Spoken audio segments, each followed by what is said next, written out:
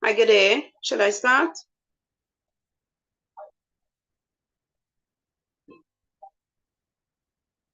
Good day.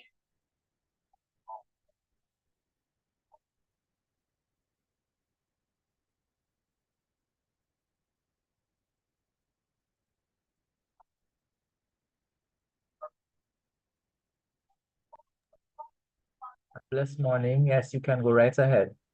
Okay, thank you. Good morning. Ezra chapter 1.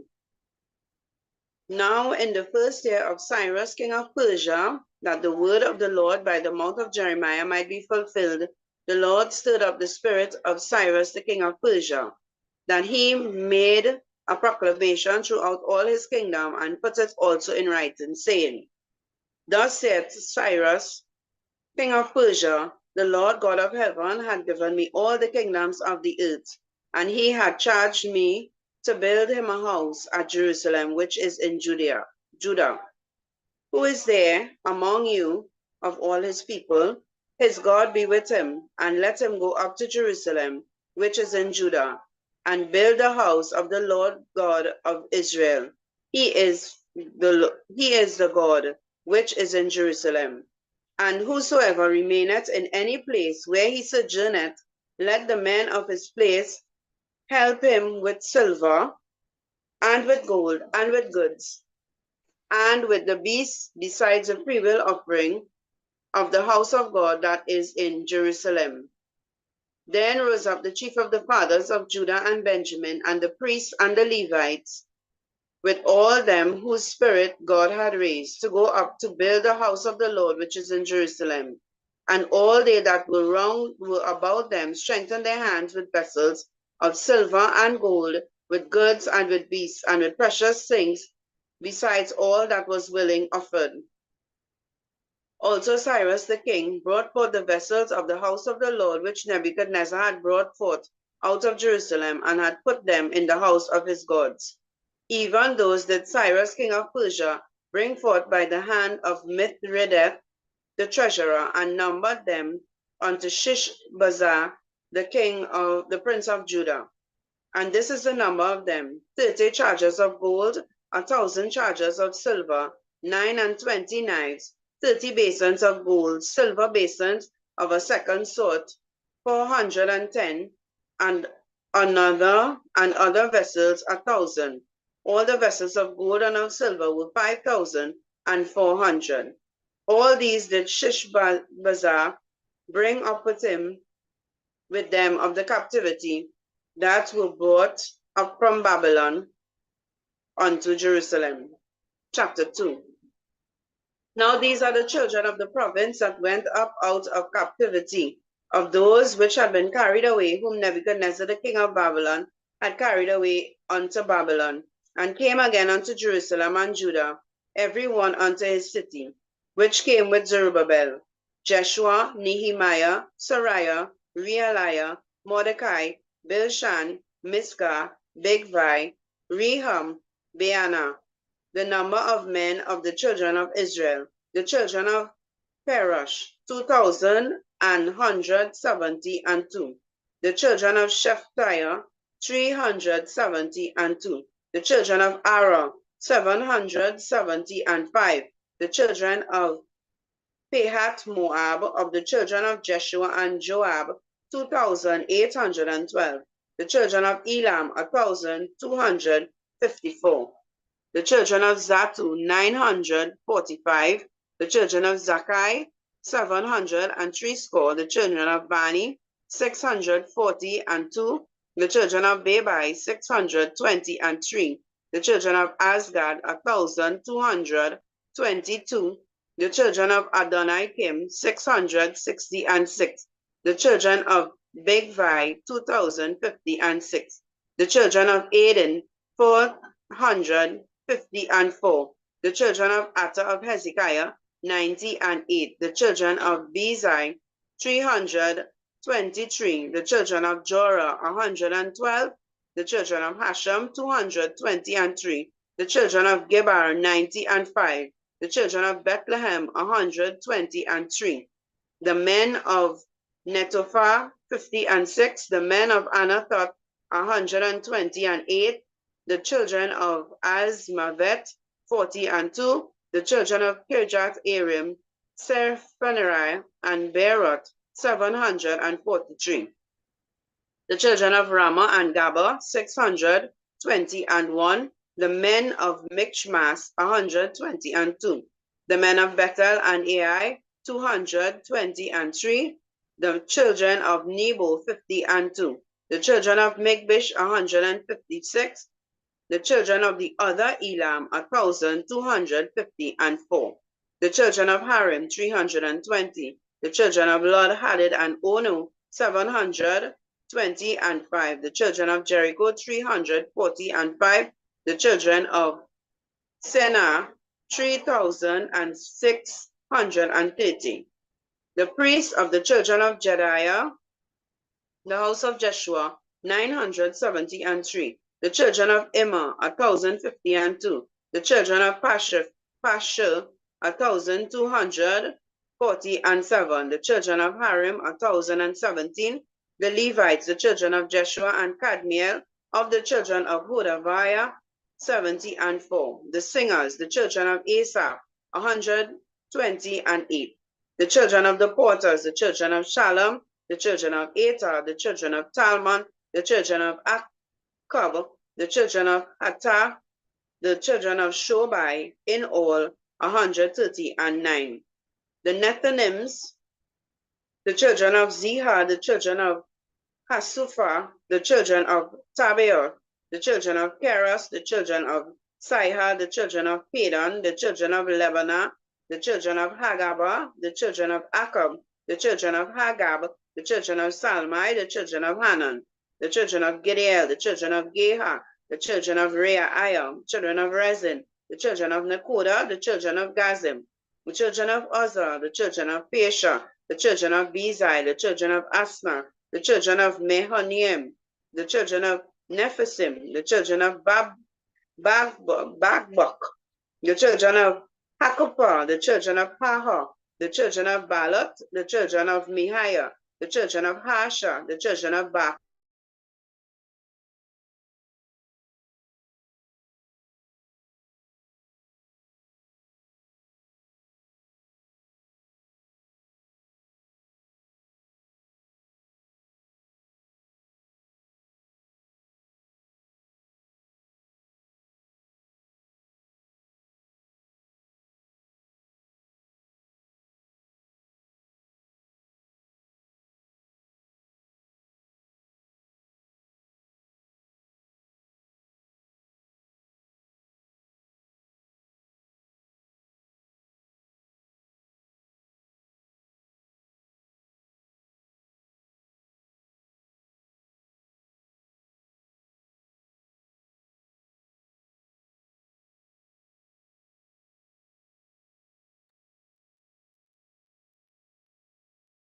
Hi, good day. Could device 2 just pick up until she's able to get back online?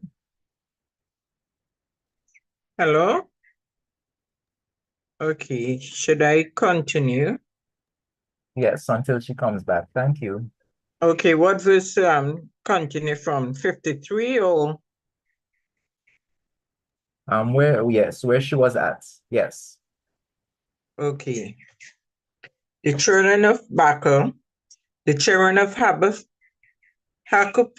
the children of Hahul, the children of Basla, the children of Mehida, the children of Hasha, the children of Bakus, the children of Sisera, the children of Tama, the children of Neziah, the children of Haptiphel, the children of Solomon's servant, the children of Sotai, the children of Sopharet, the children of Peruda, the children of Jala, the children of Dakan, the children of Gideel, the children of Sheptatia, the children of Hatil, the children of Pucheret, of Zabiam, the children of Ami. All the Nethinims and the children of Solomon's servant were 390 and 2. And these were they which went up from Temelah, Telhassa, Cherub, Adon, and Immer, but they could not show their father's house and their seed, whether they were of Israel. The children of Deliah, the children of Tobiah, the children of Nekoda, 652.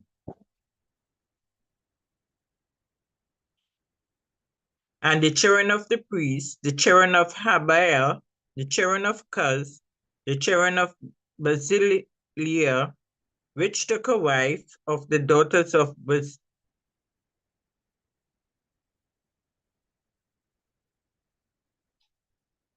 the children of Deliah, the children of Tobiah, the children of Nekoda, 652, and the children of the priests, the children of Habiah, the children of Cuz, the children of Basileah, which took a wife of the daughters of Basileah the Gileadite, and was called after their name. These sought their register among those that were reckoned by genealogy, but they were not found. Therefore, they were all polluted, put from the priesthood. And the Tirshatha said unto them that they should not eat the most holy things till there stood up a priest within Urim and with Thummim. The whole congregation together was 42,303 beside the servant and their maid, of whom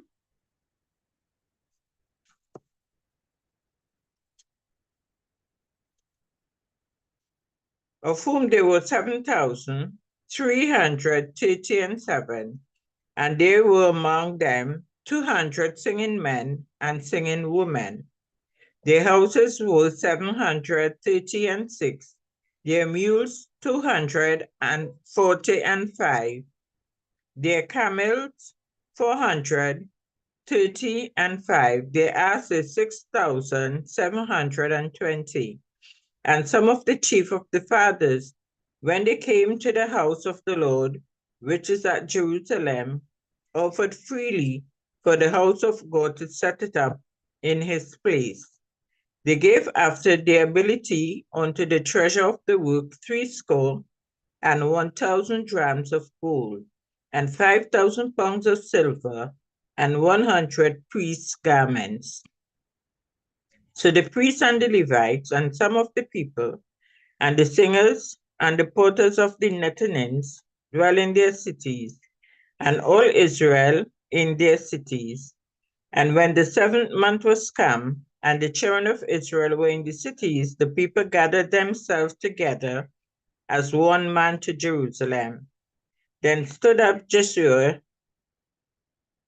chapter 3. And when the 7th month was come, and the children of Israel were in the cities, the people gathered themselves together as one man to Jerusalem. Then stood up Joshua, the son of Josadak, and his brethren the priests, and Zerubbabel, the son of Shealtiel, and his brethren, and builded the altar of God of Israel to offer burnt offering thereon, as it is written in the law of Moses, the man of God. And they set the altar upon his bases, for fear was upon them because of the people of those countries, and they offered burnt offerings thereon unto the Lord, even burnt offerings morning and evening. They kept also the Feast of Tabernacles, as it is written. They offered the daily burnt offering by number, according to the customs, as the duty of every day required.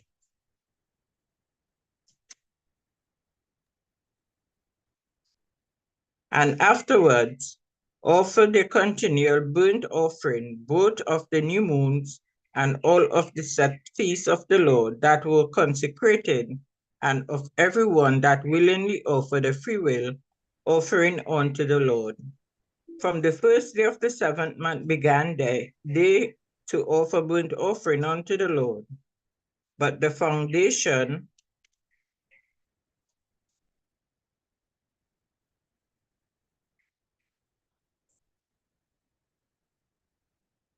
of the temple of the Lord was not yet laid. They gave money also unto the masons and to the carpenters, and meat and drink and oil unto them of Zidon, and to them of Tyre, to bring cedar trees from Lebanon to the sea of Joppa, according to the grant that they had of Cyrus king of Persia. Now in the second year of their coming unto the house of God at Jerusalem, in the second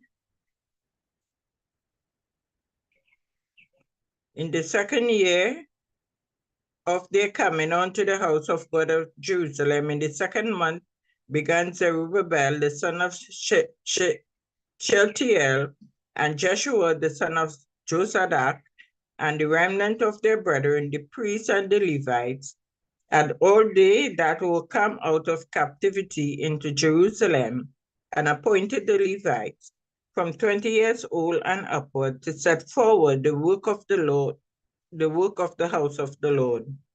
Then stood Jeshua with his sons and his brethren, Kadmiel and his sons, the sons of Judah, together to set forward the workmen in the house of God, the sons of Henadad with their sons and their brethren, the Levites. And when the builders laid the foundation, the temple of the Lord, they set the priests in their apparel with trumpets, and the Levites, the son of Asaph, with cymbals, to praise the Lord, after the ordinance of David, king of Israel. And they sang together by course in praising and giving thanks unto the Lord, because he is good, for his mercy endureth forever towards Israel.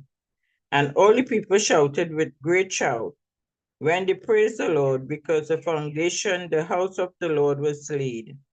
But many of the priests and Levites and chief of the fathers, who were ancient men that had seen the first house, when the foundation of this house was laid before their eyes, wept with a loud voice, and many shouted aloud for joy, so that the people could not discern the noise of the shout of joy from the noise of the weeping of the people.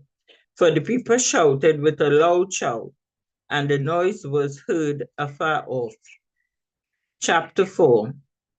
Now when the adversaries of Judah and Benjamin heard that the children of the captivity builded the temple unto the Lord God of Israel, then they came to Zerubbabel and to the chief of the fathers, and said unto them, Let us build with you, for we seek your God, as ye do, and we do sacrifice unto him since the days of Esarhaddon, king of Assur, which brought us up hither. But Zerubbabel and Jeshua and the rest of the chief of the fathers of Israel said unto them, Ye have nothing to do with us to build an house unto our God, but we ourselves together will build unto the Lord God of Israel, as King Cyrus the king of Persia hath commanded us. Then the people of the land weakened the hands of the people of Judah, and troubled them in building, and hired counselors against them to frustrate their purpose, all the days of Cyrus king of Persia, even until the reign of Darius king of Persia. And in the reign of Ahasuerus in the beginning of his reign, wrote them unto him an accusation against the inhabitants of Judah and Jerusalem. And in the days of Artaxerxes, wrote Bishlam, Mithredath, Tabeel, and the rest of their companions unto Artaxerxes king of Persia, and the writing of the letter was written by the Syrian in the Syrian tongue, and interpreted in the Syrian tongue. Raham, the chancellor, and Shimshai, the scribe, wrote a letter against Jerusalem to Artaxerxes, the king of this sort, in this sort. Then wrote Raham, the chancellor, and Shimshai, the scribe, and the rest of their companions, the Dinetes, and the Apashatites, the Tapelites, the Apharasites, and the Achavites, the Babylonians, the Susanchites, and the Havites,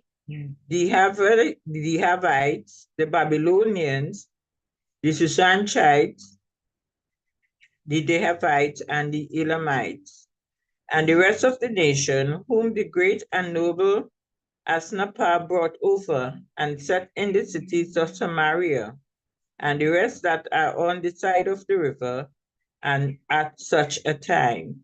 This is a copy of the letter that they sent unto him, even unto Artaxerxes the king, the servants, the men on the side of the river, and at such a time. Be it known unto the king that the Jews which came up from thee to us are come unto Jerusalem, building the rebellions and the bad city, and have set up the walls thereof, and joined the foundations. Be it known now unto the king that if the city he builded, and the wall set up again, then will they pay not toll, tribute, and customs, and so thou shalt endamage the revenue of the kings. Now, because we have maintenance, from the king's palace, and it was not meet for us to see the king's dishonor. Therefore, we sent and certified the king, that search may be made in the book of records of thy fathers.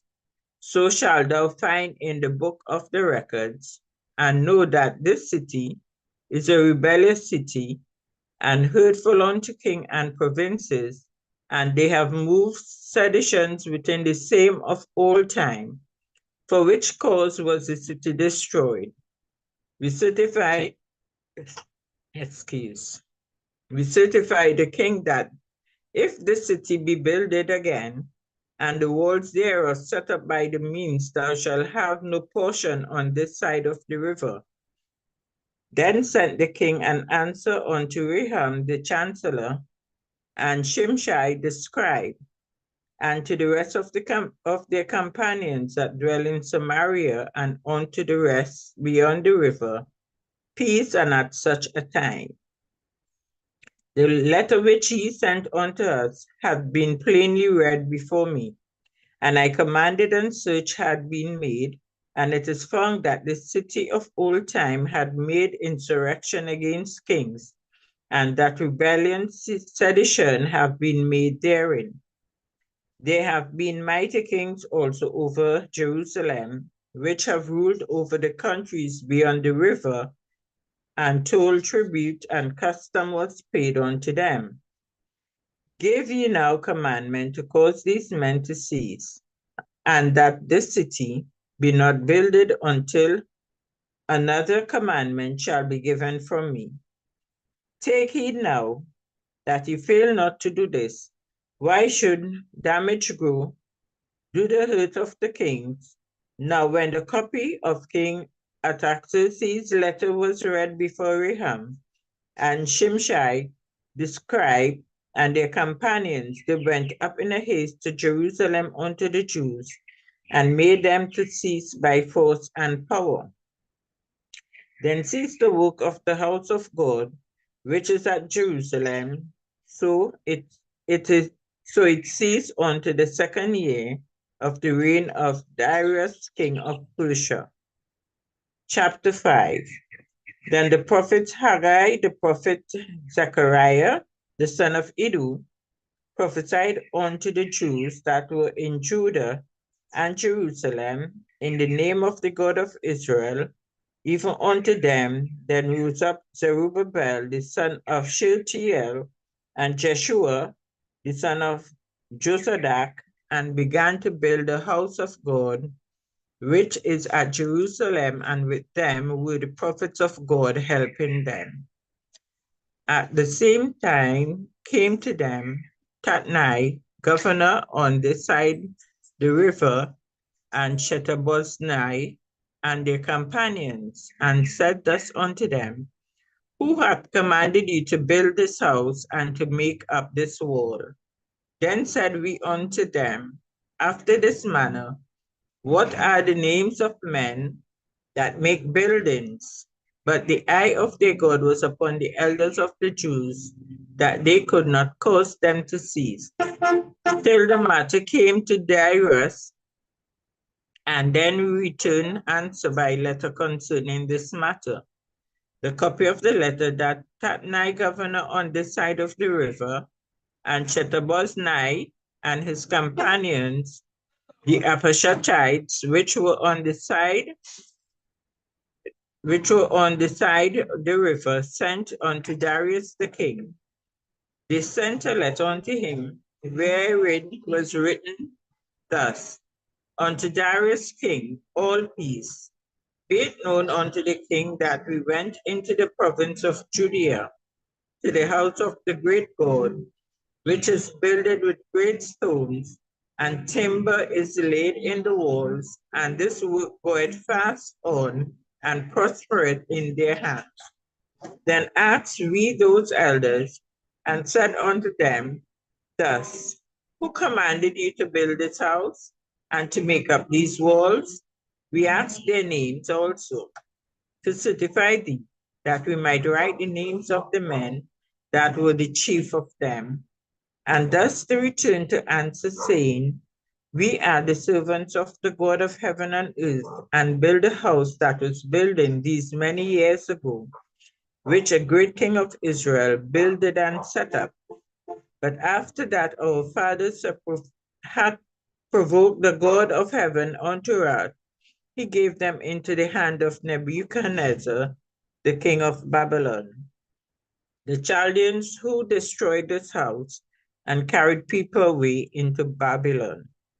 But in the first year of Cyrus, the king of Babylon, the same King Cyrus made a decree to build this house of God, and the vessels also of gold and silver of the house of God, which Nebuchadnezzar took out of the temple that was in Jerusalem, and brought them into the temple of Babylon. Those did Cyrus the king take out of the temple of Babylon, and they were delivered unto one whose name was Sheshbazzar, whom he had made governor, and said unto him, Take these vessels, go carry them into the temple that is in Jerusalem, and let the house of God be builded in his place.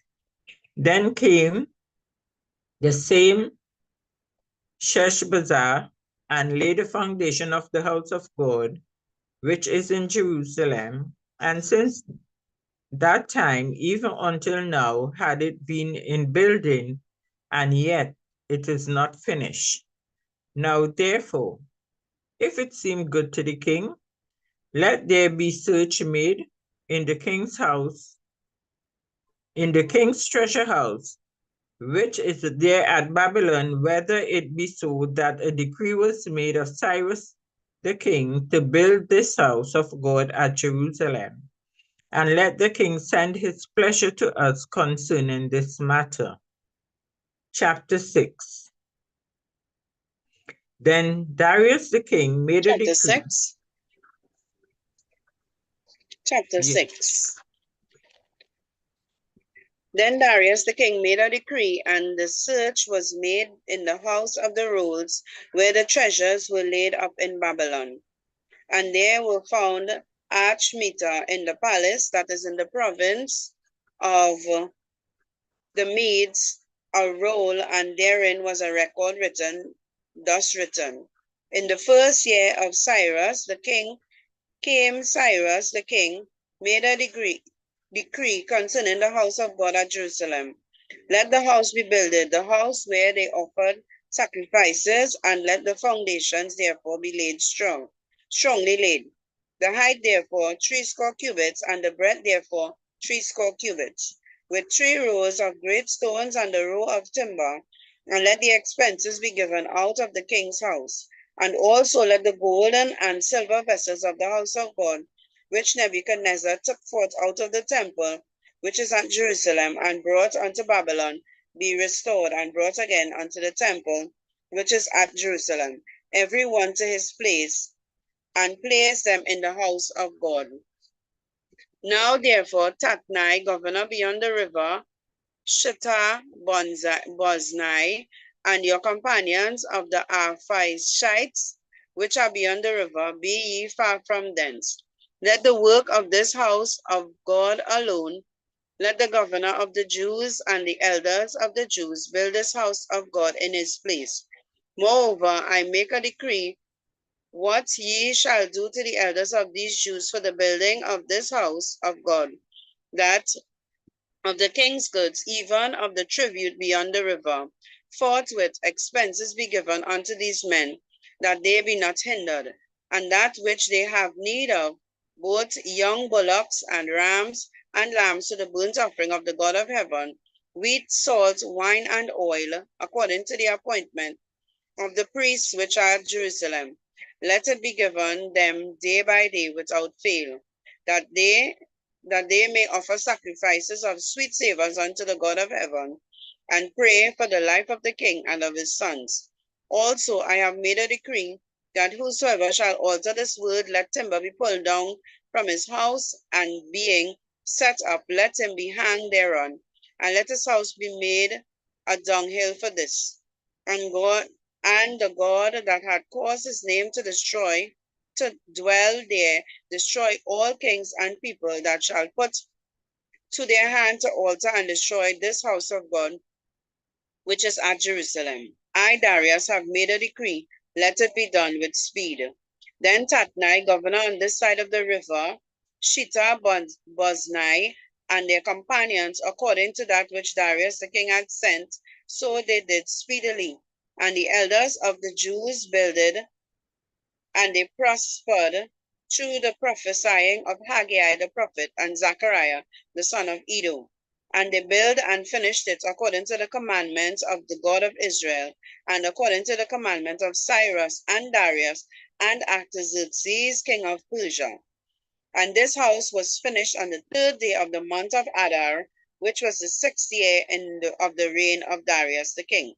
And the children of Israel, the priests and the Levites, and the rest of the children of the captivity, kept the dedication of this house of God with joy, and offered at the dedication of this house of God 100 bullocks, 200 rams, 400 lambs, and for a sin offering for all Israel, 12 he-goats according to the number of the tribes of Israel. And they set the priests in their divisions and the Levites in their courses for the service of God which is at Jerusalem, as it is written in the book of Moses. And the children of the captivity kept the Passover upon the 14th day of the first month. For the priests and the Levites were purified together. All of them were pure, and killed the Passover for all the children of the captivity, and for their brethren the priests, and for themselves. And the children of Israel, which were come out again of captivity, and all such as had separated themselves unto them from the filthiness of the heathen of the land, to seek the Lord God of Israel, did eat, and kept the feast of unleavened bread 7 days with joy, for the Lord had made them joyful, and turned the heart of the king of Assyria unto them, to strengthen their hands in the work of the house of God, the God of Israel. Chapter 7.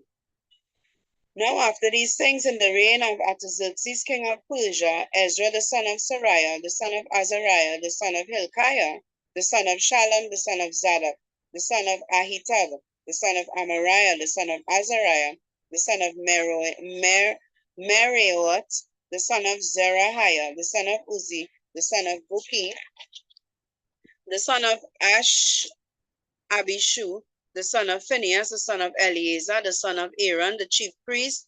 This Ezra came up from Babylon, and he was a ready scribe in the law of Moses, which the Lord God of Israel had given. And the king granted him all his requests, according to the hand of the Lord his God upon him.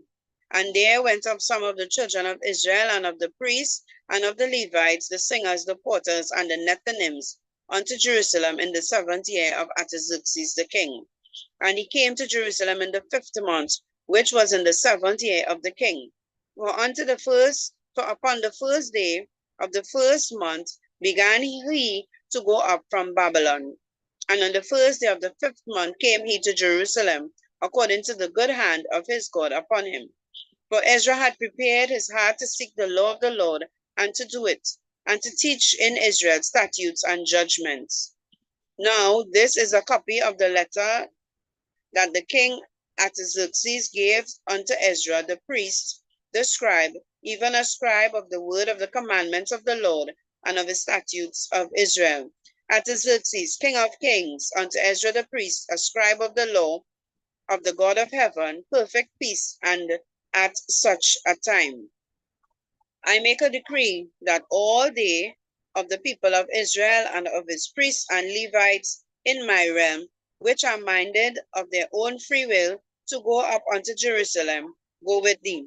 For as much as thou art sent of a king and of his 7 counselors to inquire concerning Judah and Jerusalem, according to the law of thy God which is in thine hand, and to carry the silver and gold which the king and his counselors have freely offered unto the God of Israel, whose habitation is in Jerusalem, and all the silver and gold that thou canst find in all the provinces of Babylon, with the freewill offering of the people and of the priests, offering willingly for the house of their God, which is in Jerusalem, that thou mayest buy speedily with this money bullocks, rams, lambs with their meat offering and their drink offering, and offer them upon the altar of the house of your God, which is in Jerusalem.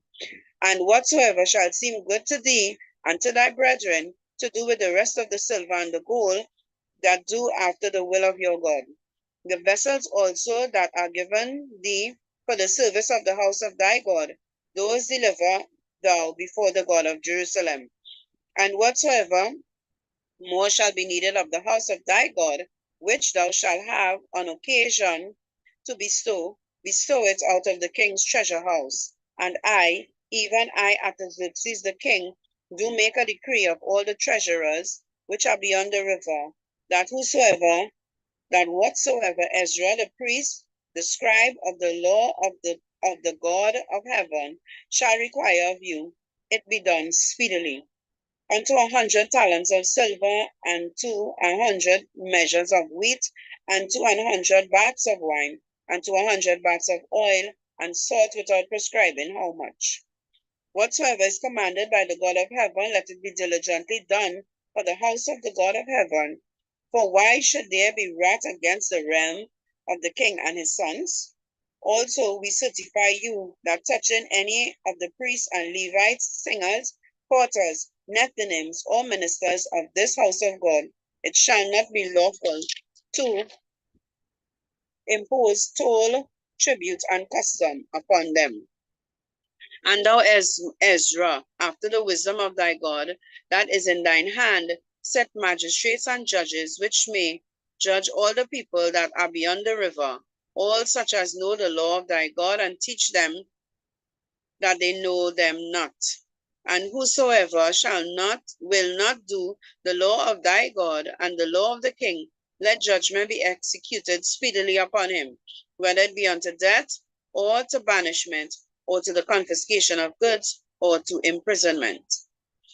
Blessed be the Lord God of our fathers, which had put such a thing in the king's heart, to beautify the house of the Lord which is in Jerusalem, and hath extended mercy unto me before the king and his counselors, and before the king's mighty princes, which was strengthened as the hand of the Lord my God was upon me, and I gathered together out of Israel chief men to go up with me. Chapter 8. These are now the chief of their fathers, and this is the genealogy of them that went up with me from Babylon in the reign of Artaxerxes the king. Of the sons of Phinehas, Gershom; the sons of Ithamar, Daniel; of the sons of David, Hattush; of the sons of Shechaniah, the sons of Pharosh, Zachariah. And with him were reckoned by genealogy of the males 150. Of the sons of Pahat Moab, Elihuai, and Zerahiah, and with him 200 males. Of the sons of Shechaniah, the son of Jehaziel, with him 300 males. Of the sons of Ebed, the sons of Jonathan, and with him 50 males. And the sons of Elam, Jeshiah, and the sons of Atalia, with him 70 males.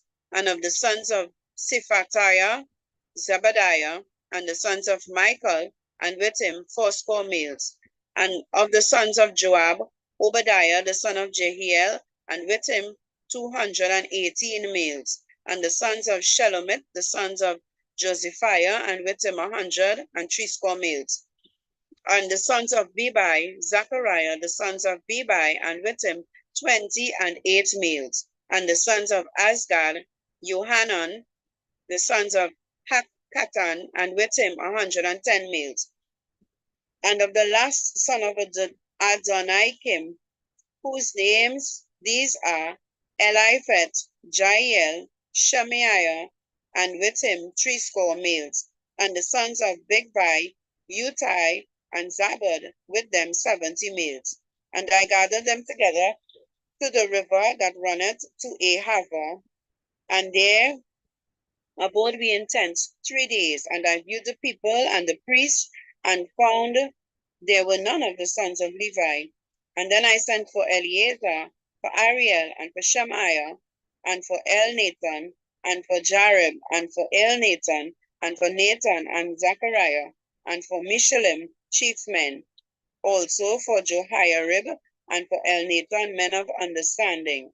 And I sent them with the commandment unto Iddo, the chief of the place, Cassiphia, and I told them what I should say unto Iddo and to his brethren, the Nethinims, at the place of Cassiphia, and they should bring unto us ministers for the house of our God.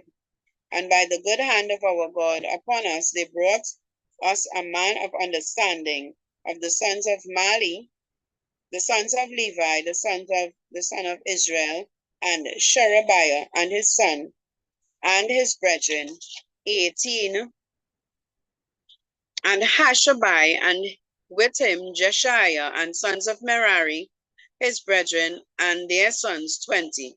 Also of the Nethinims, whom David and the princes had appointed for the service of the Levites, 220 Nethinims. All of them were expressed by name. Then I proclaimed a fast there at the river Ahava, that we might afflict ourselves before our God, to seek him a right way for us, and for our little ones, and for all our substance. For I was ashamed to require at the king a band of soldiers and horsemen to help us against the enemy in the way, because we had spoken unto the king, saying, the hand of our God is upon all of them for good that seek him, but his power and his wrath is against all of them that forsake him. So we fasted and besought our God for this, and he was entreated of us. Then I separated 12 of the chief of the priests, Sherebiah, Hashabiah, and 10 of their brethren with them, and weighed unto them silver and the gold and the vessels, even the offering of the house of our God, which the king and his counselors and his lords and all Israel were present had offered. I even weighed into their hands 650 talents of silver, and silver vessels 100 talents, and of gold 100 talents, and also 20 basins of gold, 1,000 drams, and 2 vessels of fine copper, precious as gold. And I said unto them, ye are holy unto the Lord, the vessels are holy also, and the silver and the gold are freewill offerings unto the Lord your God of your fathers. Watch ye and keep them until you weigh them before the chief of the priests and the Levites and the chief of the fathers of Israel at Jerusalem in the chambers of the house of our Lord. So took the priests and the Levites the weight of silver and the gold and the vessels to bring them unto Jerusalem, unto the house of our God. Then we departed from the river of Ahatava, and on the 12th day of the first month to go into Jerusalem. And the hand of our God was upon us, and he delivered us from the hand of our enemy, and of such as lay in wait by the way. And we came to Jerusalem and abode there 3 days. Now the 4th day was the silver and gold, and the vessels weighed in the house of our God, by the hand of Meremoth, the son of Uriah the priest. And with him was Eleazar, the son of Phinehas, and with him was Josabed, the son of Jeshua, And Noadiah, the sons of Benui, Levites, by number and by weight of every one, and all the weights were written at that time. Also the children of those that had been carried away, which were come out of the captivity, offered burnt offerings unto the God of Israel, 12 bullocks for all Israel, 90 and 6 rams, 70 and 7 lambs, 12 he goats for a sin offering, all that was a burnt offering unto the Lord. And they delivered the king's commissioners unto the king's lieutenants and to the governors on this side of the river, and they furthered the people and the house of God. Chapter 9. Now when these things were done, the princes came to me, saying, the people of Israel and the priests and the Levites have not separated themselves from the people of the land, doing according to their abominations, even of the Canaanites, the Hittites, the Perizzites, the Jebusites, the Ammonites, the Moabites, the Egyptians, and the Amorites. For they have taken of their daughter for themselves and for their sons, so that the holy seed have mingled themselves with the people of those lands. Yea, the land of the princes and rulers had been chief in this trespass. And when I heard this thing, I rent my garment and my mantle, and plucked off the hair of my head and of my beard, and sat down astonished. Then were assembled unto me everyone that trembled at the words of the God of Israel, because of the transgression of those that had been carried away. And I sat astonished until the evening sacrifice. And at the evening sacrifice, I rose up from my heaviness, and having rent my garment and my mantle, I fell upon my knees and spread out my hands out to the Lord my God, and said, O my God, I am ashamed and blush to lift up my face to thee, my God, for our iniquities are increased over our head, and our trespasses grown up unto the heavens. Since the days of our fathers have we been a great trespass unto this day, and for iniquities have we, our kings and our priests, been delivered into the hands of the kings of the lands, to the sword, to captivity, and to a spoil, and to confusion of face, as it is this day. And now for a little space grace hath been shewed from the Lord our God, to leave us a remnant to escape, and to give us a nail in his holy place, that our God may lighten our eyes, and give us a little reviving in our bondage. For we were bondmen, yet our God had not forsaken us in our bondage, but had extended mercy unto us in the sight of the kings of Persia, to give us a reviving, to set up the house of our God, and to repair the desolation thereof, and to give us a wall in Judah and in Jerusalem. And now, O our God, what shall we say after this? For we have forsaken thy commandments, which thou hast commanded by thy servants the prophets, saying, the land unto which you go to possess it, it is an unclean land, with the filthiness of the people of the lands, with the abominations which have filled it from one end to another with their uncleanness.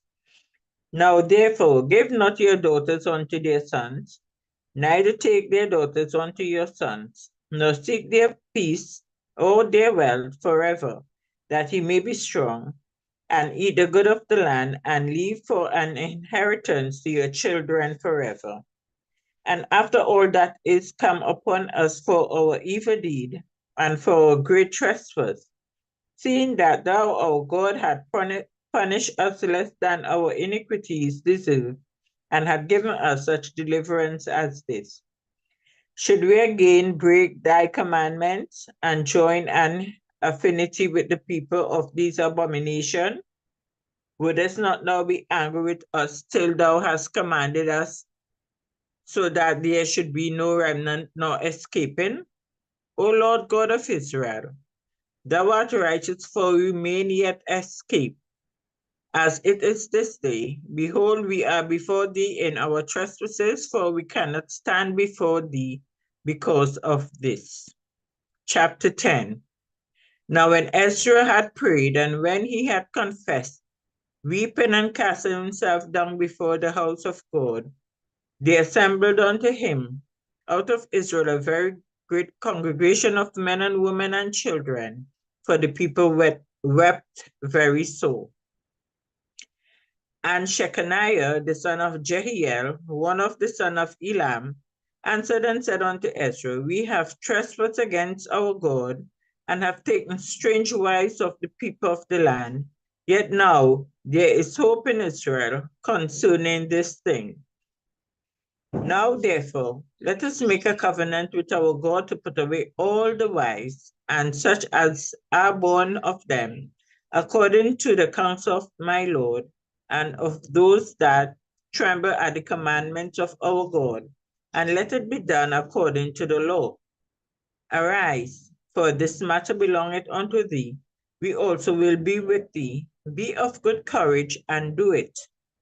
Then arose Ezra, and made the chief priests, the Levites, and all Israel to swear that they should do according to this word, and they swear.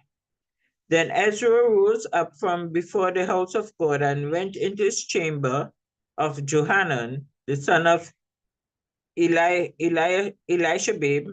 And when he came thither, he did eat no bread, nor drink water, for he mourned because of this transgression of them that had been carried away.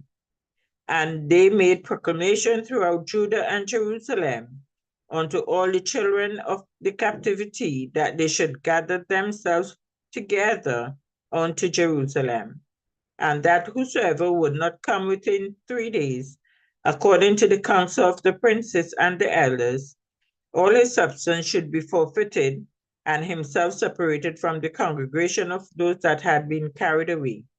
Then all the men of Judah and Benjamin gathered themselves together unto Jerusalem within 3 days. It was the 9th month, on the 20th day of the month, and all the people sat in the street of the house of God, trembling because of this matter, and for the great rain. And Ezra the priest stood up and said unto them, Ye have transgressed, ye have taken strange wives, to increase the trespass of Israel. Now therefore, make confession unto the Lord God of your fathers, and do his pleasure, and separate yourselves from the people of the land, and from the strange wives.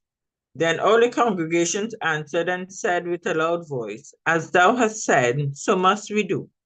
But the people are many, and it is a time of much rain, and we are not able to stand without, neither is this a work of 1 day or 2, for we are many that have transgressed in this thing. Let now our rulers of all the congregations stand, and let all them which have taken strange wives in our cities come at appointed times, and with them the elder of every city, and the judges thereof, until the fierce wrath of God for this matter be turned from us. Only Jonathan, the son of Ashiel, and Jahaziah, the son of Tivach, were employed about the matter, and Meshullam and Shabbatai, the Levite, helped them, and the children of the captivity did so. And Ezra the priest, with certain chief of the fathers, after the house of their fathers, and all of them by their names, were separated, and sat down on the first day of the 10th month to examine the matter. And they made an end with all the men that had taken strange wives by the first day of the first month. And among the sons of the priests, there were found that they have taken strange wives, namely of the sons of Jeshua, the son of Josadak, and his brethren, Maaseiah,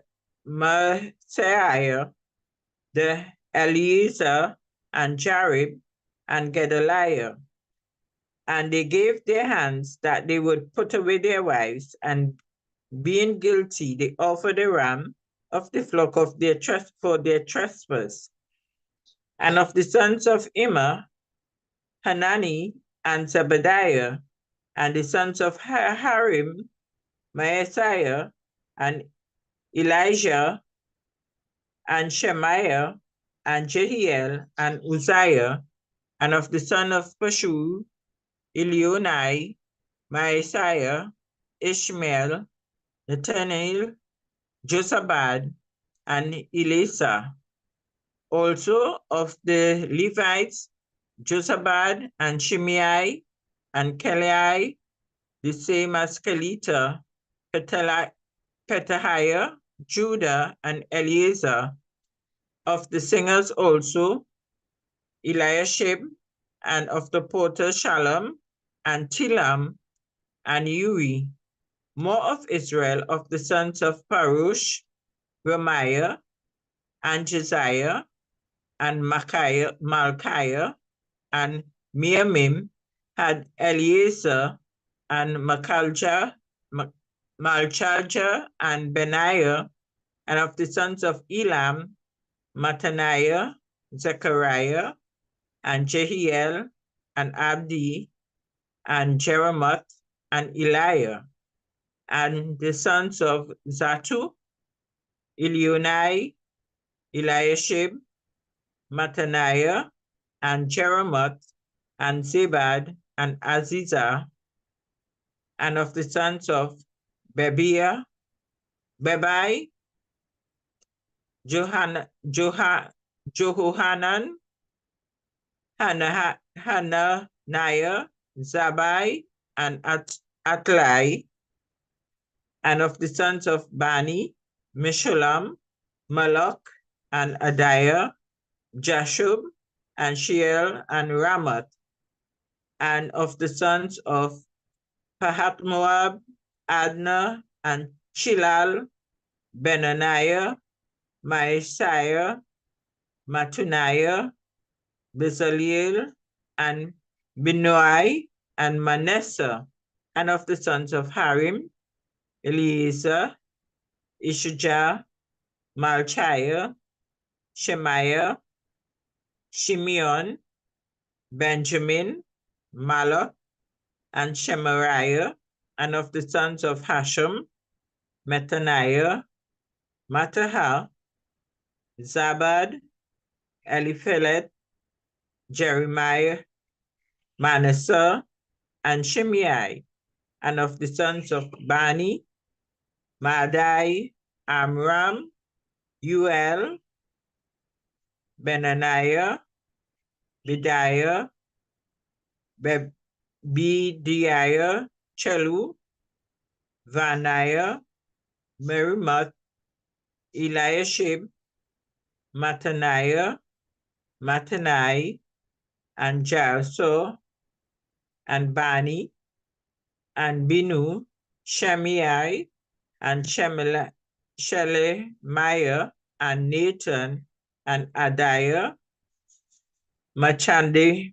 Machanadibai, Shashai, Shira, Azriel, and Shelemiah, and Shemariah, Shalom, and Mariah, and Joseph.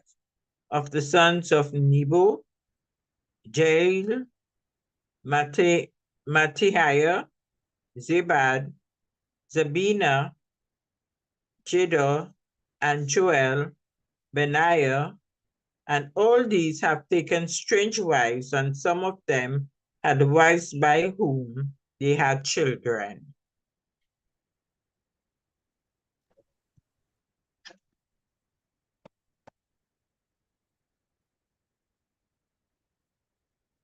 Nehemiah 1. The words of Nehemiah, the son of Halchiel. And it came to pass in the month Cheslu, in the 20th year, as I was in Shushan the palace, that Hananiah, one of my brethren, came, he and certain men of Judah. And I asked them concerning the Jews that had escaped, which were left of the captivity, and concerning Jerusalem.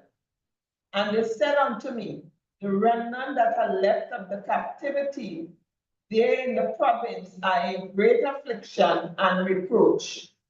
The wall of Jerusalem also is broken down, and the gates thereof are burned with fire.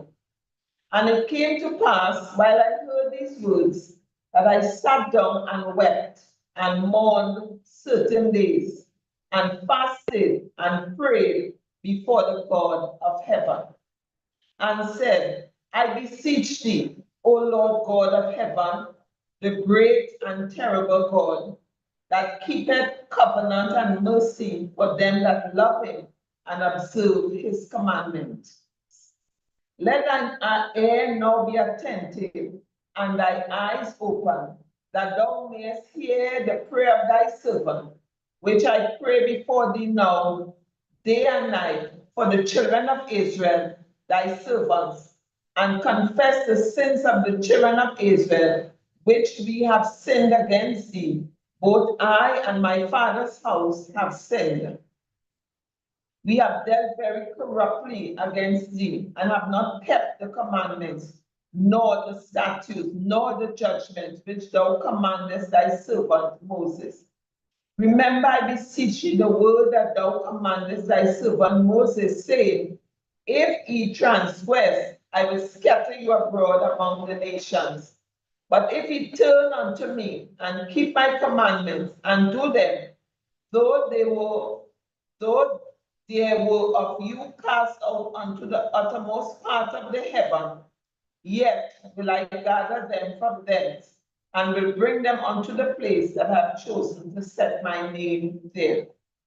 Now these are thy servants and thy people, whom thou hast redeemed by thy great power and thy strong hand. O Lord, I beseech thee, let now thine ear be attentive to the prayer of thy servant, and to the prayer of thy servants who desire to fear thy name and prosper. I pray thee, thy servant this day, and grant him mercy in the sight of this man, for I was the king's cupbearer. Nehemiah 2. And it came to pass in the month Nisan, in the 20th year of Artaxerxes the king, that wine was before him, and I took up the wine and gave it unto the king. Now I had not been before time sad in his presence. Wherefore the king said unto me, why is thy countenance sad, seeing thou art not sick? This is nothing else but sorrow of heart. Then I was very sore afraid, and said unto the king, let the king live forever. Why should not my countenance be sad, when the city, the place of my father's sepulchres, lieth waste, and the gates thereof are consumed with fire? Then the king said unto me, for what dost thou make request? So I prayed to the God of heaven. And I said unto the king, if it please the king, and if thy servant have found favor in thy sight, that thou wouldest send me unto Judah, unto the city of my father's sepulchre, that I may build it. And the king said unto me, the queen also sitting by him, for how long shall thy journey be? And when wilt thou return? So it pleased the king to send me, and I set him a time. Moreover, I said unto the king, if it please the king, let letters be given me to the governors beyond the river, that they may convey me till I come into Judah. And a letter unto Asaph, the keeper of the king's forest, that he may give me timber to make beams for the gates of the palace, which appertained to the house, and for the wall of the city, and for the house that I shall enter into. And the king granted me, according to the good hand of my God upon me. Then I came to the governor beyond the river, and gave them the king's letters. Now the king had sent captains of the army and horsemen with me. When Sanballat the Honite and Tobiah the servant, the Ammonite, heard of it, it grieved them exceedingly that there was come a man to seek the welfare of the children of Israel. So I came to Jerusalem and was there 3 days. And I arose in the night, I and some few men with me, neither told I any man what my God had put in my heart to do at Jerusalem, neither was there any beast with me, save the beast that I rode upon.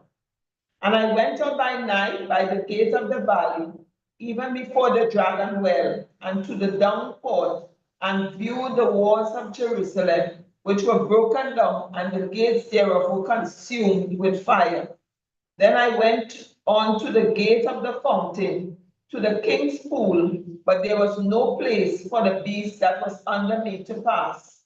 Then went I up in the night by the brook, and viewed the wall, and turned back, and entered the gate, entered by the gate of the valley, and so returned. And the rulers knew not whither I went, or what I did.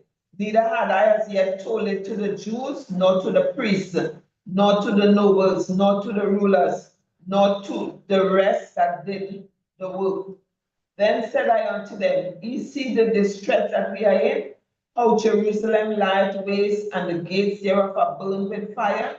Come, let us build up the wall of Jerusalem, that we be no more a reproach. Then I told them of the hand of my God, which was good upon me, as also the king's word that he had spoken unto me. And they said, Let us rise up and build. So they strengthened their hands for this good work. But when Sanballat the Honite and Tobiah the servant, the Ammonite, and Goshen the Arabian heard it, they laughed us to scorn and despised us, and said, What is this thing that ye do? Will you rebel against the king? Then answered I and said unto them, The God of heaven, he will prosper us. Therefore we his servant will arise and build, but he have no portion, nor right, nor memorial in Jerusalem. Nehemiah 3. Then Elishabai the high priest rose up with his brethren, the priests, and they builded the sheep gate. They sanctified it and set up the doors of it. Even unto the tower of Mia they sanctified it, unto the tower of Hananeel. And next unto him builded the men of Jericho, and next to them builded Zachor the son of Imri. But the fish gate did the sons of Hasiniah build, who also laid the beams thereof, and set up the doors thereof, the locks thereof, and the bars thereof. And next unto them repaired Merimoth, the son of Uraji, the son of Koz, and next unto them repaired Mesulam, the son of Beichai, the son of Meshizabel, and next unto them repaired Zadok, the son of Baana, and next unto them the Tekoites,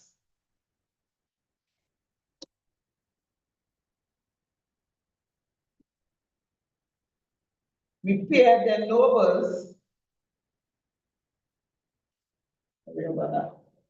and next unto them the Tekoites repaired, but their nobles put not their necks to the work of their Lord. Moreover, the old gate repaired Jehoiada, the son of Paseah, and Meshulam, the son of Besoidia. They laid the beams thereof, and set up the doors thereof, and the locks thereof, and the bars thereof. And next unto them repaired Melitiah, the Gibeonite, and Jadon, the Meronothite, and the men of Gibeon, and of Mizpah, unto the throne of the governor on this side the river. Next unto him repaired Uzziel, the son of Ariai of the goldsmiths. Next unto him also repaired Hananiah, the son of one of the Approches, and they fortified Jerusalem unto the broad wall. And next unto them repaired Rai, the son of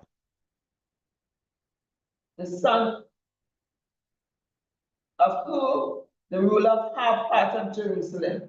And next unto them repaired Jedaiah, the son of Harumath, even over against his house. And next unto him repaired Hattush, the son of Hashbianah, Malchiah, the son of Harim, and Hashbah, the son of Pator Moab, repaired the other piece, and the tower of the furnaces. And next unto him repaired Shalom, the son of Haloish, the ruler of half part of Jerusalem, he and his daughters. The valley gate repaired Hanun, and the inhabitant of Zanoah, they built it, and set up the doors thereof, the locks thereof, and the bars thereof, and 1,000 cubits on the wall unto the dung gate. But the dung gate repaired Malchiah, the son of Rechab, the ruler of parts of the Beth Hapkirim, he built it, and set up the doors thereof, the locks thereof, and the bars thereof. But the gate of the fountain repaired Shalom, the son of Polihesh, the ruler of part of Mizpah. He built it and covered it and set up the doors thereof, the locks thereof, and the bars thereof, and the wall of the pool of Shiloah by the king's garden, and unto the stairs that go down from the city of David. After him repaired Nehemiah, the son of Asbach, the ruler of the half part of Bethzur, unto the palace, the place over against the sepulchres of David, and to the pool that was made, and unto the house of the mighty. After him repaired the Levites, Rehum, the son of Benai. Next unto him repaired Hashabai, the ruler of half part of Ken Kihalai in his part. After him repaired their brethren, Babai, the son of Henadad, the ruler of half part of Kilai. And next unto him repaired Ezra, the son of Jesua, the ruler of Mizpah, another piece over against the going up to the Amorim at the time turning of the wall. After him Baruch, the son of Zabai, earnestly repaired the other piece from the turning of the wall unto the door of the house of Elishibeth, the high priest. After him repaired Meimoth, the son of Urijah, the son of Koz, another piece, from the door of the house of Elishibeth, even to the end of the house of Elishibeth. And after him repaired the priests, the men of the plain. After him repaired Benjamin and Hashbu over against their house. After him repaired Azariah, the son of Mashiach, the son of Ananiah by his house. After him repaired Benui, the son of Henadad, another piece, from the house of Aruba, and unto the turning of the wall, even unto the corner. Pilai, the son of Uzzah, over against the turning of the wall, and the tower which lieth out from the king's high house that was by the court of the prison. After him Padiai, the son of Paosh. Moreover, the Nethinims dwell in Ophel unto the place over against the water gate toward the east, and the tower that lieth out. After them the Tekoites repaired another piece over against the great tower that lieth out, even unto the wall of Ophel.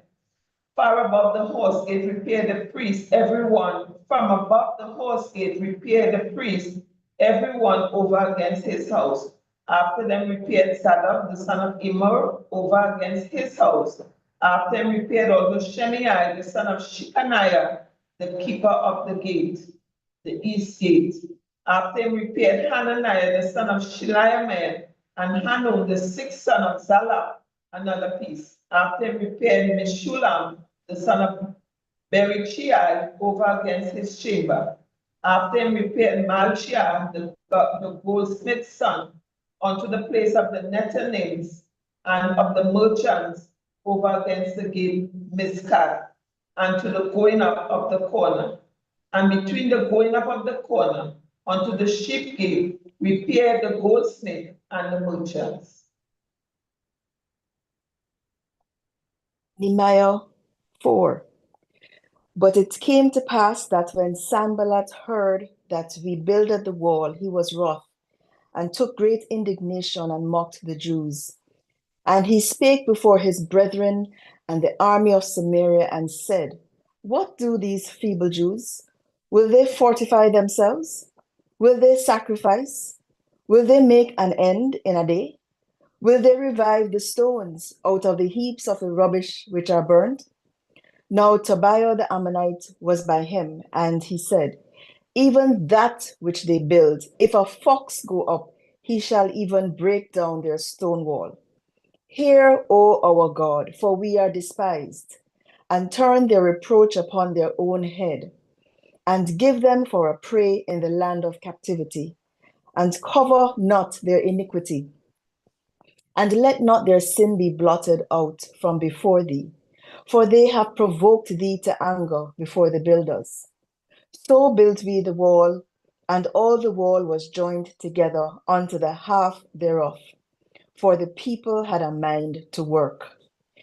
But it came to pass that when Sanballat and Tobiah and the Arabians and the Ammonites and the Ashdodites heard that the walls of Jerusalem were made up, and that the breaches began to be stopped, then they were very wroth, and conspired all of them together to come and to fight against Jerusalem and to hinder it.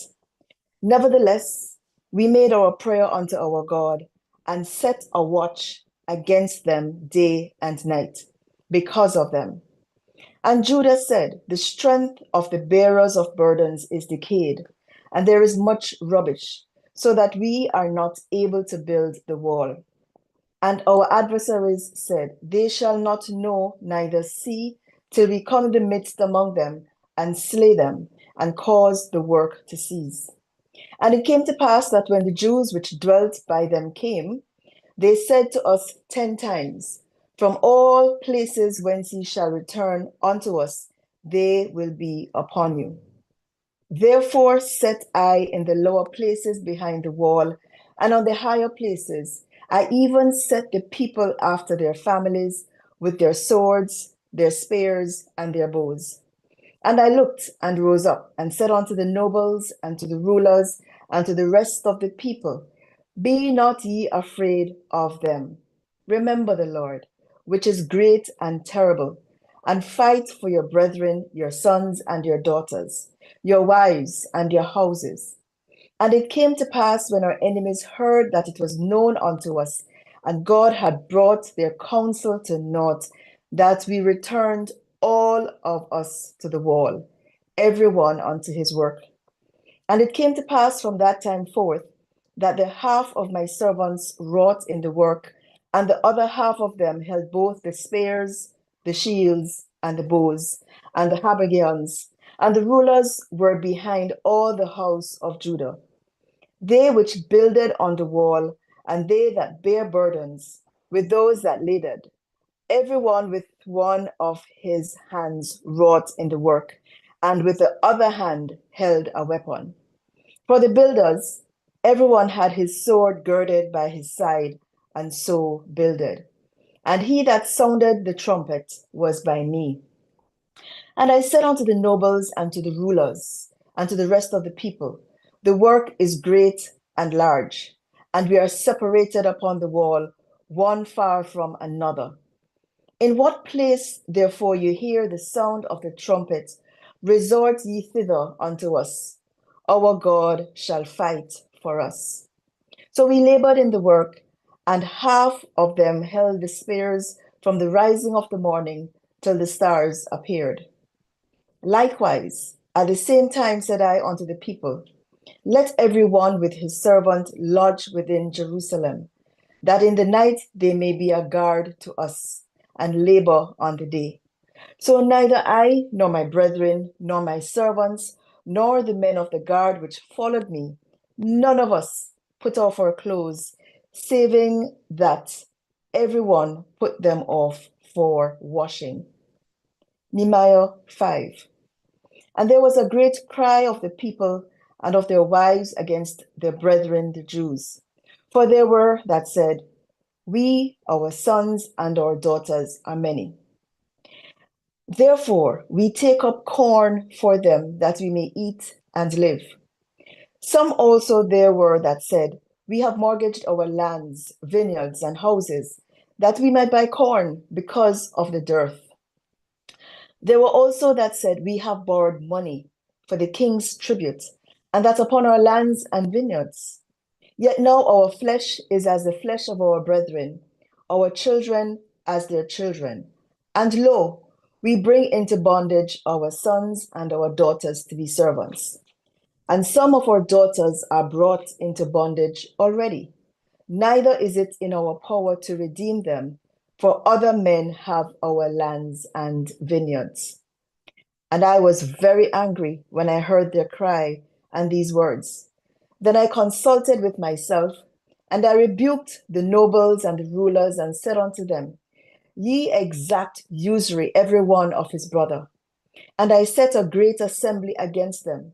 And I said unto them, We, after our ability, have redeemed our brethren the Jews, which were sold unto the heathen.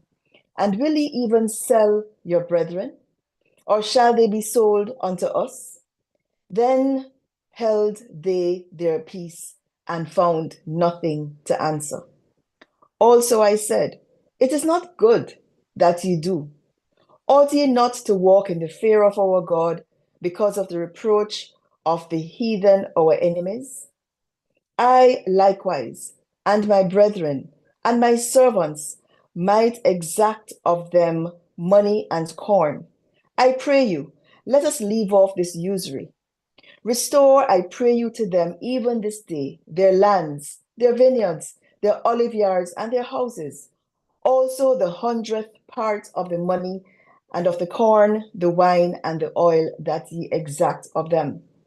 Then said they, We will restore them, and will require nothing of them, so will we do as thou sayest. Then I called the priests and took an oath of them, that they should do according to this promise. Also I shook my lap and said, So God shake out every man from his house and from his labor that performeth not this promise. Even thus be he shaken out and emptied. And all the congregation said, Amen, and praised the Lord. And the people did according to this promise. Moreover, from the time that I was appointed to be their governor in the land of Judah, from the 20th year, even unto the 32nd year of Artaxerxes the king, that is 12 years, I and my brethren have not eaten the bread of the governor. But the former governors that had been before me were chargeable unto the people, and had taken of them bread and wine, beside 40 shekels of silver. Yea, even their servants bear rule over the people. But so did not I, because of the fear of God. Yea, also I continued in the work of this wall, neither bought we any land, and all my servants were gathered thither unto the work. Moreover, there were at my table 150 of the Jews and rulers, beside those that came unto us from among the heathen that are about us. Now that which was prepared for me daily was 1 ox and 6 choice sheep. Also fowls were prepared for me, and once in 10 days store of all sorts of wine. Yet for all this required not I the bread of the governor, because the bondage was heavy upon this people. Think upon me, my God, for good, according to all that I have done for this people. Nehemiah 6. Now it came to pass when Sanballat and Tobiah and Geshem the Arabian and the rest of our enemies heard that I had builded the wall, and that there was no breach left therein, though at the time I had not set up the doors upon the gates, that Sanballat and Geshem sent unto me, saying, Come, let us meet together in some one of the villages in the plain of Ono. But they thought to do me mischief. And I sent messengers unto them, saying, I am doing a great work, so I cannot come down. Why should the work cease, whilst I leave it and come down to you? Yet they sent unto me 4 times after this sort, and I answered them after the same manner. Then sent Sanballat his servant unto me in like manner the 5th time, with an open letter in his hand, wherein was written, It is reported among the heathen that Gashmu saith it, that thou and the Jews think to rebel. For which cause thou buildest the wall, that thou mayest be their king, according to these words. And thou hast also appointed prophets to preach of thee at Jerusalem, saying, There is a king in Judah. And now shall it be reported to the king according to these words. Come now, therefore, and let us counsel together. Then I sent unto him, saying, There are no such things done as thou sayest, but thou feignest them out of thine own heart. For they all made us afraid, saying, Their hands shall be weakened from the work, that it be not done. Now, therefore, O God, strengthen my hands. Afterward, I came unto the house of Shemaiah, the son of Deliah, the son of Mehetabeel, who was shut up. And he said, Let us meet together in the house of God within the temple, and let us shut the doors of the temple, for they will come to slay thee. Yea, in the night will they come to slay thee. And I said, Should such a man as I flee? And who is there that, being as I am, would go into the temple to save his life? I will not go in. And lo, I perceived that God had not sent him, but that he pronounced this prophecy against me, for Tobiah and Sanballat had hired him. Therefore was he hired, that I should be afraid and do so and sin, and that they might have matter for an evil report, that they might reproach me. My God, think thou upon Tobiah and Sanballat according to these their works, and on the prophetess Noadiah and the rest of prophets that would have put me in fear. So the wall was finished in the 25th day of the month Elul in 52 days. And it came to pass that when all our enemies heard thereof, and all the heathen that were about us saw these things, they were much cast down in their own eyes, for they perceived that this work was wrought of our God. Moreover, in those days, the nobles of Judah sent many letters unto Tobiah, and the letters of Tobiah came unto them. For there were many in Judah sworn unto him, because he was the son-in-law of Shechaniah, the son of Ara, and his son Johanan had taken the daughter of Meshullam, the son of Berechiah. Also, they reported his good deeds before me, and uttered my words to him. And Tobiah sent letters to put me in fear.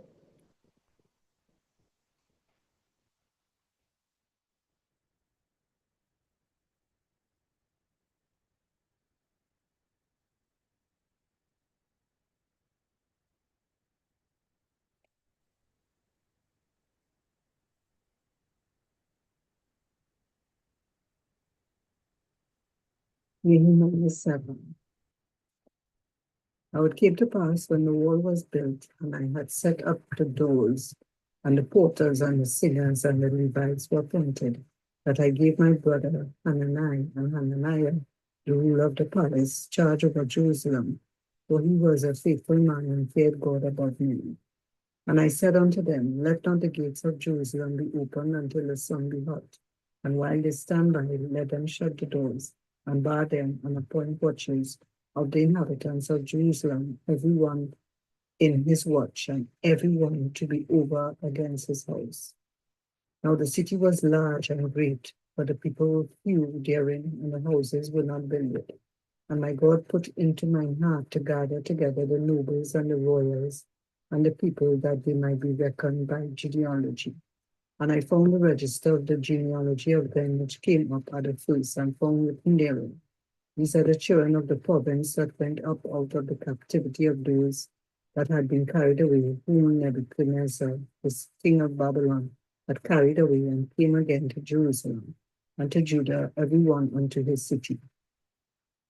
He came with Zerubbabel, Joshua, Nehemiah, Azariah, Rahamiah, Nahamani, Mordecai, Bilshan, Mespereth, Bigvai, Nahum, Bana. The number I say of the men of the people of Israel was this: the children of Parosh, 2,172. The children of Shephatiah, 372. The children of Ara, 652. The children of Pahat Moab, of the children of Jeshua and Joab, 2,880. The children of Elam, 1,254. The children of Zatu, 845. The children of Sakiah, 703 score. The children of Benai, 648. The children of Bebiah, 628. The children of Asgad, 2,322. The children of Adonikam, 603 score and 7. The children of Bebiah, 2,003 score and 7. The children of Adin, 655. The children of Ate of Hezekiah, 98. The children of Hasham, 328. The children of Besai, 324. The children of Harif, 112. The children of Gibeon, 95. The children of Bethlehem and Netophah, 108. The men of Anatot, 128. The men of Betaz Mabet, 42. The men of Kirjath Jearim, Shephirah, and Hurot, 743. The men of Ramah and Gaba, 621. The men of Michmas, 122. The men of Bethel and Ai, 123. The men of other Nebo, 52. The children of the other Elam, 1,254. The children of Harim, 320. The children of Jericho, 345. The children of Lod, Hadid, and Uno, 721. The children of Simeon, 3,920. The priests, the children of Jedaiah, of the house of Jeshua, 973. The children of Imam, 1,052. The children of Pashur, 1,247. The children of Harim, 1,017. The Levites, the children of Jeshua of Kadmiel, and of the children of Hodeba, 74. The singers, the children of Asaph, 148.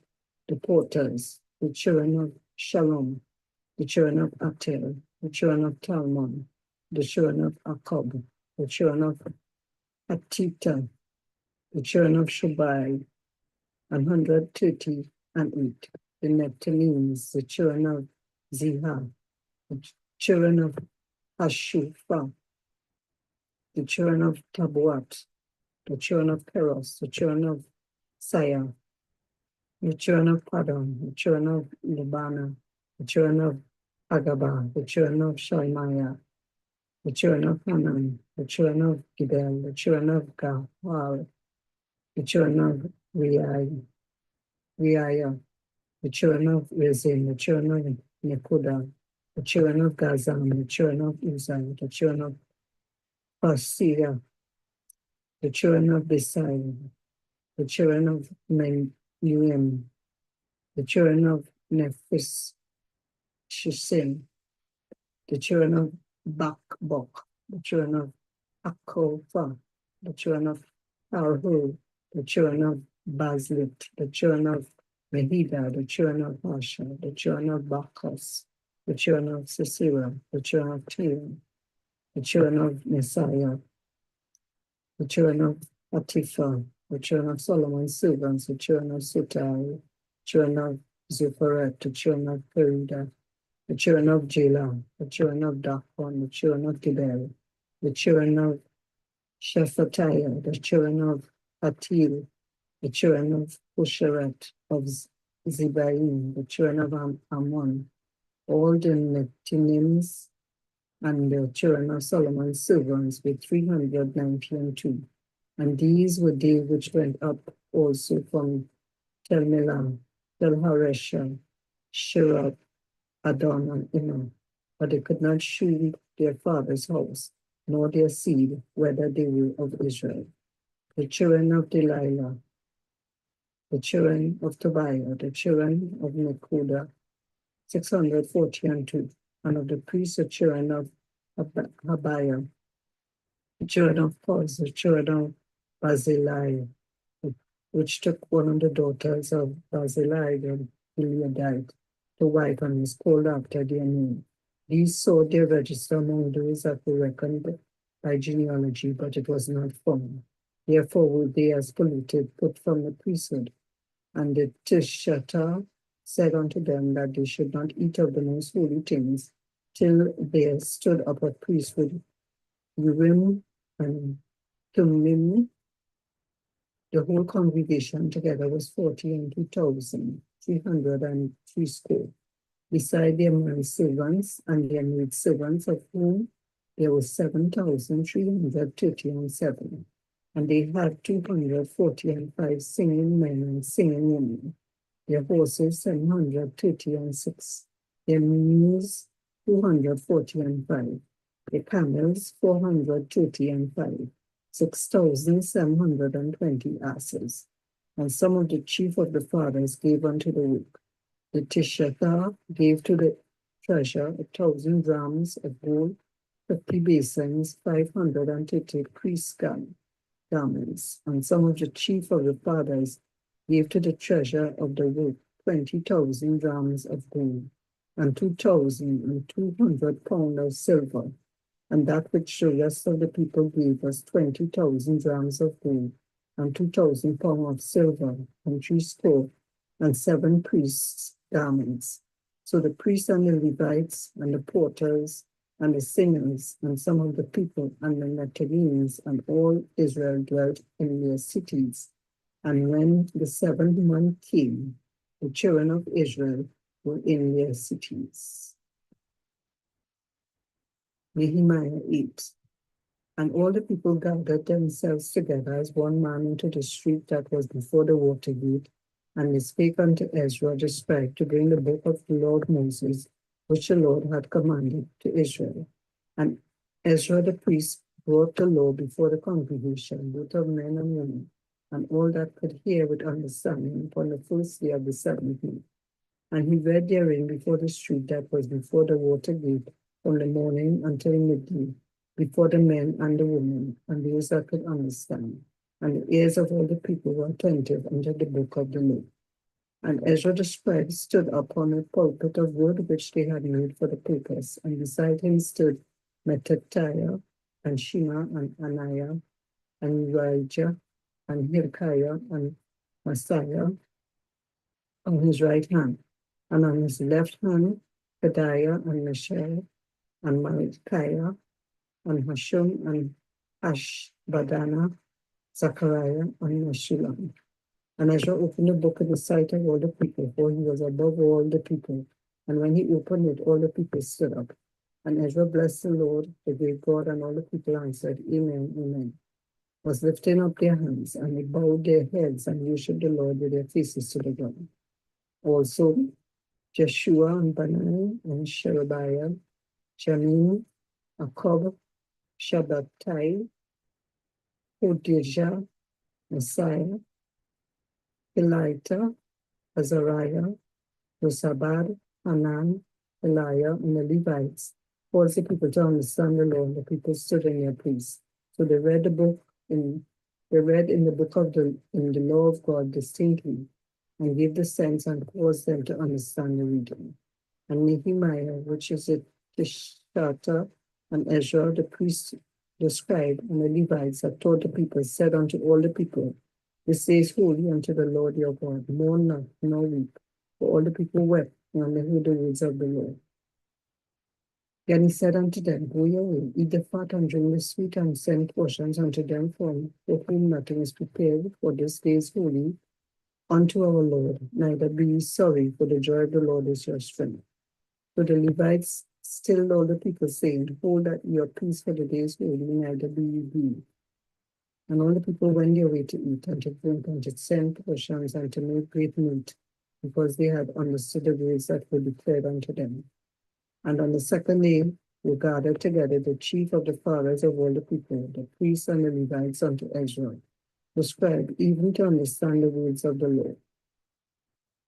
And we found written in the law which the Lord had commanded by Moses, that the children of Israel should dwell in booths in the feast of the 7th month, and that they should publish and proclaim in all their cities and in Israel, saying, Go forth unto the mountain, fetch olive branches and pine branches and maple branches, and palm branches and branches of thick trees to make booths, as it is written. So the people went forth and brought them, and made themselves booths, every one upon the roof of his house, and in their courts, and in the courts of the house of God, and in the street of the water gate, and in the street of the gate of Ephraim. And all the congregation of them that will come again out of the captivity made booths and sat under the booths, for since the days of Joshua the son of Nun unto that day had done the children of Israel done so. And there was very great gladness. Also day by day, from the first day unto the last day, he read in the book of the law of God. And they kept the feast 7 days, and on the 8th day was a solemn assembly, according unto the manner. Nehemiah 9. Now on the 20th and 4th day of the month, the children of Israel were assembled with fasting and with sackcloths and ate upon them. And the seed of Israel separated themselves from all strangers and stood and confessed their sins and the iniquities of their fathers. And they stood up in their place and read in the book of the law of the Lord their God, 1/4 part of the day, and another 4th part they confessed and worshiped the Lord their God. Then stood up upon the stairs of the Levites Jeshua and Bani, Kadmiel, Shebaniah, Bani, Sherebiah, Bani, and Chenaniah, and cried with a loud voice unto the Lord their God.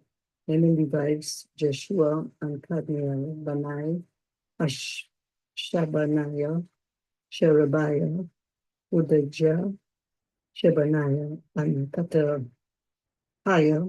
said, Stand up and bless the Lord your God forever and ever.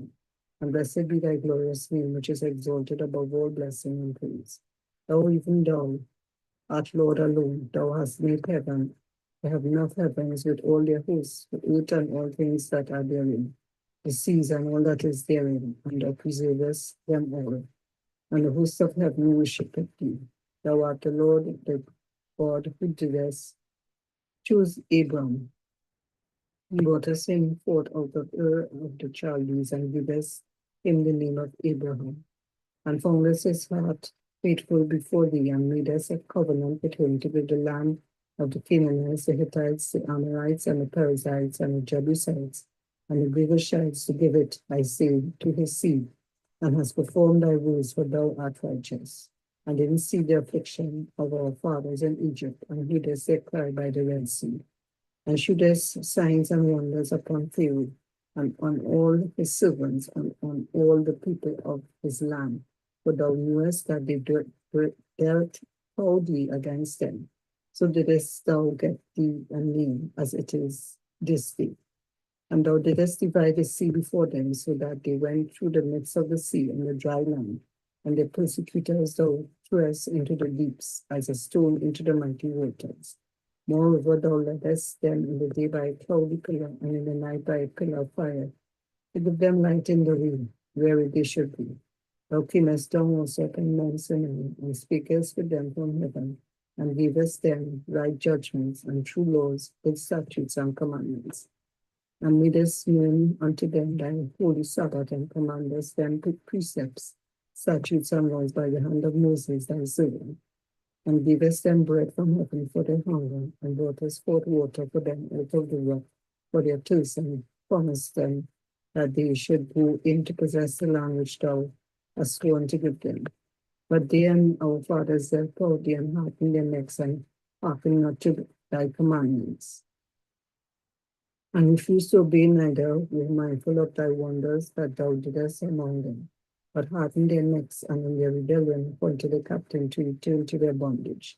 But thou art a God ready to pardon, gracious and merciful, slow to anger, and of great kindness, and forsakest them not. Yea, when they had made them a molten calf, and said, This is the God that brought thee up out of Egypt, and had wrought great provocations. Yet thou in thy manifold mercies forsookest them. Not in the wilderness, the pillar of the cloud departed not from them by day, to lead them in the way, neither the pillar of the fire by night to shew them light and the way wherein they should go. Thou givest also thy good spirit to instruct them, and withheldest not thy manna from their mouth, and givest them water for their thirst. Yea, 40 years didst thou sustain them in the wilderness, so that they lacked nothing. Their clothes waxed not old, and their feet swell not. Moreover, thou givest them kingdoms and nations, and didst divide them into corners, so they possessed the land of Shion, and the land of the king of Heshbon, and the land of Og, king of Bashan. The children also multipliest thou as the stars of heaven, and broughtest them into the land, considering which thou hast promised to their fathers, that they should go in to possess it. So the children went in and possessed the land, and thou subduest before them the inhabitants of the land, the Canaanites, and gavest them into their hands with their kings and the people of the land, that they might do with them as they would. And they took strong cities and a fat land, and possessed houses full of all goods, wells, digged vineyards and olive yards, and fig trees in abundance. So they did eat and were filled, and became fat, and delighted themselves in thy great goodness. Nevertheless, they were disobedient and rebelled against thee, and cast thy law behind their backs, and slew thy prophets which testified against them to turn them to thee, and they wrought great provocations. Therefore thou deliverest them into the hand of their enemies who vexed them. And in time of their trouble, when they cried unto thee, thou heardest them from heaven, and according to thy manifold mercies, thou gavest them saviors, who saved them out of the hand of their enemies. But after they had rest, they did evil again before thee. Therefore leftest thou them in the land of their enemies, so that they had the dominion over them. Yet when they returned and cried unto thee, thou heardest them from heaven, and many times didst thou deliver them according to thy mercies, and testifiest against them, that thou mightest bring them again unto thy law. Yet they dealt proudly, and hearkened not unto thy commandments, but sinned against thy judgments, which if a man do, he shall live in them, and withdrew the shoulder and the hardened their neck, and would not hear. Yet many years didst thou forbear them, and testifiest against them by thy spirit and thy prophets, that would they not give ear. Therefore givest thou them into the hand of the people of the lands. Nevertheless, for thy great mercy's sake, thou didst not utterly consume them, nor forsake them, for thou art a gracious and merciful God. Now therefore, O God, the great, the mighty, and the terrible God, who keepest covenant and mercy, let not all the troubles seem little before thee, that had come upon us, on our kings, and on our princes, on our priests, and on our prophets, and on our fathers, and on all thy people, since the time of the kings of Assyria unto this day. Albeit thou art just in all that is brought upon us, for thou hast done right, but we have done wickedly. Neither have our kings, or princes, or priests, nor our fathers kept thy law, nor hearkened unto thy commandments and thy testimonies, wherewith thou didst testify against them. For they have not served thee in their kingdom, and in thy great goodness that thou gavest them, and in the large and fat land which thou gavest before them, neither turned they from their wicked works. Behold, we are servants this day, and for the land that thou gavest unto our fathers to eat the fruit thereof and the good thereof, behold, we are servants in it, and it yielded much increase unto the kings, whom thou hast set over us because of our sins. Also they have dominion over our bodies, and over our cattle at their pleasure, and we are in great distress. And because of all this, we make a sure covenant and write it, and our princes, Levites, and priests see it.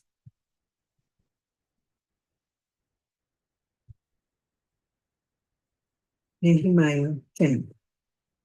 Now those that sealed were Nehemiah the Tishatha, the son of Hakaliah, and Zephijah, Sariah, Azariah, Jeremiah, Ashur, Amariah, Malchijah, Atush, Shebaniah, Malach, Harim, Mermot, Obadiah, Daniel, Gineton, Barak, Meshach, Shalom, Abijah, Benjamin, Messiah, Bilgaiah, Shemaiah. These were the priests. And the Levites, both Jeshua the son of Azaniah, Benaiah the sons of Henadad, Kadmiel and their brethren, Shebaniah, Hodijah, Kelita, Eliah, Hanan, Micah, Rehob, Hashabiah, Zakur, Sherebiah, Shebaniah, Hodijah, Benai, Beninu, the chief of the people, Parash, Pahat, Moab, Elam, Zatu, Banai, Bunai, Asgad, Bebai, Adonijah, Bigvai, Adin, Ater, Heskijah, Azur, Udijah, Hasham, Bezai, Harif, Anatot, Nebai, Matpayash, Meshulam, Hazil, Meshuzabiel, Zadok, Jadua, Pelatiah, Hanan, Ananiah, Hoshea, Hananiah, Ashub, Halohesh, Peleha, Shobek, Rehum, Hashana, Messiah, and Ahijah, Hanan, Anan, Malach, Harim, Bana. And the rest of the people, the priests, the Levites, the porters, the singers, the Netanims, and all they that had separated themselves from the people of the lands, unto the law of God, their wives, their sons, and their daughters, everyone having knowledge and having understanding. They clave to their brethren, their neighbors, and entered into a curse and into an oath to walk in God's law, which was given by Moses, the servant of God, and to observe and do all the commandments of the Lord, our Lord, and his judgments and his statutes, and that we will not give our daughters unto the people of the land, nor take their daughters for our sons. And if the people of the land bring ware or any victuals on the Sabbath day to sell, that we would not buy it of them on the Sabbath or on a holy day, and that we would leave the seventh year and the exaction of every debt. Also, we made ordinances for us to charge ourselves yearly with the third part of a shekel for the service of the house of our God, for the shewbread and for the continual meat offering and for the continual burnt offering of the Sabbaths of the new moons, for the set feasts, and for the holy things, and for the sin offering, to make an atonement for Israel and for all the work of the house of our God. And we cast lots among the priests, the Levites, and the people for the wood offering, to bring it into the house of our God, after the houses of our fathers, at times appointed year by year, to burn upon the altar of the Lord our God, as it is written in the law, and to bring the first fruits of our ground, and the first fruits of all fruit of all trees, year by year unto the house of the Lord. Also the firstborn of our sons, and of our cattle, as it is written in the law, and the firstlings of our herds and of our flocks, to bring to the house of our God and to the priests that minister in the house of God, and that we should bring the first fruits of our dough and our offerings, and the fruit of all manner of trees, of wine, and of oil unto the priests, and to the chambers of the house of our God, and the tithes of our ground unto the Levites, that the same Levites might have the tithes in all the cities of our tillage. And the priest, the son of Aaron, shall be with the Levites, when the Levites take tithes. And the Levite shall bring up the tithe of the tithes unto the house of our God, to the chambers, and into the treasure house for the children of Israel, and the children of Levi shall bring the offering of the corn of the new wine and the oil unto the chambers where are the vessels of the sanctuary and the priests that minister and the porters and the singers, and he will not forsake the house of our God. Nehemiah 11. And the rulers of the people dwelt at Jerusalem, and the rest of the people also cast lots to bring one of 10 to dwell in Jerusalem, the holy city, and 9 parts to dwell in other cities. And the people blessed all the men that willingly offered themselves to dwell at Jerusalem. Now these are the chief of the province that dwelt in Jerusalem. But in the cities of Judah dwelt every one in his possession, in their cities, to wit, Israel, the priests, and the Levites, and the Netanims, and the children of Solomon's servants. And at Jerusalem dwelt certain of the children of Judah, and of the children of Benjamin. Of the children of Judah, Attiah, the son of Uzziah, the son of Zechariah, the son of Amariah, the son of Zephatiah, and the son of Mahalaleel, of the children of Perez, and Messiah, the son of Barak, the son of Polhoseh, the son of Isaiah, the son of Adiah, the son of Joarib, the son of Zechariah, the son of Shilonai. All the sons of Perez that dwelt at Jerusalem were 408 valiant men. And these are the sons of Benjamin: Salu, the son of Meshullam, the son of Joed, the son of Pedaiah, the son of Poliah, the son of Messiah, the son of Itiel, the son of Jesiah. And after him Gabiah, Salai, 928, and Joel, the son of Zikri, was their overseer, and Judah, the son of Senua, was second over the city. Of the priests, Jediah, the son of Joarib, Jakim, Sariah, the son of Hilkiah, the son of Meshullam, the son of Zadok, the son of Meraiot, the son of Ahitub, was the ruler of the house of God, and the brethren that did the work of the house were 822. And Adiah, the son of Jeroham, the son of Pelaliah, the son of Amzai, the son of Zechariah, son of Pashur, the son of Malchiah, and his brethren, chief of the fathers, 242. And Amashiah, the son of Azareel, the son of Ahasai, the son of Meshelemot, the son of Immer, and their brethren, mighty men of valor, and 128. And the overseer was Zabdiel, the son of one of the great men. Also the Levite, Shemaiah, the son of Ashub, the son of Azrikam, the son of Ashabiah, the son of Benai, and Shabbatai and Josabad, of the chief of the Levites, had the oversight of the outward business of the house of God. And Mattaniah, the son of Micah, the son of Zabdi, the son of Asaph, was the principal to begin the thanksgiving in prayer, and Bukiah, the second among his brethren, and Abda, the son of Shammua, the son of Galal, the son of Jeduthun. All the Levites in the holy city were 284. Moreover, the porters, Akkub, Talmon, and their brethren that kept the goods were 172. And the residue of Israel of the priests and the Levites were in all the cities of Judah, everyone in his inheritance. The Netanims dwelt in Ophel and Zihar and Rizpah, were over the Netanims.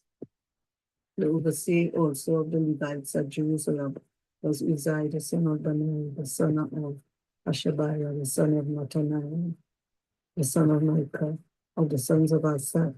The singers were over the business of the house of God. For it was the king's commandment concerning them that a certain portion should be for the singers due for every day.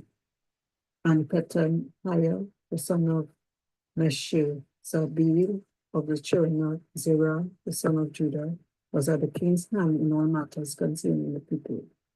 And for the villages with their fields, some of the children of Judah dwelt Kajahaba, and in the village thereof, and Dalbon, and in the villages thereof, and at Jekabzeel, and in the villages thereof, and at Joshua, and at Monada, and at Bet Pelet, and at Hazar Shual, and at Beersheba, and in the villages thereof, and at Ziglag, and at Mekona, and in the villages thereof, and at Rimon, and at Zaria, and at Jarmuth, Zanoah, Adullam, and in the villages at Lachish, and the fields thereof at Azekah, and in the villages thereof. And they dwelt from Beersheba unto the valley of Hinnom. The children also of Benjamin from Geba dwelt at Michmash, and Ahijah, and Bethel, and in their villages, and at Anathoth, Nob, Ananiah, Hazor, Ramah, Gitaim, Hadid, Zuboim, Nebalat, Lod, and Ono, the valley of craftsmen, and of the Levites with divisions in Judah and in Benjamin. Nehemiah 12. Now these are the priests and the Levites that went up with Zerubbabel the son of Shealtiel, and Jeshua, Sariah, Jeremiah, Ezra, Amariah, Malach, Atush, Shechaniah, Rehum, Mermot, Idod, Genoto, Abijah, Mayamini, Madiah, Bilgah, Shemaiah, Joarib, Jediah, Salu, Amok, Hilkiah, Jediah. These were the chief of the priests and of their brethren in the days of Joshua. Moreover, the Levites, Joshua, Benui, Kadmiel, Sherebiah, Judah, and Mattaniah, which was over the thanksgiving, he and his brethren. Also, Bakbikiah and Unai, their brethren, were over against them in the watches. And Joshua begat Joachim. Joachim also begat Eliashib, and Eliashib begat Joiada. Joiada begat Jonathan, and Jonathan begat Jaddua. And the days of Joachim, the priest, the chief of the fathers of Sariah, Mariah, of Jeremiah, Hananiah, of Ezra, Meshullam, of Amariah, Jehohanan, of Meliku, Jonathan, of Shebaniah, Joseph, of Harim, Adna, of Meraiot, Helkai, of Iddo, Zachariah, of Genaton, Meshullam, of Abijah, Zikri, of Menaimim, of Moadiah, Hiltai, of Bilgah, Shammua, of Shemaiah, Johanathan, and of Joarib, Netaniah, of Jediah, Uzai, of Salai, Talai, of Amok, Ebba, of Hilkiah, Hashabiah, of Jediah, Netaniah. The Levites in the days of Eliashib, Joiada,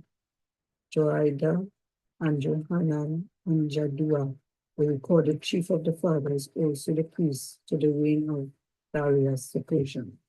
The sons of Levi, the chief of the fathers, were written in the book of the Chronicles, even until the days of Johanan the son of Eliashib. And the chief of the Levites, Hashabiah, Sherebiah, and Jeshua, the son of Kadmiel, with their brethren over against them, to praise and to give thanks according to the commandment of David, the man of God, ward over against ward. Mattaniah and Bakbikiah, Obadiah, Meshullam, Talmon, Akab, the porters keeping the ward at the thresholds of the gates. These were in the days of Joachim, the son of Jeshua, the son of Jozadak, and in the days of Nehemiah, the governor, and of Ezra the priest, the scribe. And at the dedication of the wall of Jerusalem, they saw the Levites out of all their places to bring them to Jerusalem, to keep the dedication with gladness, with thanksgivings, and with singing, with cymbals, psalteries, and with harp. And the sons of the singers gathered themselves together, both out of the plain country round about Jerusalem, and from the villages of Netophathai, also from the house of Gilgal, and out of the fields of Jebah and Aznabeth, for the singers had builded them villages round about Jerusalem. And the priests and the Levites purified themselves and purified the people and the gates and the wall. Then I brought up the prince of Judah and upon the wall, and appointed 2 great companies of them that gave thanks, whereof one went on the right hand upon the wall toward the dung gate. And after them went Hoshahiah, and half of the prince of Judah, and Azariah, Ezra, and Meshullam, Judah and Benjamin, and Shemaiah and Jeremiah, and certain of the priest's sons with trumpets, namely Zechariah, the son of Jonathan, the son of Shemaiah, the son of Mattaniah, the son of Micaiah, the son of Zakur, the son of Asaph, and his brethren Shemaiah, and Azariah, Milalai, Maai, Nathaniel, and Judah, and with the musical instruments of David, the man of God, and Ezra the scribe before them.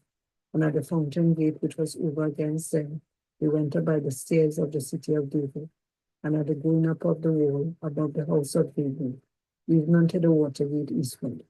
And the other company of them that gave thanks and went over against them, and I after them on behalf of the people upon the wall from beyond the tower of the furnaces, even unto the broad wall, and from above the gate of Ephraim, and above the old gate, and above the fish gate, and the tower of Hananiah, and the tower of Meah, even unto the sheep gate, and they stood still in the prison gate. So stood the 2 companies of them that gave thanks in the house of God, and I and the half of the rulers with me, and the priests Eliakim, Messiah, Minani, Micaiah, Elionai, Zechariah, and Hananiah with trumpets, and Messiah, and Shemaiah, and Eleazar, and Uzziah, and Jehohanan, and Malchijah, and Elam, and Ezra. And the singers sang along with Jezrahiah, the overseer. Also that day they offered great sacrifices and rejoiced, for God had made them rejoice with great joy. The wise also and the children rejoiced, so that the joy of Jerusalem was heard even afar off. And at the time the some appointed over the chambers for the treasures, for the offerings, for the first fruits, and for the tithes, and to gather into them out of the fields of the cities the portions of the law for the priests and the Levites. For Judah rejoiced for the priests, and for the Levites that waited. And both the singers and the porters kept the word of their God and the word of their purification, according to the commandment of David and of Solomon his son. For in the days of David and Asaph of old, they were chief of the singers and songs of praise and thanksgiving unto God. And all Israel in the days of Jerubbaal and in the days of Nehemiah gave the portions of the singers and the porters every day his portion. And they sanctified holy things unto the Levites, and the Levites sanctified them unto the children of Aaron. Nehemiah 13. On that day they read in the book of Moses in the audience of the people, and therein was found written that the Ammonite and the Moabite should not come into the congregation of God forever, because they met not the children of Israel with bread and with water, but hired Balaam against them, that he should curse them, howbeit our God turned the curse into a blessing. Now it came to pass, when they had heard the law, that they separated from Israel all the mixed multitude. And before this, Eliashib the priest, having the oversight of the chamber of the house of our God, was allied unto Tobiah. And he had prepared for him a great chamber, where after time they laid the meat offerings, the frankincense, and the vessels, and the tithes of the corn, the new wine, and the oil, which was commanded to be given to the Levites, and the singers, and the porters, and the offerings of the priests. But in all this time was not I at Jerusalem, for in the 32 year Artaxerxes, king of Babylon, came I unto the king, and after certain days obtained a leave of the king. And I came to Jerusalem and understood of the evil that Eliashib did for Tobiah in preparing him a chamber in the courts of the house of God. And it grieved me so. Therefore I cast forth all the household stuff to Tobiah out of the chamber. Then I commanded and they cleansed the chambers, and thither brought I again the vessels of the house of God with the meat offering and the frankincense. And I perceived that the portions of the Levites had not been given them for the Levites and the singers that did the work, but fled every one to his field. Then contended I with the rulers and said, why is the house of God forsaken? And I gathered them together and set them in their place. Then brought all Judah the tithe of the corn, and the new wine and the oil unto the treasuries. And I made treasures over the treasuries. Shelemiah, the priest, and Zadok, the scribe, and of the Levites, Pedadiah, and next to them was Hanan, the son of Zakur, the son of Mattaniah. But they were counted faithful, and their office was to distribute unto their brethren. Remember me, O my God, concerning this, and wipe not out my good deeds that I have done for the house of my God, and for the officers thereof. In those days saw I in Judah some treading wine presses on the Sabbath, and bringing in sheaves and laden asses, as also wine, grapes and figs, and all manner of greetings, which they brought into Jerusalem on the Sabbath day. And I testified against them in the day wherein they sold victuals. There dwelt men of Tyre also therein, which brought fish and all manner of ale, and sold on the Sabbath unto the children of Judah and in Jerusalem. Then I contended with the nobles of Judah, and said unto them, what evil thing is this that ye do and profane the Sabbath day? Did not your fathers thus, and did not our God bring all this evil upon us and upon this city? Yet ye bring more wrath upon Israel by profaning the Sabbath. And it came to pass that when the gates of Jerusalem began to be dark before the Sabbath, I commanded that the gates should be shut, and charged that they should not be opened till after the Sabbath. And for some of my servants set I at the gates, that there should no gate be brought in on the Sabbath day. For the merchants and sellers of all kind of were lodged without Jerusalem once or twice. Then I testified against them and said unto them, why lodge ye about the wall? If ye do so again, I will lay hands on you. From that time forth came they no more on the Sabbath. And I commanded the Levites that they should cleanse themselves, and that they should come and keep the gates, to sanctify the Sabbath day. Remember me, O my God, concerning this also, and spare me according to the greatness of thy mercy. In those days also saw I Jews that had married wives of Ashdod, of Ammon, and of Moab, and their children spake half in the speech of Ashdod, and could not speak in the Jews' language, but according to the language of each people. And I contended with them, and cursed them, and smote certain of them, and plucked off their hair, and made them swear by God, saying, ye shall not give your daughters unto their sons, nor take their daughters unto your sons, and for your sons. Did not Solomon, king of Israel, sin by these things? Yet among many nations was there no king like him, who was beloved of his God, and God made him king over all Israel. Nevertheless, even him did outlandish women cause to sin. Shall we then hearken unto you to do all this great evil, to transgress against our God in marrying strange wives? And one of the sons of Joiada, the son of Eliashib, the high priest, was son-in-law to Sanballat the Horonite. Therefore I chased him from me, and remember them, O my God, because they have defiled the priesthood and the covenant of the priesthood and of the Levites. Thus cleanse I them from all strangers, and appointed the wards of the priests and the Levites, every one in his business, and for the wood offering at times appointed, and for the first fruits remember me, O my God, for good.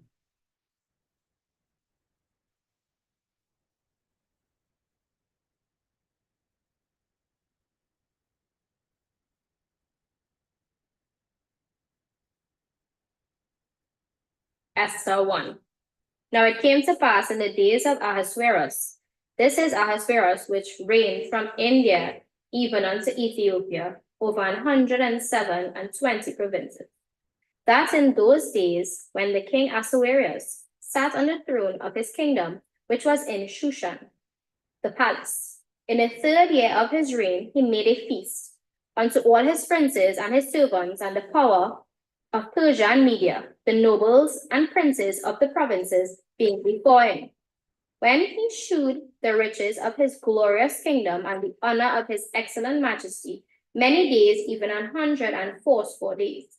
And when these days were expired, the king made a feast unto all the people that were present in Shushan, the palace, both unto great and small, 7 days in the course of the garden of the king's palace, where were white, green, and blue hangings fastened with cords of fine linen, and purple to silver rings, and pillars of marbles.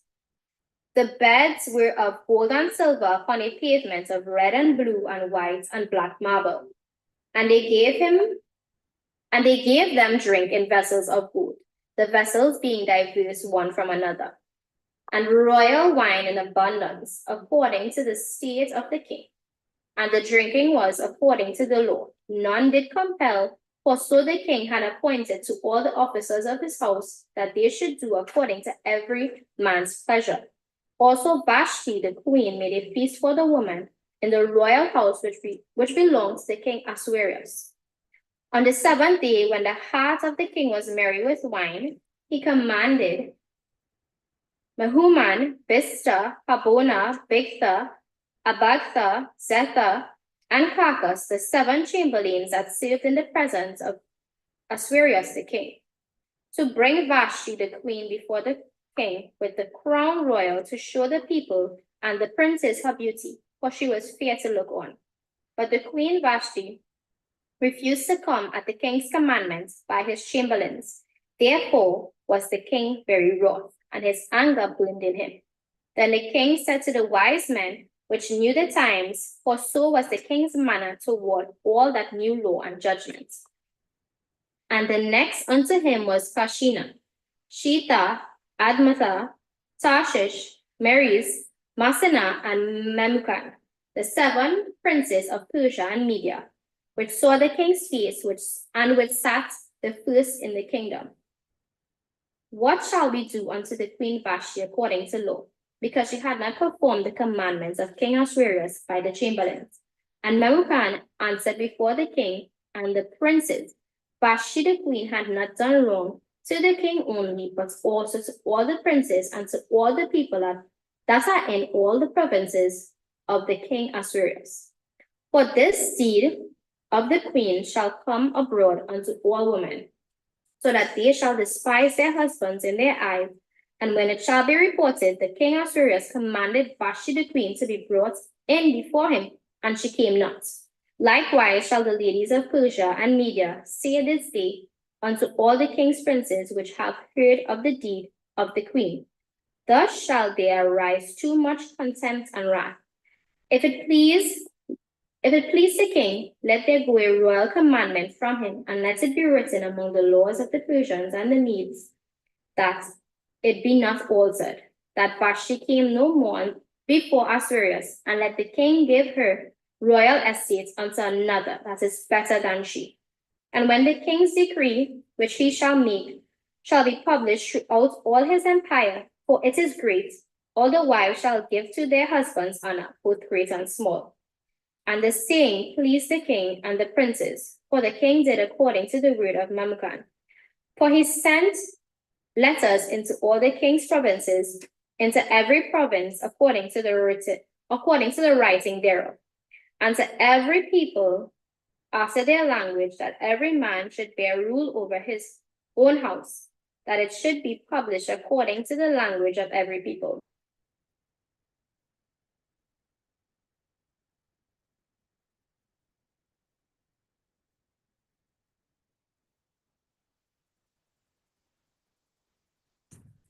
Esther 2.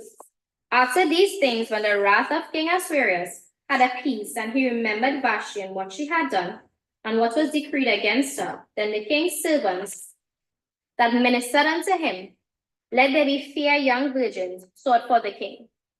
And let the king appoint officers in all provinces of his kingdom, that they may gather together all the fair young virgins unto Shushan the palace, to the house of the woman, unto the custody of Haggai, the king's chamberlain, keeper of the women, and let their things for purification be given them. And let the maiden which pleaseth the king be queen instead of Vashti. And the thing pleased the king, and he did so.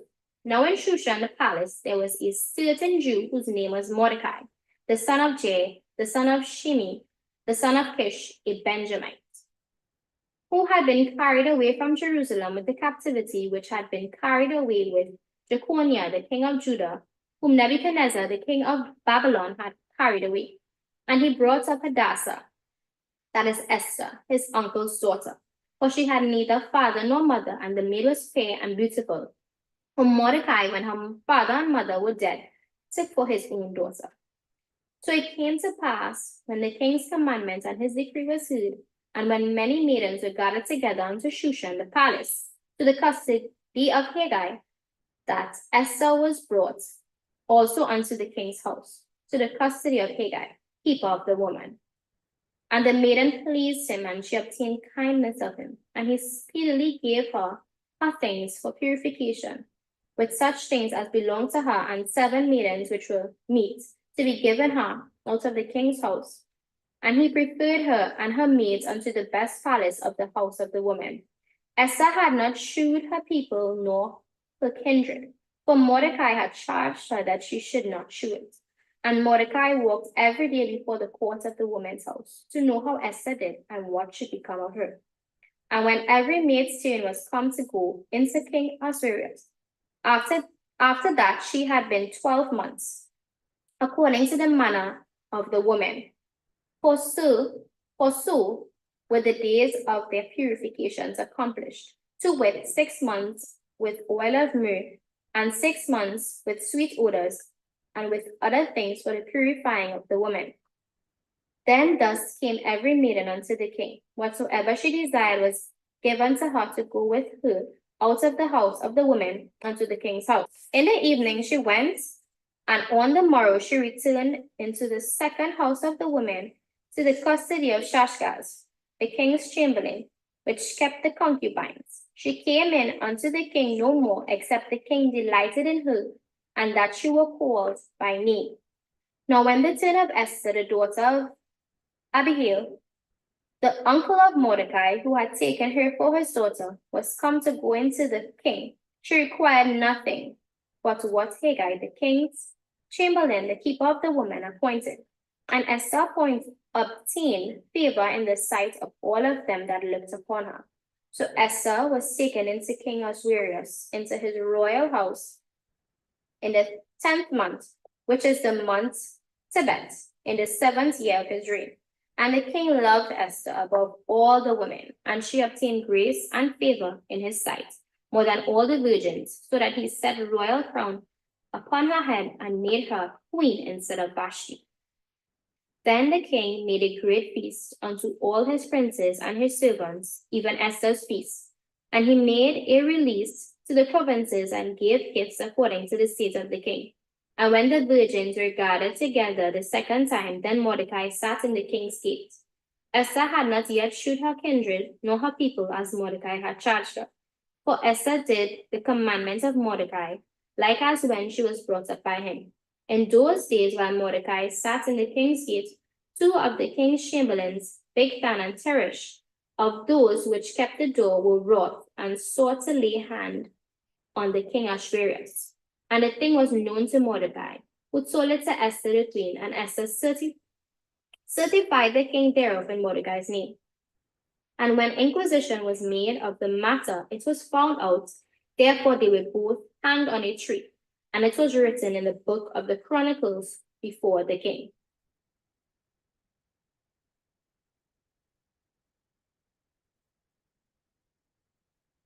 Esther 3. After these things, did King Ahasuerus promote Haman, the son of Hammedatha, the Agagite, and advanced him and set his seat above all the princes that were with him. And the king's servants that were in the king's gates bowed and reverenced Haman. For the king had so commanded concerning him. But Mordecai bowed not, nor did him reverence. Then the king's servants which were in the king's gate said unto Mordecai, Why transgressest thou the king's commandments? Now it came to pass, when they spake daily unto him, he hearkened not unto them, that they told Haman to see whether Mordecai's matters would stand, for he had told him that he was a Jew. And when Haman saw that Mordecai bowed not, nor did him reverence, then was Haman full of wrath. And he thought scorn to lay hands on Mordecai alone, for they had shewed him the people of Mordecai, where Haman sought to destroy all the Jews that were throughout the whole kingdom of Ahasuerus, even the people of Mordecai. In the first month, that is the month of Nisan, in the 12th year of King Ahasuerus, they cast pur, that is the lot, before Haman from day to day, and from month to month, to the 12th month, that is the month Adar. And Haman said unto King Ahasuerus, There is a certain people scattered abroad and dispersed among the people in all the provinces of thy kingdom, and their laws are diverse from all people, neither keep they the king's laws. Therefore it is not for the king's profit to suffer them. If it please the king, let it be written that they may be destroyed, and I will pay 10,000 talents of silver to the hands of those that have the charge of the business, to bring it unto the king's treasuries. And the king took his ring from his hand and gave it to Haman, the son of Hammedatha, the Agagite, the Jews' enemy. And the king said unto Haman, The silver is given to thee, the people also, to do with them as it seemed good to thee.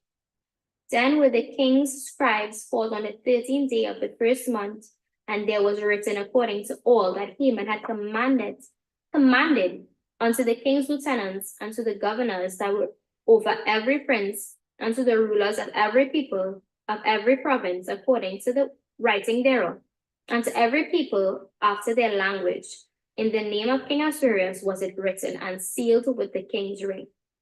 And the letters were sent by post into all the king's provinces to destroy, to kill, and to cause to perish all Jews, both young and old, little children and women, in one day, even upon the 13th day of the 12th month, which is the month Adar, to take the spoil of them for a prey. The copy of the writing for a commandment to be given in every province was published unto all people, that they should be ready against that day.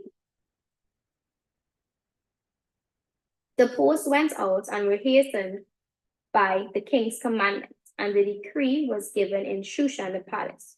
And the king and Haman sat down to drink, but the city Shushan was perplexed.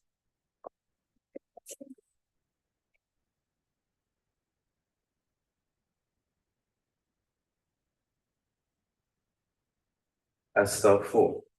When Mordecai perceived all that was done, Mordecai rent his clothes and put on sackcloth with ashes, and went out into the midst of the city, and cried with a loud and a bitter cry, and came even before the king's gate, for none might enter into the king's gate clothed with sackcloth.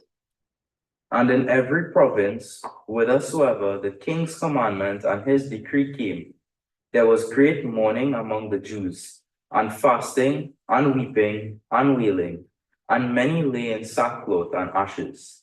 So Esther's maids and her chamberlains came and told it her. Then was the queen exceedingly grieved, and she sent raiment to clothe Mordecai, and to take away his sackcloth from him, but he received it not. Then called Esther for Hathach, one of the king's chamberlains, whom he had appointed to attend upon her, and gave him a commandment to Mordecai, to know what it was and why it was. So Hathach went forth to Mordecai unto the street of the city, which was before the king's gate. And Mordecai told him of all that had happened unto him, and of the sum of the money that Haman had promised to pay to the king's treasuries for the Jews, to destroy them.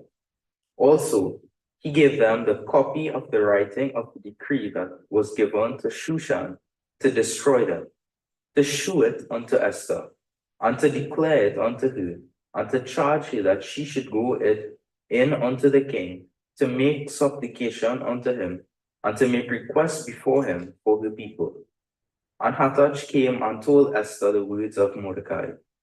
Again Esther spake unto Hathach, and gave him commandment unto Mordecai.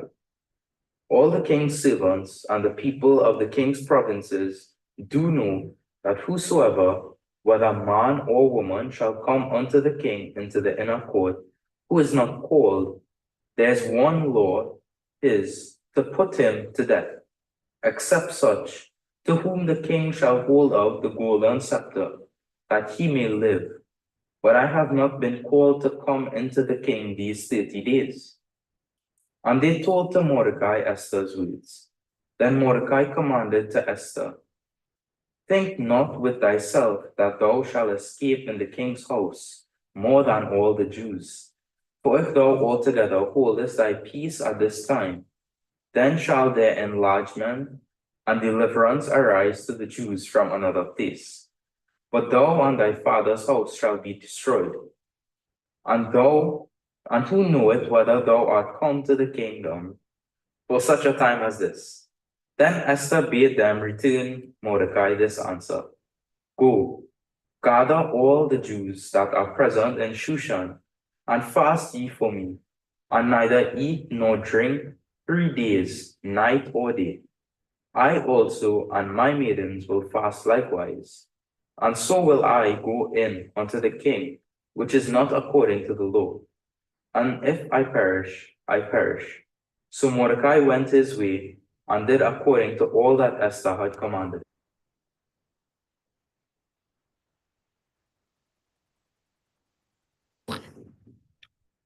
Esther chapter 5. Now it came to pass on the 3rd day that Esther put on her royal apparel and stood in the inner court of the king's house, over against the king's house, and the king sat upon his royal throne in the royal house, over against the gate of the house. And it was so, when the king saw Esther, the queen, standing in the court, that she obtained favor in his sight. And the king held out to Esther the golden scepter that was in his hand. So Esther drew near and touched the top of the scepter.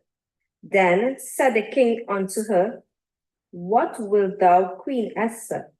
And what is thy request? It shall be given thee to the half of the kingdom. And Esther answered, if it seem good unto the king, let the king and Haman come this day unto the banquet that I have prepared for him. Then the king said, cause Haman to make haste, that he may do as Esther had said. So the king and Haman came to the banquet that Esther had prepared. And the king said unto Esther at the banquet of wine, what is thy petition? And it shall be granted thee. And what is thy request? Even to the half of the kingdom it shall be performed. Then answered Esther and said, my petition and my request is, if I have found favor in the sight of the king, and if it please the king to grant my petition and to perform my request, let the king and Haman come to the banquet that I shall prepare for them, and I will do tomorrow as the king had said. Then went Haman forth that day joyful and with a glad heart. But when Haman saw Mordecai in the king's gate, that he stood not up, nor moved for him, he was full of indignation against Mordecai. Nevertheless, Haman refrained himself, and when he came home, he sent and called for his friends and Zeresh his wife. And Haman told them of the glory of his riches and the multitude of his children, and all the things wherein the king had promoted him. and how he had advanced him above the princess and servants of the king. Haman said, moreover, yea, Esther the queen did let no man come in with the king unto the banquet that she had prepared but myself, and tomorrow am I invited unto her also with the king?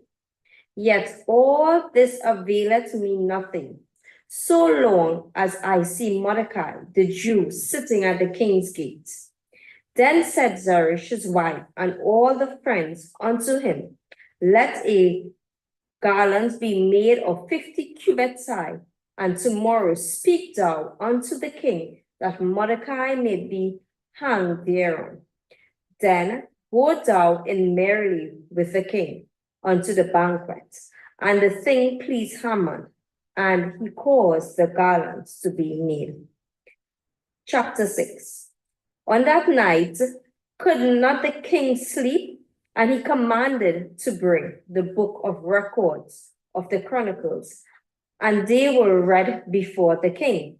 And it was found written that Mordecai had told of Bigtanad and Teresh, two of the king's chamberlains, the keepers of the door, who sought to lay hand on the king Ahasuerus. And the king said, what honor and dignity had been done to Mordecai for this? Then said the king's servants that ministered unto him, therefore is nothing done for him? And the king said, who is in the court? Now Haman was come into the outward court of the king's house to speak unto the king to hang Mordecai on the gallows that he had prepared for him. And the king's servants said unto him, behold, Haman standeth in the court. And the king said, let him come in. So Haman came in, and the king said unto him, what shall be done unto the man whom the king delighted to honor? Now Haman thought in his heart, to whom would the king delight to do honor more than to myself? And Haman answered the king, for the man whom the king delighted to honor, let the royal apparel be brought, which the king useth to wear, and the horse that the king rideth upon, and the crown royal which is set upon his head, and let this apparel and horse be delivered to hand one of the king's most noble princes, that they may array the man withal whom the king delighted to honor, and bring him on horseback through the street of the city, and proclaim before him, thus shall it be done to the man whom the king delighted to honor. Then the king said to Haman, make haste and take the apparel and the horse, as thou hast said, and do even so to Mordecai the Jew, that sitteth at the king's gate. Let nothing fail of all that thou hast spoken. Then took Haman the apparel and the horse, and arrayed Mordecai, and brought him on horseback through the street of the city, and proclaimed before him, thus shall it be done unto the man whom the king delighted to honor. And Mordecai came up to the king's gates. But Haman hasted to his horse mourning and having his head covered. And Haman told Zeresh, his wife, and all his friends everything that had befallen him. Then said his wise men and Zeresh his wife unto him, if Mordecai be of the seed of the Jews, before whom thou hast begun to fall, thou shalt not prevail against him, but shalt surely fall before him. And while they were yet talking with him, came the king's chamberlains and hastened to bring Haman unto the banquet that Esther had prepared. This is a King James Version. Yeah, I believe so.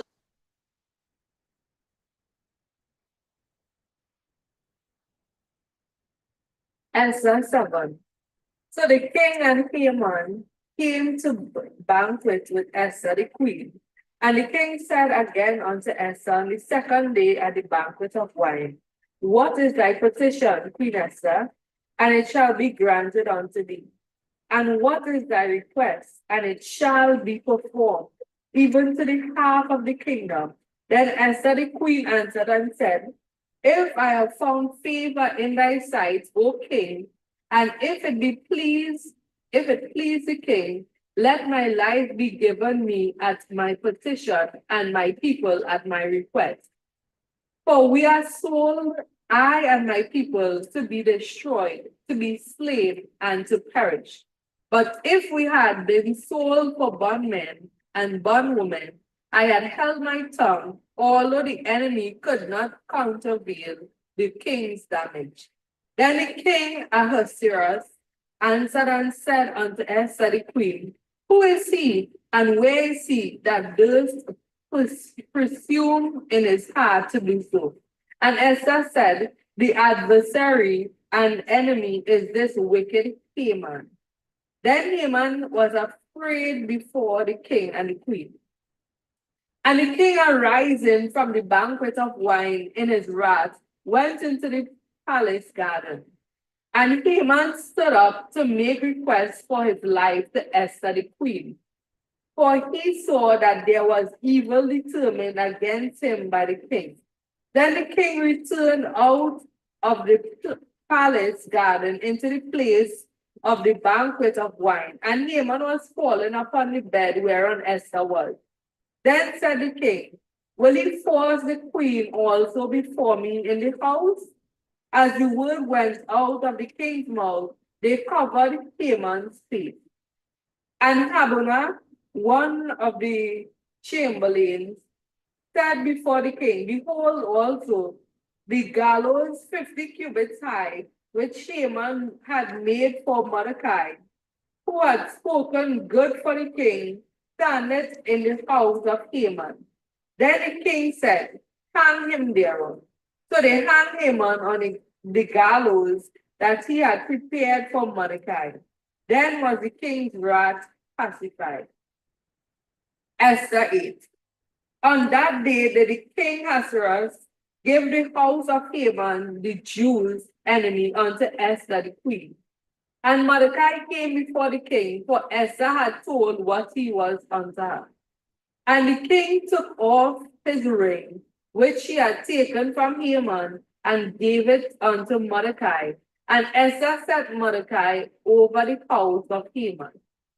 And Esther spake yet again before the king, and fell down at his feet, and besought him with tears to put away the mischief of Haman the Agagite, and his device that he had devised against the Jews. Then the king held out the golden scepter toward Esther. So Esther arose and stood before the king, and said, If it please the king, and if I have found favor in his sight, and the thing seem right before the king, and I be pleasing in his eyes, let it be written to reverse the letters devised by Haman, the son of Hammedatha, the Agagite, which he wrote to destroy the Jews, which are in all the king's provinces. For how can I endure to see the evil that shall come unto my people? Or how can I endure to see the destruction of my kindred? Then the king Ahasuerus said unto Esther the queen and to Mordecai the Jew, Behold, I have given Esther the house of Haman, and him they have hanged upon the gallows, because he laid his hand upon the Jews. Write ye also for the Jews as it liketh you, in the king's name, and seal it with the king's ring. For the writing which is written in the king's name, and sealed with the king's ring, may no man reverse. Then were the king's scribes called at that time, in the 3rd month, that is the month Sivan, on the 23rd day thereof. And it was written according to all that Mordecai commanded unto the Jews, and to the lieutenants, and the deputies and rulers of the provinces which are from India unto Ethiopia, and 127 provinces unto every province, according to the writing thereof, and unto every people after their language, and to the Jews according to their writing, and according to their language. And he wrote in the king Ahasuerus' name, and sealed it with the king's ring, and sent letters by post on horseback, and riders on mules, camels, and young dromedaries, wherein the king granted the Jews which were in every city to gather themselves together, and to stand for their life, to destroy, to slay, and to cause to perish all the power of the people and province that would assault them, both little ones and women, and to take the spoil of them for a prey. Upon one day in all the provinces of King Ahasuerus, namely upon the 13th day of the 12th month, which is the 1 month Adar. The copy of the writing for a commandment to be given in every province was published unto all people, and that the Jews should be ready against that day to avenge themselves on their enemies. So the posts that rode upon mules and camels went out, being hastened and pressed on by the king's commandment, and the decree was given at Shushan the palace. And Mordecai went out from the presence of the king in royal apparel of blue and white, and with a great crown of gold, and with a garment of fine linen and purple. And the city of Shushan rejoiced and was glad. The Jews had light and gladness and joy and honor. And in every province and in every city, whatsoever the king's commandment and his decree came, the Jews had joy and gladness, a feast and a good day. And many of the people of the land became Jews, for the fear of the Jews fell upon them.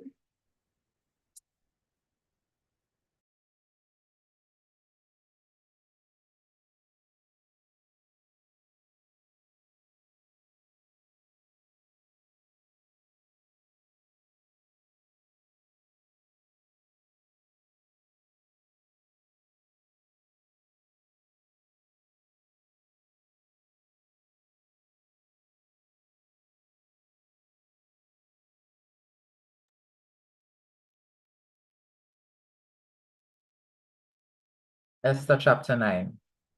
Now on the 12th month, that is, the month Adar, on the 13th day of the same, when the king's commandment and his decree drew near to be put in execution, in the day that the enemies of the Jews hoped to have power over them, though it was turned to the contrary, that the Jews had rule over them that hated them, the Jews gathered themselves together in their cities throughout all the provinces of the king Ahasuerus, to lay hand on such as sought their hurt, and no man could withstand them, for the fear of them fell upon all people. And all the rulers of the provinces and the lieutenants and the deputies and officers of the king helped the Jews, because the fear of Mordecai fell upon them. For Mordecai was great in the king's house, and his fame went out throughout all the provinces. But this man Mordecai waxed greater and greater. Thus the Jews smote all their enemies with the stroke of the sword, and slaughter and destruction, and did what they would unto those that hated them. And in Shushan the palace the Jews slew and destroyed 500 men, and Parshandatha, and Dalphon, and Asphatha, and Paratha, and Adalia, and Aridata, and Parmashta, and Arisai, and Aridai, and Bajazatha. The 10 sons of Haman, the son of Hammedatha, the enemy of the Jews, slew they, but on the spoil laid they not their hand. On that day the number of those that were slain in Shushan the palace was brought before the king. And the king said unto Esther the queen, the Jews have slain and destroyed 500 men in Shushan the palace, and the 10 sons of Haman. What have they done in the rest of the king's provinces? Now, what is thy petition, and it shall be granted thee? Or, what is thy request further, and it shall be done? Then said Esther, if it please the king, let it be granted to the Jews which are in Shushan to do tomorrow also, according unto this day's decree, and let Haman's 10 sons be hanged upon the gallows. And the king commanded it so to be done. And the decree was given at Shushan, and they hanged Haman's 10 sons. For the Jews that were in Shushan gathered themselves together on the 14th day also of the month Adar, and slew 300 men at Shushan. But on the prey they laid not their hand. But the other Jews that were in the king's provinces gathered themselves together, and stood for their lives, and had rest from their enemies, and slew of their foes 70 and 5,000, but they laid not their hands on the prey. On the 13th day of the month Adar, and on the 14th day of the same rested day, and made it a day of feasting and gladness. But the Jews that were at Shushan assembled together on the 13th day thereof, and on the 14th day thereof, and on the 15th day of the same day rested, and made it a day of feasting and gladness. Therefore the Jews of the villages that dwelt in the unwalled towns made the 14th day of the month Adar a day of gladness and feasting, and a good day, and of sending portions one to another. And Mordecai wrote these things and sent letters unto all the Jews that were in all the provinces of the king Ahasuerus, both nigh and far, to establish this among them, that they should keep the 14th day of the month Adar and the 15th day of the same yearly, as the days wherein the Jews rested from their enemies, and the month which was turned unto them from sorrow to joy, and from mourning into a good day, that they should make them days of feasting and joy, and of sending portions one to another and gifts to the poor. And the Jews undertook to do as they had begun, and as Mordecai had written unto them. Because Haman the son of Hammedatha, the Agagite, the enemy of all the Jews, had devised against the Jews to destroy them, and had cast pur, that is the lot, to consume them and to destroy them. But when Esther came before the king, he commanded by letters that his wicked device, which he devised against the Jews, should return upon his own head, and that he and his son should be hanged on the gallows. Wherefore they call these days Purim, after the name of Pur. Therefore, for all the words of this letter, and of that which they had seen concerning this matter, and which had come unto them, the Jews ordained and took upon them, and upon their seed, and upon all such as joined themselves unto them, so as it should not fail, that they would keep these 2 days according to their writing, and according to their appointed time every year. And that these days should be remembered and kept throughout every generation, every family, every province, and every city, and that these days of Purim should not fall from among the Jews, nor the memorial of them perish from their seed.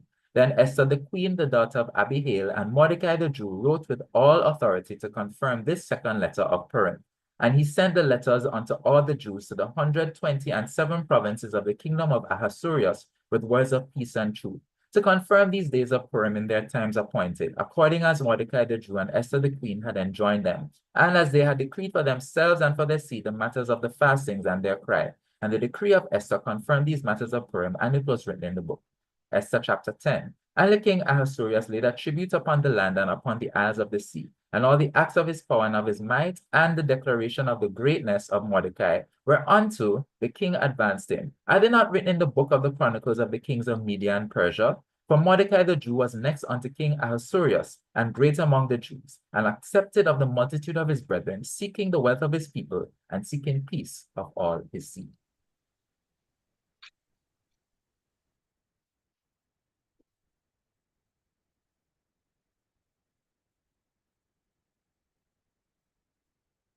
Job 1. There was a man in the land of Uz, whose name was Job, and that man was perfect and upright, and one that feared God and eschewed evil. And there were born unto him 7 sons and 3 daughters. His substance also was 7,000 sheep, and 3,000 camels, and 500 yoke of oxen, and 500 she asses, and a very great household, so that this man was the greatest of all the men of the East. And his sons went and feasted in their houses, every one his day, and sent and called for their 3 sisters to eat and to drink with them. And it was so, when the days of their feasting were gone about, that Job sent and sanctified them, and rose up early in the morning, and offered burnt offerings according to the number of them all. For Job said, it may be that my sons have sinned and cursed God in their hearts. Thus did Job continually. Now there was a day when the sons of God came to present themselves before the Lord, and Satan came also among them. And the Lord said unto Satan, whence comest thou?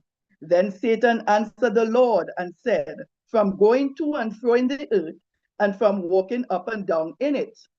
And the Lord said unto Satan, Hast thou considered my servant Job, that there is none like him in the earth, a perfect and an upright man, one that feareth God and escheweth evil? Then Satan answered the Lord and said, Doth Job fear God for naught? Hast thou made a hedge about him, and about his house, and about all that he had on every side? Thou hast blessed the work of his hands, and his substance is increased in the land. But put forth thy hand now, and touch all that he hath, and he will curse thee to thy face. And the Lord said unto Satan, Behold, all that he hath is in thy power, only upon him put not forth thy hand. So Satan went forth from the presence of the Lord. And there was a day when his sons and his daughters were eating and drinking wine in their eldest brother's house. And there came a messenger unto Job and said, The oxen were plowing, and the asses feeding beside them, and the Sabeans fell upon them, and took them away. Yea, they have slain the servants with the edge of the sword, and I only am escaped alone to tell thee. And while he was yet speaking, there came also another, and said, The fire of God is fallen from heaven, and hath burnt up the sheep and the servants, and consumed them. And I only am escaped alone to tell thee. And while he was yet speaking, there came also another, and said, The Chaldeans made out 3 bands, and fell upon the camels, and have carried them away, yea, and slain the servants with the edge of the sword. And I only am escaped alone to tell thee. And while he was yet speaking, there came also another, and said, Thy sons and thy daughters were eating and drinking wine in their eldest brother's house. And behold, there came a great wind from the wilderness, and smote the 4 corners of the house, and it fell upon the young men, and they are dead. And I only am escaped alone to tell thee. Then Job arose and rent his mantle, and shaved his head, and fell down upon the ground, and worshipped, and said, Naked came I out of my mother's womb, and naked shall I return thither. The Lord gave, and the Lord hath taken away. Blessed be the name of the Lord. In all this Job sinned not, nor charged God foolishly. Job 2. Again, there was a day when the sons of God came to present themselves before the Lord, and Satan came also among them to present himself before the Lord. And the Lord said unto Satan, From whence comest thou? And Satan answered the Lord and said, From going to and fro in the earth, and from walking up and down in it. And the Lord said unto Satan, Hast thou considered my servant Job, that there is none like him in the earth, a perfect and upright man, one that feareth God and escheweth evil? And still he holdeth fast his integrity, although thou movest me against him to destroy him without cause. And Satan answered the Lord and said, Skin for skin, yea, all that a man hath will he give for his life. But put forth thine hand now, and touch his bone and his flesh, and he will curse thee to thy face. And the Lord said unto Satan, Behold, he is in thine hand, but save his life. So when Satan fought from the presence of the Lord, and smote Job with sore boils from the sole of his foot unto his crown, and he took him a potsherd to scrape himself withal, and he sat down among the ashes. Then said his wife unto him, Dost thou still retain thine integrity? Curse God and die. But he said unto her, Thou speakest as one of the foolish women speaketh. What? Shall we receive good at the hand of God, and shall we not receive evil? In all this did not Job sin with his lips. Now when Job's 3 friends heard of all this evil that was come upon him, they came every one from his own place, Eliphaz the Temanite, and Bildad the Shuhite, and Zophar the Neamathite, for they had made an appointment together to come to mourn with him and to comfort him. And when they lifted up their eyes afar off and knew him not, they lifted up their voice and wept and they rent every one his mantle and sprinkled dust upon their heads towards heaven. So they sat down with him upon the ground 7 days and 7 nights, and none spake a word unto him, for they saw that his grief was very great. Job 3. After this opened Job his mouth and cursed his day. And Job spake and said, Let the day perish wherein I was born, and the night in which it was said, There is a man-child conceived. Let that day be darkness. Let not God regard it from above, neither let the light shine upon it. Let darkness and the shadow of death stay in it. Let a cloud dwell upon it. Let the blackness of the day terrify it. As for that night, let darkness seize upon it. Let it not be joined unto the days of the year. Let it not come unto the number of the months. Lo, let that night be solitary. Let no joyful voice come therein. Let them curse it that curse the day, who are ready to raise up their mourning. Let the stars of the twilight thereof be dark. Let it look for light, but have none. Neither let it see the dawning of the day, because it shut not up the doors of my mother's womb, nor hid sorrow from mine eyes. Why died I not from the womb? Why did I not give up the ghost when I came out of the belly? Why did the knees prevent me? Or why the beast that I should suck, the breast that I should suck? For now should I have lain still and be quiet. I should have slept, then had I been at rest with kings and counselors of the earth, which built desolate places for themselves, or with princes that had gold, who filled their houses with silver, or as a hidden untimely birth I had not been, as infants which never saw light. There the wicked cease from troubling, and there the weary be at rest. There the prisoners rest together. They hear not the voice of the oppressor. The small and the great are there, and the servant is free from his master.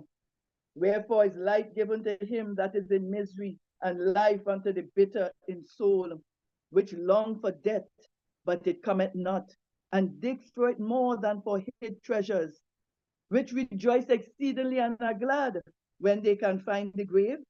Why is light given to a man whose way is hid, and whom God hath hedged in? For my sign cometh before I eat, and my roarings are poured out like the waters.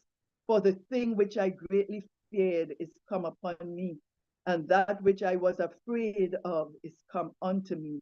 I was not in safety, neither had I rest, neither was I quiet, yet trouble came.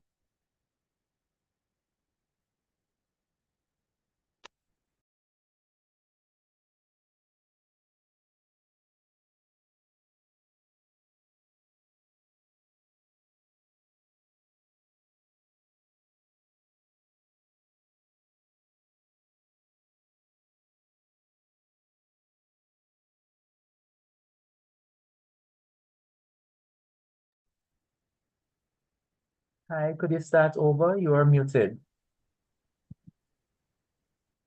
Job 4. Then Eliphaz the Temanite answered and said, If we essay to commune with thee, wilt thou be grieved? But who can withhold himself from speaking? Behold, thou hast instructed many, and thou hast strengthened the weak hands. Thy words have upholden him that was falling, and thou hast strengthened the feeble knees. But now it is come upon thee, and thou faintest. It toucheth thee, and thou art troubled. Is not this thy fear, thy confidence, thy hope, and the uprightness of thy ways? Remember, I pray thee, whoever perished being innocent, or where were the righteous cut off?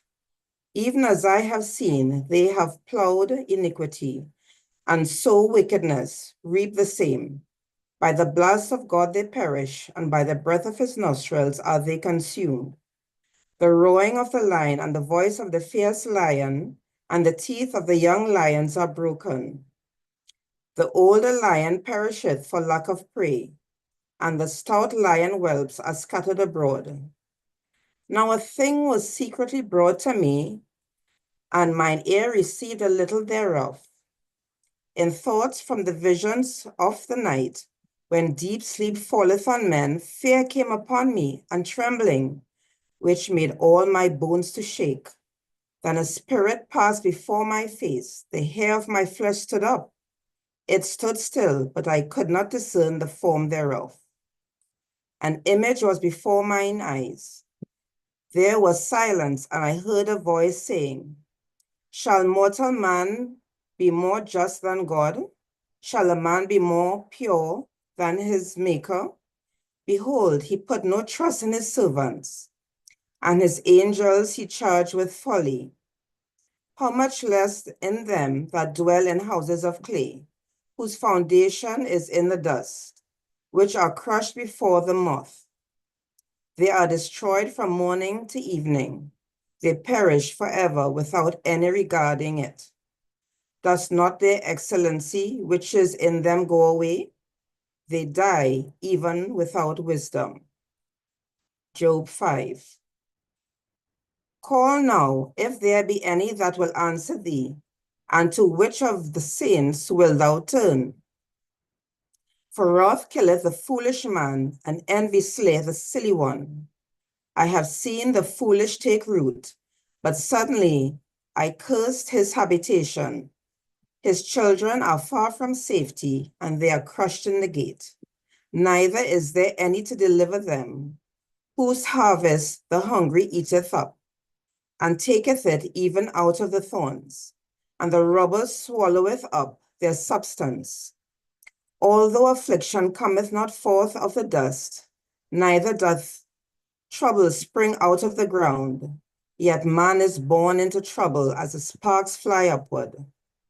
I would seek unto God, and unto God would I commit my cause, which doeth great things and unsearchable, marvelous things without number, who giveth rain upon the earth and sendeth waters upon the fields, to set up on high those that be low, that those which mourn may be exalted to safety. He disappointed the devices of the crafty, so that their hands cannot perform their enterprise. He taketh the wise in their own craftiness, and the counsel of the froward is carried headlong. They meet with darkness in the daytime, and grope in the noonday as in the night. But he saveth the poor from the sword, from their mouth, and from the hand of the mighty. So the poor hath hope, and iniquity stoppeth her mouth. Behold, happy is the man whom God correcteth. Therefore despise not the chastening of the Almighty, for he maketh sore and bindeth up. He woundeth, and his hands make whole. He shall deliver thee in 6 troubles. Yea, in 7 there shall no evil touch thee. In famine he shall redeem thee from death, and in war from the power of the sword. Thou shalt be hid from the scourge of the tongue, neither shalt thou be afraid of destruction when it cometh. At destruction and famine thou shalt laugh, neither shalt thou be afraid of the beasts of the earth. For thou shalt be in league with the stones of the field, and the beasts of the field shall be at peace with thee. And thou shalt know that thy tabernacle shall be in peace, and thou shalt visit thy habitation, and shall not sin. Thou shalt know also that thy seed shall be great, and thine offspring as the grass of the earth. Thou shalt come to thy grave in full age, like as a shock of corn cometh in his season. Lo this, we have searched it, so it is. Hear it, and thou it for thy good, and know it for thy good. Job 6. But Job answered and said, Oh, that my grief were thoroughly weighed, and my calamity laid in the balances together. For now it would be heavier than the sand of the sea. Therefore my words are swallowed up. For the arrows of the mighty are within me. The poison whereof drinketh up my spirit. The terrors of God do set themselves in array against me. Doth the wild ass bray when he hath grass, or loweth the ox over his fodder? Can that which is unsavory be eaten without salt? Or is there any taste in the white of an egg? The things that my soul refused to touch are as my sorrowful meat.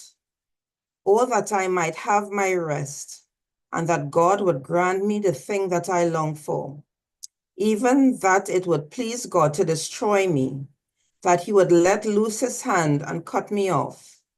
Then should I yet have comfort. Yea, I would harden myself in sorrow. Let him not spare, for I have not concealed the words of the Holy One.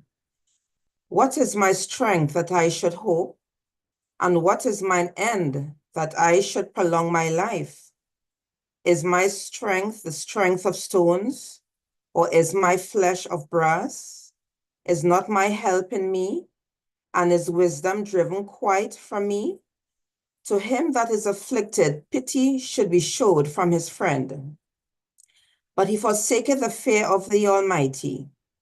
My brethren have dealt deceitfully as a brook, and as a stream of brooks they pass away, which are blackish by reason of the ice, and wherein the snow is hid.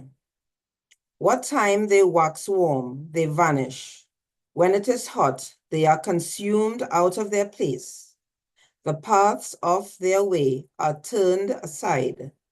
They go to nothing and perish. The troops of Timor looked. The companies of Sheba waited for them. They were confounded because they had hoped. They came thither and were ashamed. For now ye are nothing. Ye see my casting down and are afraid. Did I say, bring unto me?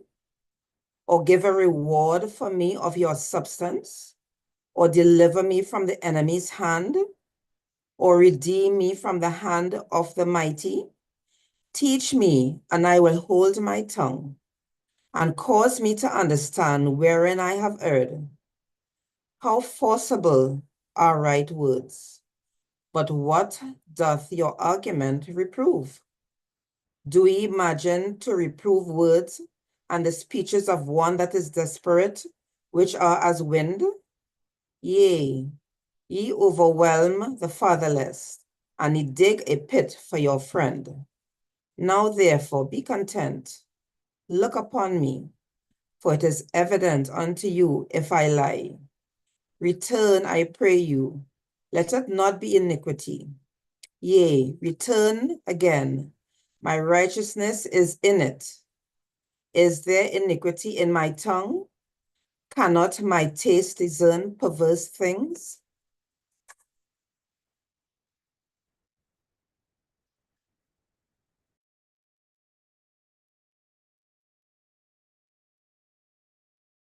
Job 7. Is there not an appointed time to man upon earth? Are not his days also like the days of an hireling? As a servant earnestly desireth the shadow, and as an hireling looketh for the reward of his work, so am I made to possess months of vanity, and wearisome nights are appointed to me. When I lie down, I say, when shall I arise? And the night be gone, and I am full of tossings to and fro unto the dawning of the day. My flesh is clothed with worms and clods of dust. My skin is broken and become loathsome. My days are swifter than a weaver's shuttle, and are spent without hope. Oh, remember that my life is wind. Mine eye shall no more see good. The eye of him that hath seen me shall see me no more. Thine eyes are upon me, and I am not. As the cloud is consumed and vanisheth away, so he that goeth down to the grave shall come up no more.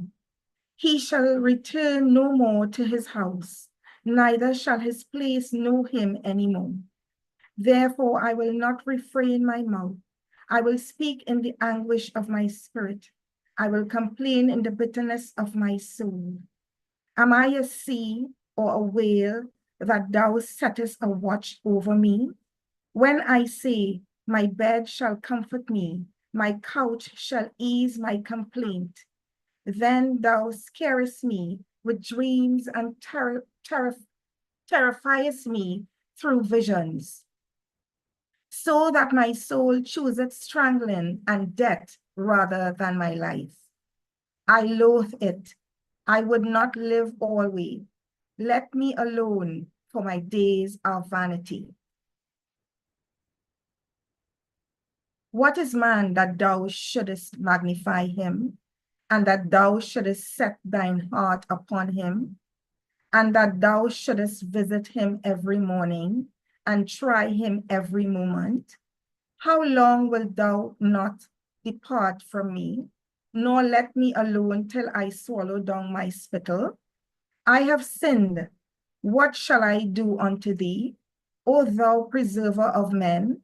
Why hast thou set me as a mark against thee, so that I am a burden to myself? And why dost thou not pardon my transgression and take away mine iniquity?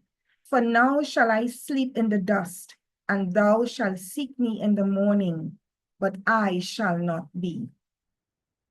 Job 8. Then answered Bildad the Shuhite and said, how long wilt thou speak these things? And how long shall the words of thy mouth be like a strong wind? Doth God pervert judgment, or doth the Almighty pervert justice? If thy children have sinned against him, and he have cast them away for their transgression, if thou wouldest seek unto God betimes, and make the supplication to the Almighty, if thou wert pure and upright, surely now he would awake for thee, and make the habitation of thy righteousness prosperous. Though thy beginning was small, yet thy latter end should greatly increase. For inquire, I pray thee, of the former age, and prepare thyself to the search of their fathers. For we are but of yesterday and know nothing, because our days upon earth are a shadow. Shall not they teach thee and tell thee and utter words out of their heart? Can the rush grow up without mire? Can the flag grow without water? Whilst it is yet in his greenness and not cut down, it withereth before any other herb. So are the parts of all that forget God, and the hypocrite's hope shall perish. Whose hope shall be cut off, and whose trust shall be a spider's web? He shall lean upon his house, but it shall not stand. He shall hold it fast, but it shall not endure. He is green before the sun, and his branch shooteth forth in his garden. His roots are wrapped about the heap, and seeth the place of stones. If he destroy him from his place, then it shall deny him, saying, I have not seen thee. Behold, this is the joy of his way, and out of the earth shall others grow. Behold, God will not cast away a perfect man, neither will he help the evildoers, till he fill thy mouth with laughing, and thy lips with rejoicing. They that hate thee shall be clothed with shame, and the dwelling place of the wicked shall come to naught. Job 9. Then Job answered and said, I know it is so of a truth, but how should man be just with God? If he will contend with him, he cannot answer him, 1 of 1,000. He is wise in heart and mighty in strength. Who hath hardened himself against him and hath prospered? Which removeth the mountains, and they know not? Which overturneth them in his anger?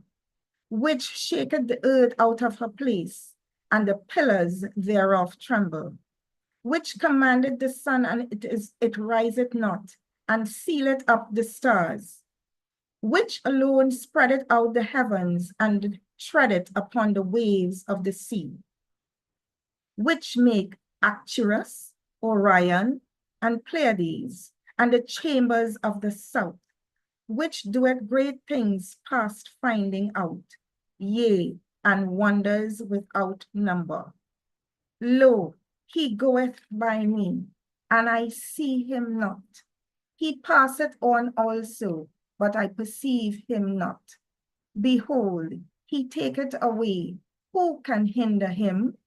Who will say unto him, what doest thou? If God will not withdraw his anger, the proud helpers do stoop under him. How much less shall I answer him and choose out my words to reason with him? Whom though I were righteous yet, would I not answer, but I would make supplication to my judge. If I had called and he had answered me, yet would I not believe that he had hearkened unto my voice. For he breaketh me with a tempest, and multiplieth my wounds without cause. He will not suffer me to take my breath, but filleth me with bitterness. If I speak of strength, lo, he is strong. And if of judgment, who shall set me a time to plead? If I justify myself, mine own mouth shall condemn me. If I say I am perfect, it shall also prove me perverse. Though I were perfect, yet would I not know my soul. I would despise my life. This is one thing, therefore I said it. He destroyeth the perfect and the wicked. If the scourge slays suddenly, he will laugh at the trial of the innocent.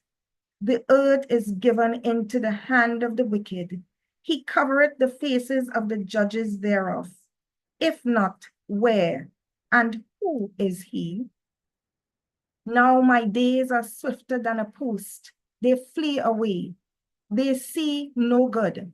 They are passed away as the swift ships, as the eagle that hasteth to the prey. If I say I will forget my complaint, I will leave off my heaviness and comfort myself. I am afraid of all my sorrows.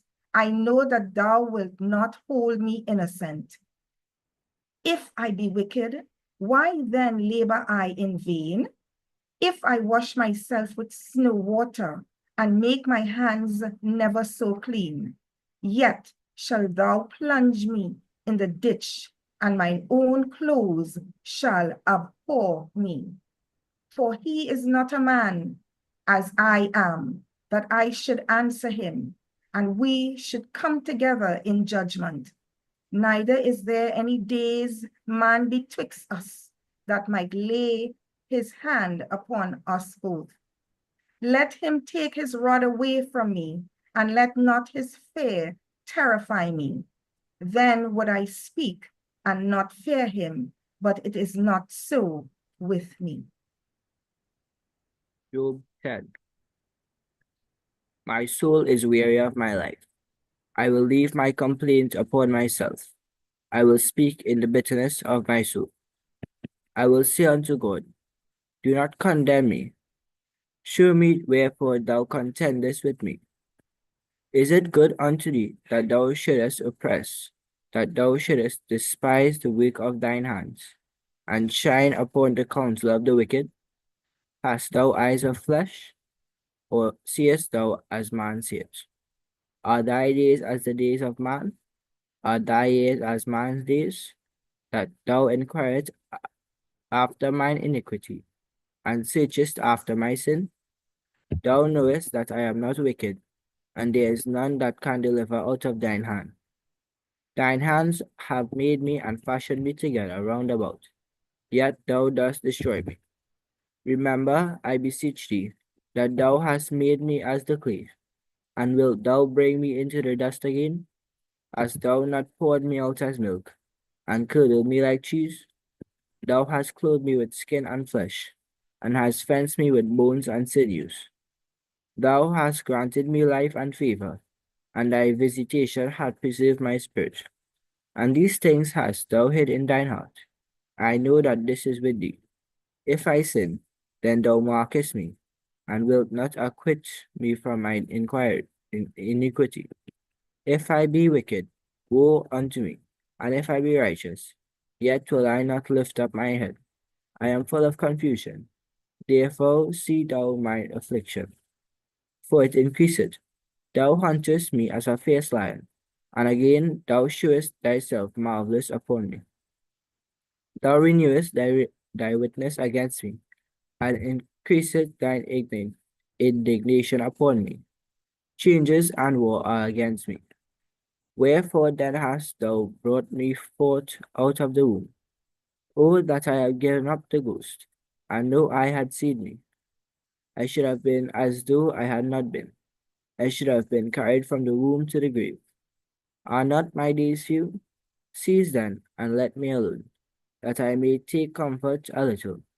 Before I go whence I shall not return, even to the land of darkness and the shadow of death, a land of darkness, as darkness itself, and of the shadow of death, without any order, where the light is as darkness. Job 11. Then answered Zophar the Naamathite, and said, Should not the multitude of words be answered, and should a man full of talk be justified? Should thy lies make men hold their peace? And when thou mockest, shall no man make thee ashamed? For thou hast said, My doctrine is pure, and I am clean in thine eyes. But oh, that God would speak, and open his lips against thee, and that he would show thee the secrets of wisdom, that they are double to that which is. Know therefore that God exacted of thee less than thine iniquity deserveth. Canst thou by searching find out God? Canst thou find out the Almighty unto perfection? It is as high as heaven. What canst thou do? Deeper than hell. What canst thou know? The measure thereof is longer than the earth, and broader than the sea.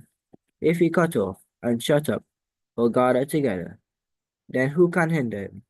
For he knoweth vain men. He seeth wickedness also. Will he not then consider it?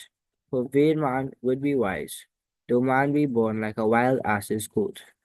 If thou prepare thine heart, and stretch out thine hands toward him, if iniquity be in thine hand, put it far away, and let not wickedness dwell in thy tabernacles.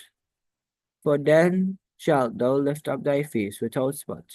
Yea, thou shalt be steadfast, and shalt not fail. Because thou shalt forget thy misery, and remember it as the waters that pass away. And thine age shall be clearer than the noonday. Thou shalt shine forth, thou shalt be as the morning, and thou shalt be secure, because there is hope. Yea, thou shalt dig about thee, and thou shalt take thy rest in safety.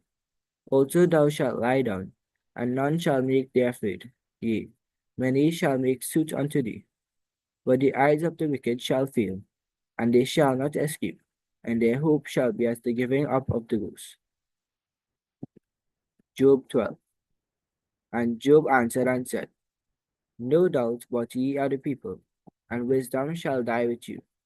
But I have understanding as well as you. I am not inferior to you. Yea, who knoweth not such things as these? I am as one mocked of his neighbor, who calleth upon God, and he answereth him. The just, upright man is laughed to scorn. He that is ready to slip with his feet is as a lamb despised in the thought of him that is at ease. The tabernacles of robbers prosper. They that provoke God are secure, into whose hand God bringeth abundantly. But ask now the beasts, and they shall teach thee, and the fowls of the air, and they shall tell thee. Or speak to the earth, and it shall teach thee, and the fishes of the sea shall declare to thee unto thee. Who knoweth not in all these that the hand of the Lord hath wrought this? In whose hand is the soul of every living thing, and the breath of all mankind? Doth not the air try words, and the mouth taste his meat?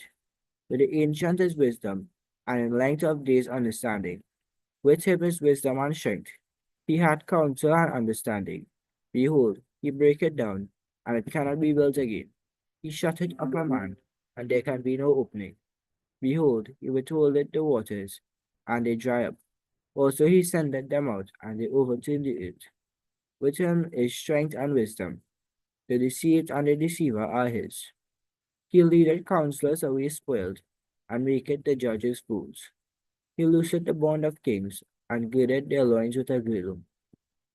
He leadeth princes away spoiled, and overthroweth the mighty. He removeth away the speech of the trusty, and taketh away the understanding of the aged. He poureth contempt upon the princes, and weakeneth the strength of the mighty. He discovereth deep things out of darkness, and bringeth out light the shadow of death. He increaseth the nations, and destroyeth them. He enlargeth the nations, and straiteneth them again. He taketh away the heart of the chief of the people of the earth, and causeth them to wander in a wilderness where there is no way. They grope in the dark without light, and he maketh them to stagger like a drunken man. Job 13. Lo, mine eye hath seen all this, mine ear hath heard and understood it. What ye know, the same do I know also. I am not inferior unto you. Surely I would speak to the Almighty, and I desire to reason with God. But ye are forgers of lies. Ye are all physicians of no value. Oh, that ye would altogether hold your peace, and it should be your wisdom. Hear now my reasoning, and hearken to the pleadings of my lips. Will ye speak wickedly for God, and talk deceitfully for him? Will ye accept his person? Will ye contend for God? Is it good that he should search you out? Or as one man mocketh another, do ye so mock him? He will surely reprove you if you do secretly accept persons. Shall not his excellency make you afraid, and his dread fall upon you? Your remembrances are like unto ashes, your bodies to bodies of clay. Hold your peace, let me alone, that I may speak, and let come on me what will. Wherefore do I take my flesh in my teeth, and put my life in mine hand?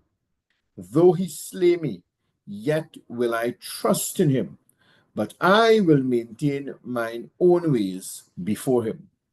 He also shall be my salvation, for an hypocrite shall not come before him.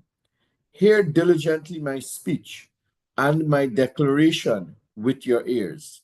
Behold now, I have ordered my cause. I know that I shall be justified. Who is he that will plead with me? For now, if I hold my tongue, I shall give up the ghost. Only do not two things unto me. Then I will not hide myself from thee. Withdraw thine hand far from me, and let not thy dread make me afraid. Then call thou, and I will answer, or let me speak, and answer thou me. How many are mine iniquities and sins?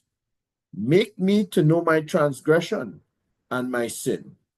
Wherefore hidest thou thy face, and holdest me for thine enemy? Wilt thou break a leaf, driven to and fro? Wilt thou pursue the dry stubble? For thou writest bitter things against me, and makest me to possess the iniquities of my youth. Thou puttest my feet in the stocks, and lookest narrowly unto all my parts. Thou settest a print upon the heels of my feet, and he, as a rotten thing, consumeth as a garment that is moth-eaten. Job 14. Man that is born of a woman is of few days and full of trouble. He cometh forth like a flower and is cut down. His flesh also as a shadow, and continueth not. And doth thou open thine eyes upon such an one, and bringest me into judgment with thee? Who can bring a clean thing out of an unclean? Not one. Seeing his days are determined, the number of his months are with thee. Thou hast appointed his bounds that he cannot pass. Turn from him that he may rest, till he shall accomplish as an earling his day. For there is hope of a tree, if it be cut down, that it will sprout again, and that the tender branch thereof will not cease. Though the root thereof wax old in the earth, and the stalk thereof die in the ground, yet through the scent of water it will bud, and bring forth boughs like a plant. But man dieth and wasteth away. Yea, man giveth up the ghost, and where is he? As the waters failed from the sea, and the flood decayed and dried up, so man lieth down and riseth not, till the heavens be no more. They shall not wake, nor be raised out of their sleep. Oh, that thou wouldest hide me in the grave, that thou wouldest keep me secret until thy wrath be past, that thou wouldest appoint me a set time and remember me. If a man die, shall he live again? All the days of my appointed time will I wait, till my change come. Thou shalt call, and I will answer thee. Thou wilt have a desire to work of thine hands. For now thou numberest my steps. Dost thou not watch over my sin? My transgression is sealed up in a bag, and thou sewest up mine iniquity. And surely the mountains fallen cometh to naught, and the rock is removed out of its place. The water wear the stones. Thou washest away the things which grow out of the dust of the earth, and thou destroyest the hope of man. Thou prevailest forever against him, and he passeth. Thou changest his countenance, and sendest him away. His sons comes to honor, and he knoweth it not, and they are brought low, but he perceiveth it not of them. But his flesh upon him shall have pain, and his soul within him shall mourn. Job 15.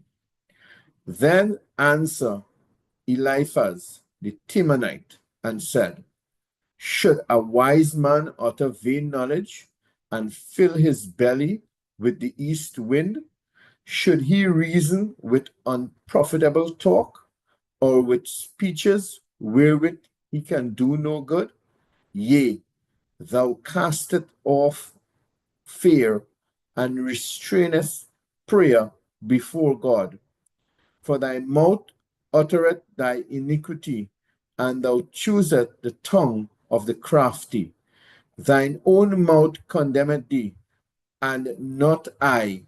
Yea, thine own lips testify against thee. Art thou the first man that was born, or wast thou made before the hills? Hast thou heard the secret of God, and dost thou restrain wisdom to thyself? What knowest thou that we know not? What understandest thou which is not in us? With us are both the gray-headed and the very aged men, much elder than thy father. Are the consolations of God small with thee? Is there any secret thing with thee? Why doth thine heart carry thee away? And what do thy eyes wink at, that thou turnest thy spirit against God, and lettest such words go out of thy mouth? What is man, that he should be clean, and he which is born of a woman, that he should be righteous? Behold, he putteth no trust in his saints, yea, the heavens are not clean in his sight. How much more abominable and filthy is man, which drinketh iniquity like water? I will show thee. Hear me, and that which I have seen I will declare. Which wise men have told from our fathers, and have not hid it? Unto whom alone the earth was given, and no stranger passed among them. The wicked man travaileth with pain all his days, and the number of years is hidden to the oppressor. A dreadful song is in his ears. In prosperity the destroyer shall come upon him. He believeth not that he shall return out of darkness, and he is waited for the sword. He wandereth abroad for bread, saying, where is it? He knoweth that the day of darkness is ready at his hand. Trouble and anguish shall make him afraid. They shall prevail against him as a king ready to the battle. For he stretcheth out his hand against God, and strengtheneth himself against the Almighty. He runneth upon him, even on his neck, upon the thick bosses of his bucklers. Because he covereth his face with his fatness, and maketh collops of fat on his flanks. And he dwelleth in desolate cities, and in houses which no man inhabiteth, which are ready to become heaps. He shall not be rich, neither shall his substance continue, neither shall he prolong the perfection thereof upon the earth. He shall not depart out of darkness. The flame shall dry up his branches, and by the breath of his mouth shall he go away. Let not him that is deceived trust in vanity, for vanity shall be his recompense. It shall be accomplished before his time, and his branch shall not be green. He shall shake off his unripe grape as the vine, and shall cast off his flowers as the olive. For the congregation of hypocrites shall be desolate, and fire shall consume the tabernacles of bribery. They conceive mischief, and bring forth vanity, and their belly prepareth deceit. Job 16. Then Job answered and said, I have heard many such things. Miserable comforters are ye all. Shall vain words have an end? Or what emboldeneth thee that thou answerest? I also could speak as ye do. If your soul were in my soul's stead, I could heap up words against you, and shake mine head at you. But I would strengthen you with my mouth, and the moving of my lips should assuage your grief. Though I speak, my grief is not assuaged, and though I forbear, what am I eased? But now he had made me weary. Thou hast made desolate all my company, and thou hast filled me with wrinkles, which is a witness against me, and my leanness rising up in me beareth witness to my face. He teareth me in his wrath, who hateth me. He gnasheth upon me with his teeth. Mine enemy sharpeneth his eyes upon me. They have gaped upon me with their mouth. They have smitten me upon the cheek reproachfully. They have gathered themselves together against me. God hath delivered me to the ungodly and turned me over into the hands of the wicked. I was at ease, but he had broken me asunder. He had also taken me by my neck and shaken me to pieces and set me up for his mark. His archers compassed me round about. He cleaveth my reins asunder, and doth not spare. He poureth out my gall upon the ground. He breaketh me with breach upon breach. He runneth upon me like a giant. I have sewed sackcloth upon my skin, and defiled my horn in the dust. My face is foul with weeping, and on my eyelids is the shadow of death. Not for any injustice in my hands. Also, my prayer is pure. O earth, cover not thou my blood, and let my cry have no place.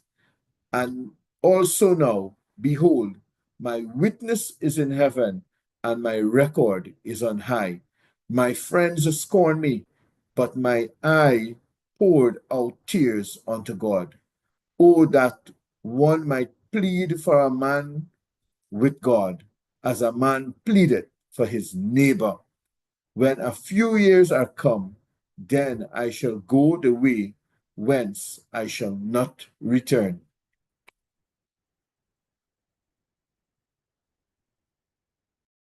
Job 17. My breath is corrupt. My days are extinct. The graves are ready for me. Are they not mockers with me? And thus mine eye continue in their provocation? Lay down now, put me in a surety with thee. Who is he that will strike hands with me? For thou hast hid their heart from understanding. Therefore shalt thou not exalt them. He that speaketh flattery to his friends, even the eyes of his children shall fail. He has made me also a byword of the people, and of a time I was as a tabret. Mine eye also is dim by reason of sorrow, and all my members are as a shadow. Upright men shall be astonished at this, and the innocent shall stir himself against the hypocrite.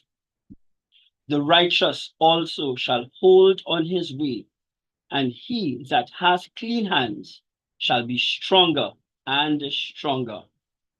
But as for you all, do ye return and come now, for I cannot find one wise man among you. My days are past, my purposes are broken off, even the thoughts of my heart. They change the night into day. The light is short because of darkness.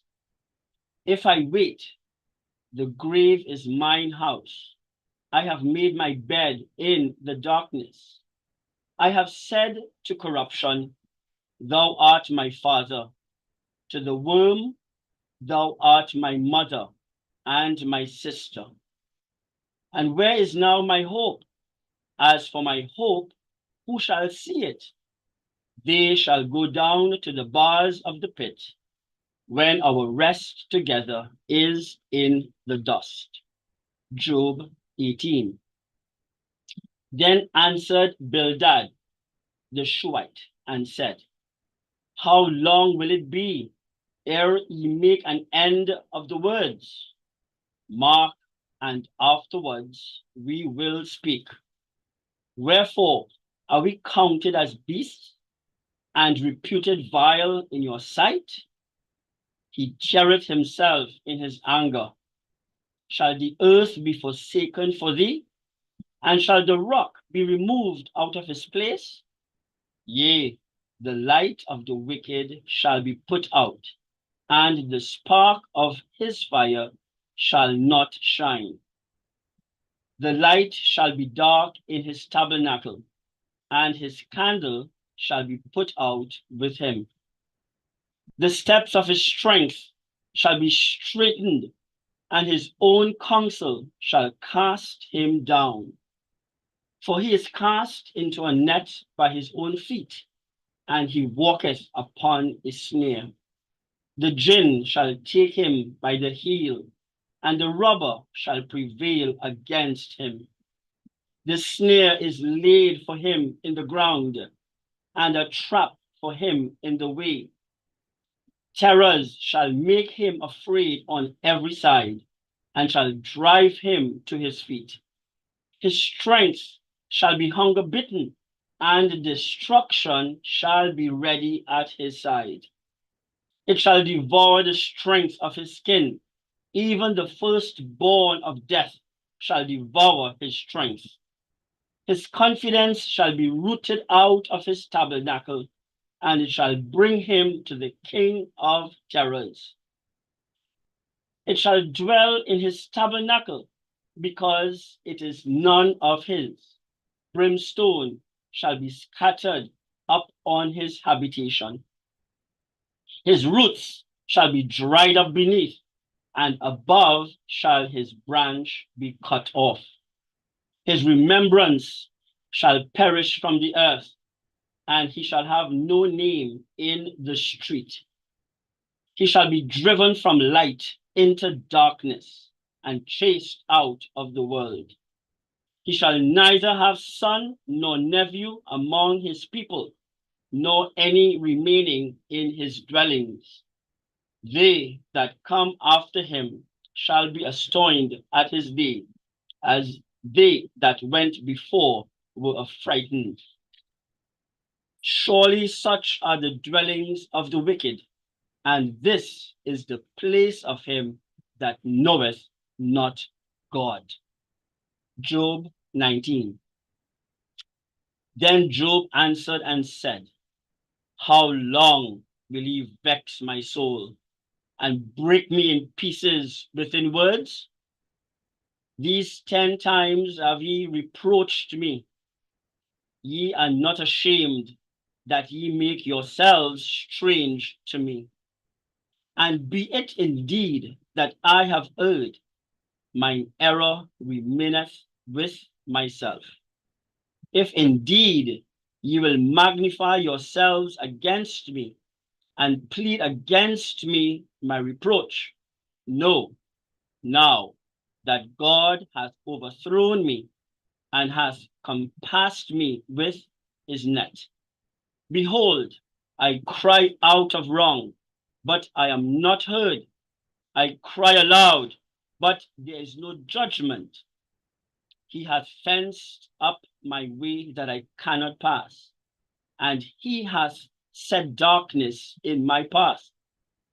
He hath stripped me of my glory, and taken the crown from my head. He hath destroyed me on every side, and I am gone, and mine hope hath he removed like a tree.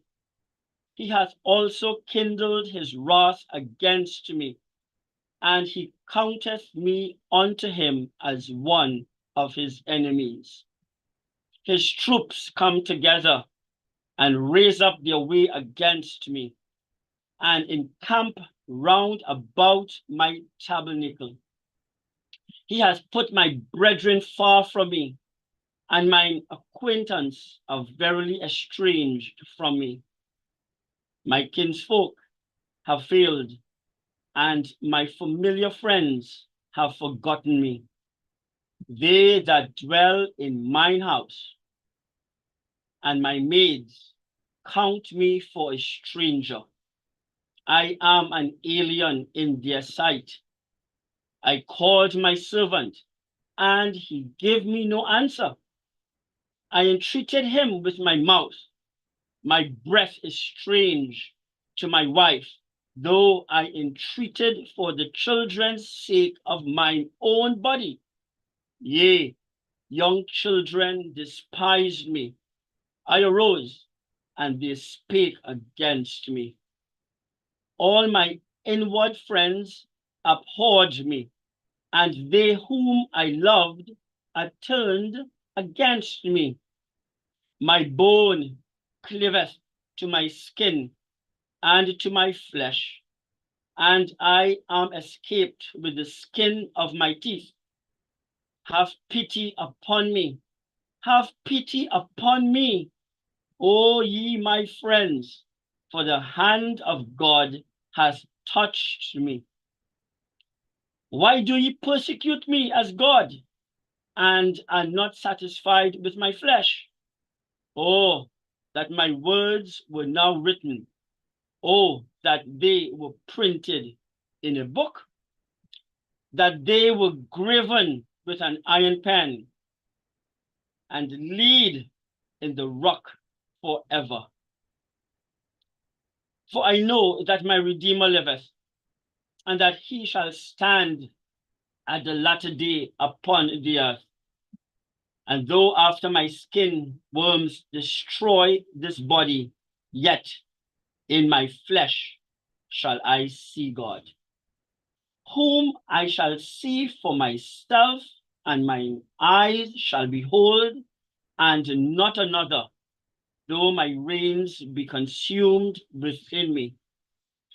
But ye should say, why persecute we him, seeing the root of the matter is found in me? Be afraid of the sword, for wrath bringeth the punishments of the sword, that ye may know there is a judgment. Job 20. Then answered Zophar, the Neathite, and said, therefore, do my thoughts cause me to answer? And for this I make haste. I have heard the check of my reproach, and the spirit of my understanding causeth me to answer. Knowest thou not this of old, since man was placed upon earth, that the triumphing of the wicked is short, and the joy of the hypocrite but for a moment? Though his excellency mount up to the heavens, and his head reach unto the clouds, yet he shall perish forever like his own dung. They which have seen him shall say, where is he? He shall fly away as a dream, and shall not be found. Yea, he shall be chased away as a vision of the night. The eye also which saw him shall see him no more, neither shall his place any more behold him. His children shall seek to please the poor, and his hands shall restore their goods. His bones are full of the sin of his youth, which shall lie down with him in the dust. Though wickedness be sweet in his mouth, though he hid it under his tongue, though he spear it and forsake it not, but keep it still within his mouth, yet his meat in his bowels is turned. It is the gall of asp, which within him he hath swallowed down riches, and he shall vomit them up again.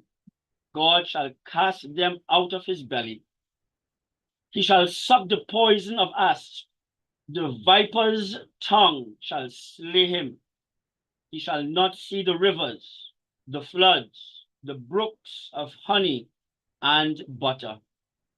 That which he labored for shall he restore, and shall not swallow it down.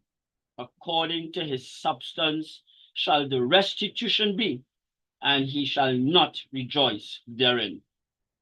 Because he hath oppressed and hath forsaken the poor, because he hath violently taken away an house which he builded not, surely he shall not feel quietness in his belly. He shall not save of that which he desired. There shall none of his meat be left. Therefore shall no man look for his goods. In the fullness of his sufficiency, he shall be in straits. Every hand of the wicked shall come upon him. When he is about to fill his belly, God shall cast the fury of his wrath upon him, and shall rain it upon him while he is eating. He shall flee from the iron weapon, and the bow of steel shall strike him through. It is drawn and cometh out of the body. Yea, the glittering sword cometh out of his gall. Terrors are upon him. All darkness shall be hid in his secret places. A fire not blown shall consume him. It shall go ill with him that is left in his tabernacle. The heaven shall reveal his iniquity, and the earth shall rise up against him. The increase of his house shall depart, and his goods shall flow away in the day of his wrath. This is the portion of a wicked man from God, and the heritage appointed unto him by God. Job 21. But Job answered and said, Hear diligently my speech, and let this be your consolations. Suffer me that I may speak, and after that I have spoken, mark on. As for me, is my complaint to man? And if it were so, why should not my spirit be troubled? Mark me, and be astonished, and lay your hand upon your mouth. Even when I remember, I am afraid, and trembling taketh hold on my flesh. Wherefore do the wicked live, become old, yea, are mighty in power? Their seed is established in their sight with them, and their offspring before their eyes. Their houses are safe from fear, neither is the rod of God upon them. Their bull gendereth and faileth not. Their cow calveth and casteth not her calf. They send forth their little ones like a flock, and their children dance. They take the timbrel and harp and rejoice at the sound of the organ. They spend their days in wealth, and in a moment go down to the grave. Therefore they say unto God, Depart from us, for we desire not the knowledge of thy ways. What is the Almighty that we should serve him? And what profit should we have if we pray unto him? Lo, their good is not in their hand. The counsel of the wicked is far from me. How oft is the candle of the wicked put out? And how oft cometh the destruction upon them? God distributeth sorrows in his anger. They are as stubble before the wind, and as chaff that the storm carrieth away. God layeth up his iniquity for his children.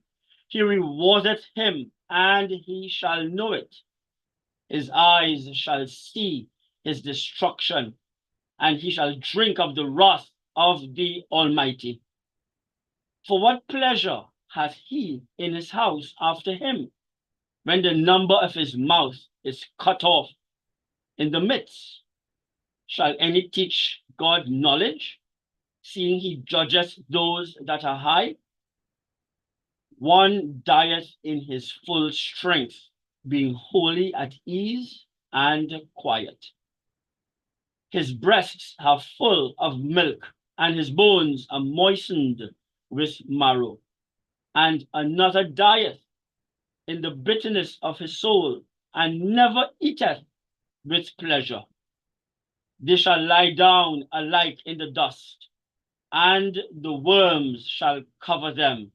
Behold, I know your thoughts, and the devices which ye wrongfully imagine against me. For ye say, where is the house of the prince? And where are the dwelling places of the wicked? Have ye not asked them that go by the way? And do ye not know their tokens? That the wicked is reserved to the day of the destruction? They shall be brought forth to the day of wrath. Who shall declare his way to his face? And who shall repay him what he has done? Yet shall he be brought to the grave, and shall remain in the tomb. The clods of the valley shall be sweet unto him, and every man shall draw after him, as they are innumerable before him. How then comfort ye me in vain, seeing in your answers there remaineth falsehood?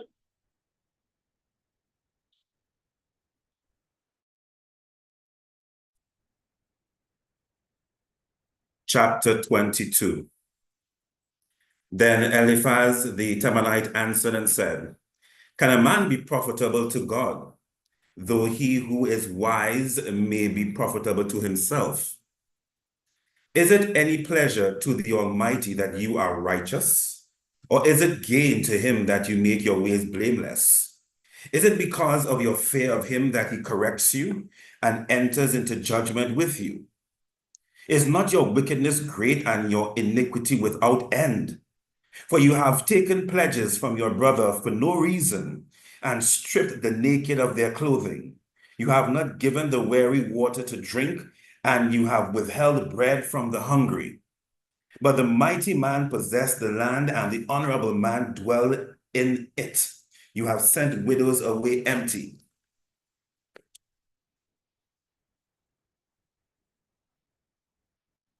And the strength of the fatherless was crushed.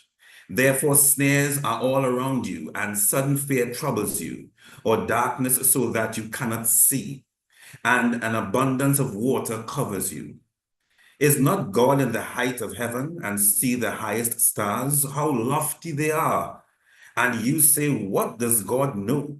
Can he judge through the deep darkness? Thick clouds cover him so that he cannot see, and he walks above the circle of heaven. Will you keep to the old way which wicked men have trod, who were cut down before their time, whose foundations were swept away by a flood?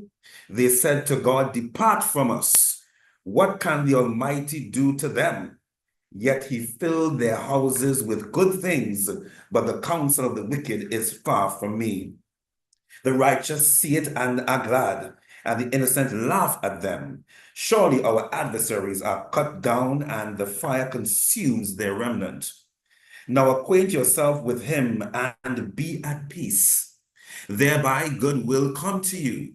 Receive, please, instruction from his mouth, and lay up his words in your heart. If you return to the Almighty, you will be built up. You will remove iniquity far from your tents. Then you will lay your gold in the dust, and the gold of Ophir among the thrones of the brooks. Yes, the Almighty will be your gold and your precious silver. For then you will have your delight in the Almighty, and lift up your face to God. You will make your prayer to him, he will hear you, and you will pay your vows. You will also declare a thing, and it will be established for you. So light will shine on your ways. When they cast you down and you say, exaltation will come, then he will save the humble person. He will even deliver one who is not innocent. Yes, he will be delivered by the purity of your hands. Chapter 23. Then Job answered and said, even today my complaint is bitter. My hand is listless because of my groaning. Oh, that I knew where I might find him, that I might come to his seat. I will present my case before him and fill my mouth with arguments. I would know the words which he would answer me and understand what he would say to me. Would he contend with me in his great power? No, but he would take note of me. There the upright could reason with him, and I would be delivered forever from my judge. Look, I go forward, but he is not there, and backward, but I cannot perceive him. When he works on the left hand, I cannot behold him. When he turns to the right hand, I cannot see him. But he knows the way that I take. When he has tested me, I shall come forth as gold. My foot has held fast to his steps. I have kept his way and not turned aside. I have not departed from the commandment of his lips. I have treasured the words of his mouth more than my necessary food. But he is unique, and who can make him change? And whatever his soul desires, that he does. For he performs what is appointed for me, and many such things are with him. Therefore, I am terrified at his presence. When I consider this, I am afraid of him. For God made my heart weak, and the Almighty terrifies me. Because I was not cut off from the presence of darkness, and he did not hide deep darkness from my face. Chapter 24. Since times are not hidden from the Almighty, why do those who know him see not his days? Some remove landmarks. They seize flocks violently and feed on them. They drive away the donkey of the fatherless. They take the widow's ox as a pledge. They push the needy off the road. All the poor of the land are forced to hide. Indeed, like wild donkeys in the desert, they go out to their work searching for food. The wilderness yields food for them and for their children. They gather their fodder in the field and glean in the vineyard of the wicked. They spend the night naked without clothing and have no covering in the cold. They are wet with the showers of the mountains and huddle around the rock for want of shelter. Some snatch the fatherless from the breast and take a pledge from the poor. They cause the poor to go naked without clothing, and they take away the sheaves from the hungry. They press out oil within their walls and tread wine presses, yet suffer thirst. And the dying groan in the city, and the souls of the wounded cry out, yet God does not charge them with wrong. There are those who rebel against the light. They do not know its ways, nor abide in its paths. The murderer rises with the light. He kills the poor and needy. And in the night, he is like a thief. The eye of the adulterer waits for the twilight, saying, no eye will see me, and he disguises his face. In the dark, they break into houses which they marked for themselves in the daytime. They do not know the light, for the morning is the same to them as the shadow of death. If someone recognizes them, they are in the terrors of the shadow of death. They should be swift on the face of the waters. Their portion should be cursed in the earth, so that no one would turn into the way of their vineyards. As drought and heat consume the snow waters, so the grave consumes those who have sinned. The womb should forget him. The worm should feed sweetly on him. He should be remembered no more, and wickedness should be broken like a tree. For he preys on the barren who do not bear, and does no good for the widow. But God draws the mighty away with his power. He rises up, but no man is sure of life. He gives them security, and they rely on it. Yet his eyes are on their ways. They are exalted for a little while, then they are gone. They are brought low, they are taken out of the way like all others. They dry out like the heads of grain. Now, if it is not so, who will prove me a liar and make my speech worth nothing? Chapter 25. Then Bildad the Shuhite answered and said, dominion and fear belong to him. He makes peace in his high places. Is there any number to his armies? Upon whom does his light not rise? How then can man be righteous before God? Or how can he be pure who is born of a woman? If even the moon does not shine and the stars are not pure in his sight, how much less man who is a maggot and a son of man who is a worm? Chapter 26. But Job answered and said, how have you helped him who is without power? How have you saved the arm that has no strength? How have you counseled one who has no wisdom? And how have you declared sound advice to many? To whom have you uttered words, and whose spirit came from you? The dead tremble, those under the waters and those inhabiting them. Sheol is naked before him, and destruction has no covering. He stretches out the north over empty space. He hangs the earth on nothing. He binds up the water in his thick clouds, yet the clouds are not broken under it. He covers the face of his throne and spreads his cloud over it. He drew a circular horizon on the face of the waters and the boundary of light and darkness. The pillars of heaven tremble and are astonished at his rebuke. He stirs up the sea with his power, and by his understanding he breaks up the storm. By his spirit he adorned the heavens, his hand pierced the fleeting serpent. Indeed, these are the mere edges of his ways. And how small a whisper we hear of him, but the thunder of his power, who can understand? Chapter 27. Moreover, Job continued his discourse and said, as God lives, who has taken away my justice, and the Almighty who has made my soul bitter? As long as my breath is in me, and the breath of God in my nostrils, my lips will not speak wickedness, nor my tongue utter deceit. Far be it from me that I should say you are right. Till I die, I will not put away my integrity from me. My righteousness I hold fast and will not let it go. My heart shall not reproach me as long as I live. May my enemy be like the wicked, and he who rises up against me like the unrighteous. For what is the hope of the hypocrite? Though he may gain much, if God takes away his life, will God hear his cry when trouble comes upon him? Will he delight himself in the Almighty? Will he always call on God? I will teach you about the hand of God. What is with the Almighty I will not conceal. Surely all of you have seen it. Why then do you behave with complete nonsense? This is the portion of a wicked man with God, and the heritage of oppressors received from the Almighty. If his children are multiplied, it is for the sword, and his offspring shall not be satisfied with bread. Those who survive him shall be buried in death, and their widows shall not weep. Though he heaps up silver like dust and piles up clothing like clay, he may pile it up, but the just will wear it. And the innocent will divide the silver. He builds his house like a moth, like a booth which a watchman makes. The rich man will lie down but not be gathered up. He opens his eyes and he is no more. Terrors overtake him like a flood. A tempest steals him away in the night. The east wind carries him away and he is gone. It sweeps him up out of his place. It hurls against him and does not spare. He flees desperately from its power. Men shall clap their hands at him and shall hiss him out of his place. Chapter 28.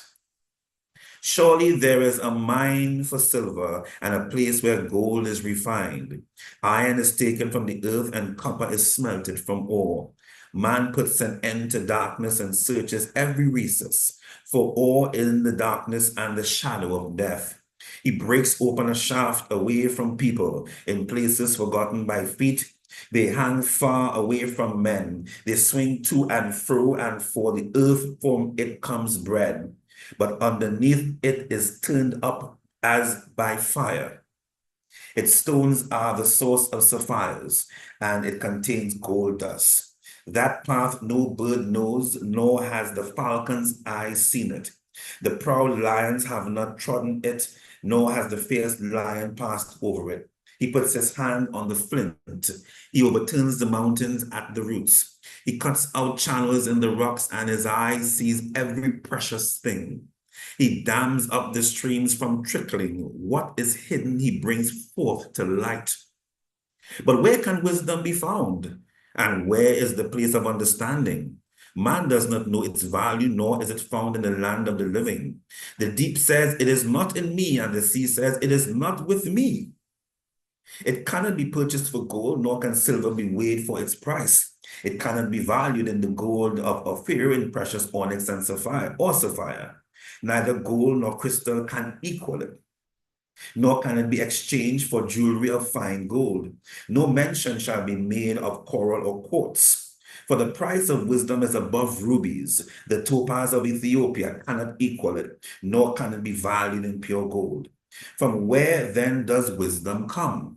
And where is the place of understanding? Is it hidden from the eyes of all living and concealed from the birds of the air? Destruction and death say, we have heard a report about it with our ears. God understands its way, and he knows its place. For he looks to the ends of the earth and sees under the whole heavens, to establish a weight for the wind and appropriation the waters by measure. When he made a law for the rain and a path for the thunderbolt, then he saw wisdom and declared it. He prepared it, indeed, he searched it out. And to man he said, behold, the fear of the Lord, that is wisdom, and to depart from evil is understanding. Chapter 29. Job further continued his discourse and said, oh, that I were as in months past, as in the days when God watched over me, when his lamp shone upon my head, and when by his light I walked through darkness. Just as I was in the days of my prime, when the friendly counsel of God was over my tent, when the Almighty was yet with me, when my children were around me, when my steps were bathed with cream, and the rock poured out rivers of oil for me. When I went out to the gate by the city, when I took my seat in the open square, the young men saw me and hid, and the aged arose and stood. The princes refrained from talking and put their hand on their mouth. The voice of nobles was hushed, and their tongues stuck to the roof of their mouth. When the ear heard, then it blessed me, and when the eye saw, then it approved me. And when because I delivered the poor who cried out, the fatherless and the one who had no helper. The blessing of a perishing man came upon me, and I caused the widow's heart to sing for joy. I put on righteousness, and it clothed me. My justice was like a robe and a turban. I was eyes to the blind, and I was feet to the lame. I was a father to the poor, and I searched out the case that I did not know. I broke the fangs of the wicked and plucked the victim from his teeth. Then I said, I shall die in my nest and multiply my days as the sand. My root is spread out to the waters, and the dew lies all night on my branch. My glory is fresh within me, and my bow is renewed in my hand. Men listened to me and waited and kept silence for my counsel. After my words, they did not speak again, and my speech settled on them as dew. They waited for me as for the rain, and they opened their mouth wide as for the spring rain. If I mocked at them, they did not believe it, and the light of my countenance they did not cast down. I chose the way for them and sat as chief. So I dwelt as a king in the army, as one who comforts mourners. Chapter 30. But now they mock at me, men younger than I, whose fathers I disdain to put with the dogs of my flock. Indeed, what profit is the strength of their hands to me? Their vigor has perished. They are gaunt from want and famine, fleeing late to the wilderness, is desolate and waste, who pluck mallow by the bushes and broom tree roots for their food. They were driven out from among men. They shouted at them as at a thief. They had to live in the clefts of the valleys, in caves of the earth and the rocks. Among the bushes they brayed, under the nettles they nestled. They were sons of fools, yes, sons of vile men. They were scourged from the land. And now I am their taunting song. Yes, I am their byword. They abhor me. They keep far away from me. They do not hesitate to spit in my face, because he has loosed my bowstring and afflicted me. They have cast off restraint before me. At my right hand, the rabble arises. They push away my feet, and they raise against me their ways of destruction. They break up my path. They promote my calamity. They have no helper. They come as broad breakers. Under the ruinous storm, they roll along. Terrors are turned upon me. They pursue my honor as the wind, and my prosperity has passed like a cloud. And now my soul is poured out because of my plight. The days of affliction take hold of me. My bones are pierced in me at night, and my gnawing pains take no rest. By great force, my garment is disfigured. It binds me about as the color of my coat. He has cast me into the mire, and I have become like dust and ashes.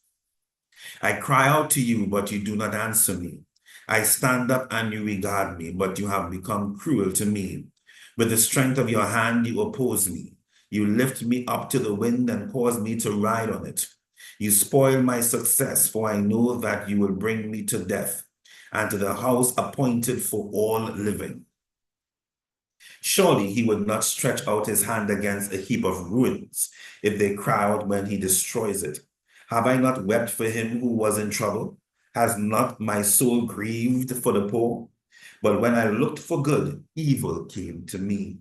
And when I waited for light, then came darkness. My heart is in turmoil and cannot rest. Days of affliction confront me. I go about mourning, but not in the sun. I stand up in the assembly and cry out for help. I am a brother of jackals and a companion of ostriches. My skin grows black and falls from me.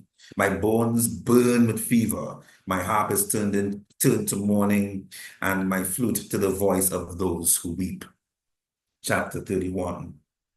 I have made a covenant with my eyes. Why then should I look upon a young woman? For what is the allotment of God from above, and the inheritance of the Almighty from on high? Is it not destruction for the wicked and disaster for the workers of iniquity? Does he not see my ways and count all my steps? If I have walked with falsehood, or if my foot has hastened to deceit, let me be weighed on honest scales, that God may know my integrity. If my step has turned from the way, or my heart walked after my eyes, or if any spot adheres to my hands, then let me sow and another eat. Yes, let my harvest be rooted out.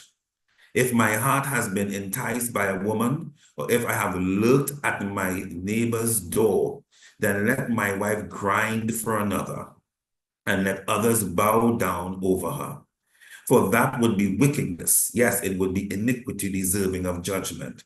For that would be a fire that consumes to destruction and would root out all my increase. If I have despised the cause of my male or female servant when they complained against me, what then shall I do when God rises up? When he punishes, how shall I answer him? Did he not who made me in the womb make them? Did not the same one fashion us in the womb? If I have kept the poor from their desire, or caused the eyes of the widow to fail, or eaten my morsel by myself, so that the fatherless could not eat of it, but from my mouth I reared him as a father, and from my mother's womb I guided the widow. If I have seen anyone perish for lack of clothing, or any poor man without covering, if his heart has not blessed me, and if he was not warmed with the fleece of my sheep, if I have raised my hand against the fatherless, when I saw I had help in the gate, then let my arm fall from my shoulder. Let my arm be torn from the socket, for destruction from God is a terror to me. And because of his magnificence, I cannot endure. If I have made gold my hope, or said to find gold, you are my confidence, if I have rejoiced because my wealth was great, and because my hand had gained much, if I have observed the sun when it shines, or the moon moving in brightness, so that my heart has been secretly enticed, and my mouth has kissed my hand, this also would be an iniquity deserving of judgment. For I would have denied God who is above. If I have rejoiced at the destruction of him who hated me, or lifted myself up when evil found him, indeed I have not allowed my mouth to sin by asking for a curse on his soul. If the men of my tent have not said, who is there that has not been satisfied with his meat? But no sojourner had to lodge in the street. For I have opened my doors to the traveler.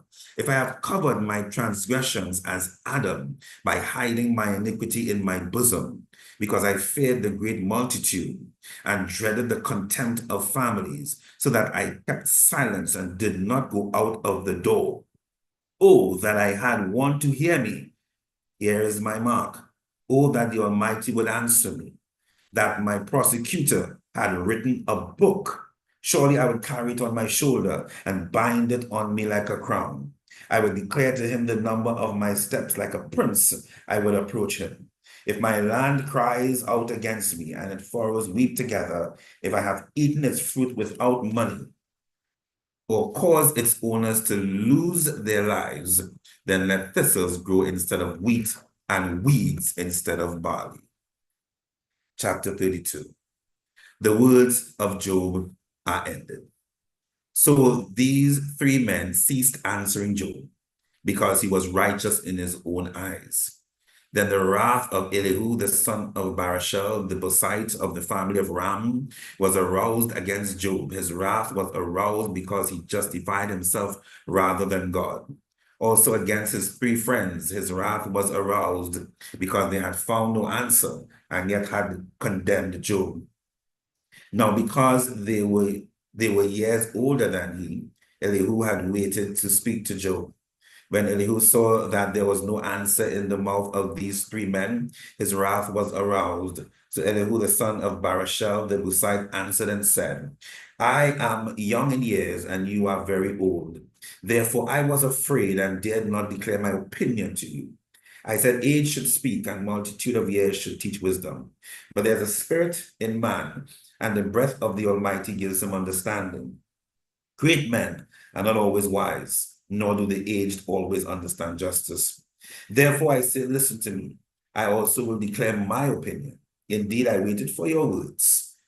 I listened to your reasonings. While you searched out what to say, I paid close attention to you. And surely not one of you convinced Job or answered his words, lest you say we have found wisdom. God will vanquish him, not man. No, he has not directed his words against me, so I will not answer him with your words. They are dismayed and answer no more. Words escape them. And I have waited because they did not speak, because they stood still and answered no more. I also will answer my part. I too will declare my opinion. For I am full of words. The spirit within me compels me. Indeed, my belly is like wine that has no vent. It is ready to burst like new wineskins. I will speak that I may find relief. I must open my lips and answer. Let me not, I pray, show partiality to anyone, nor let me flatter any man. For I do not know how to flatter, else my Maker would soon take me away.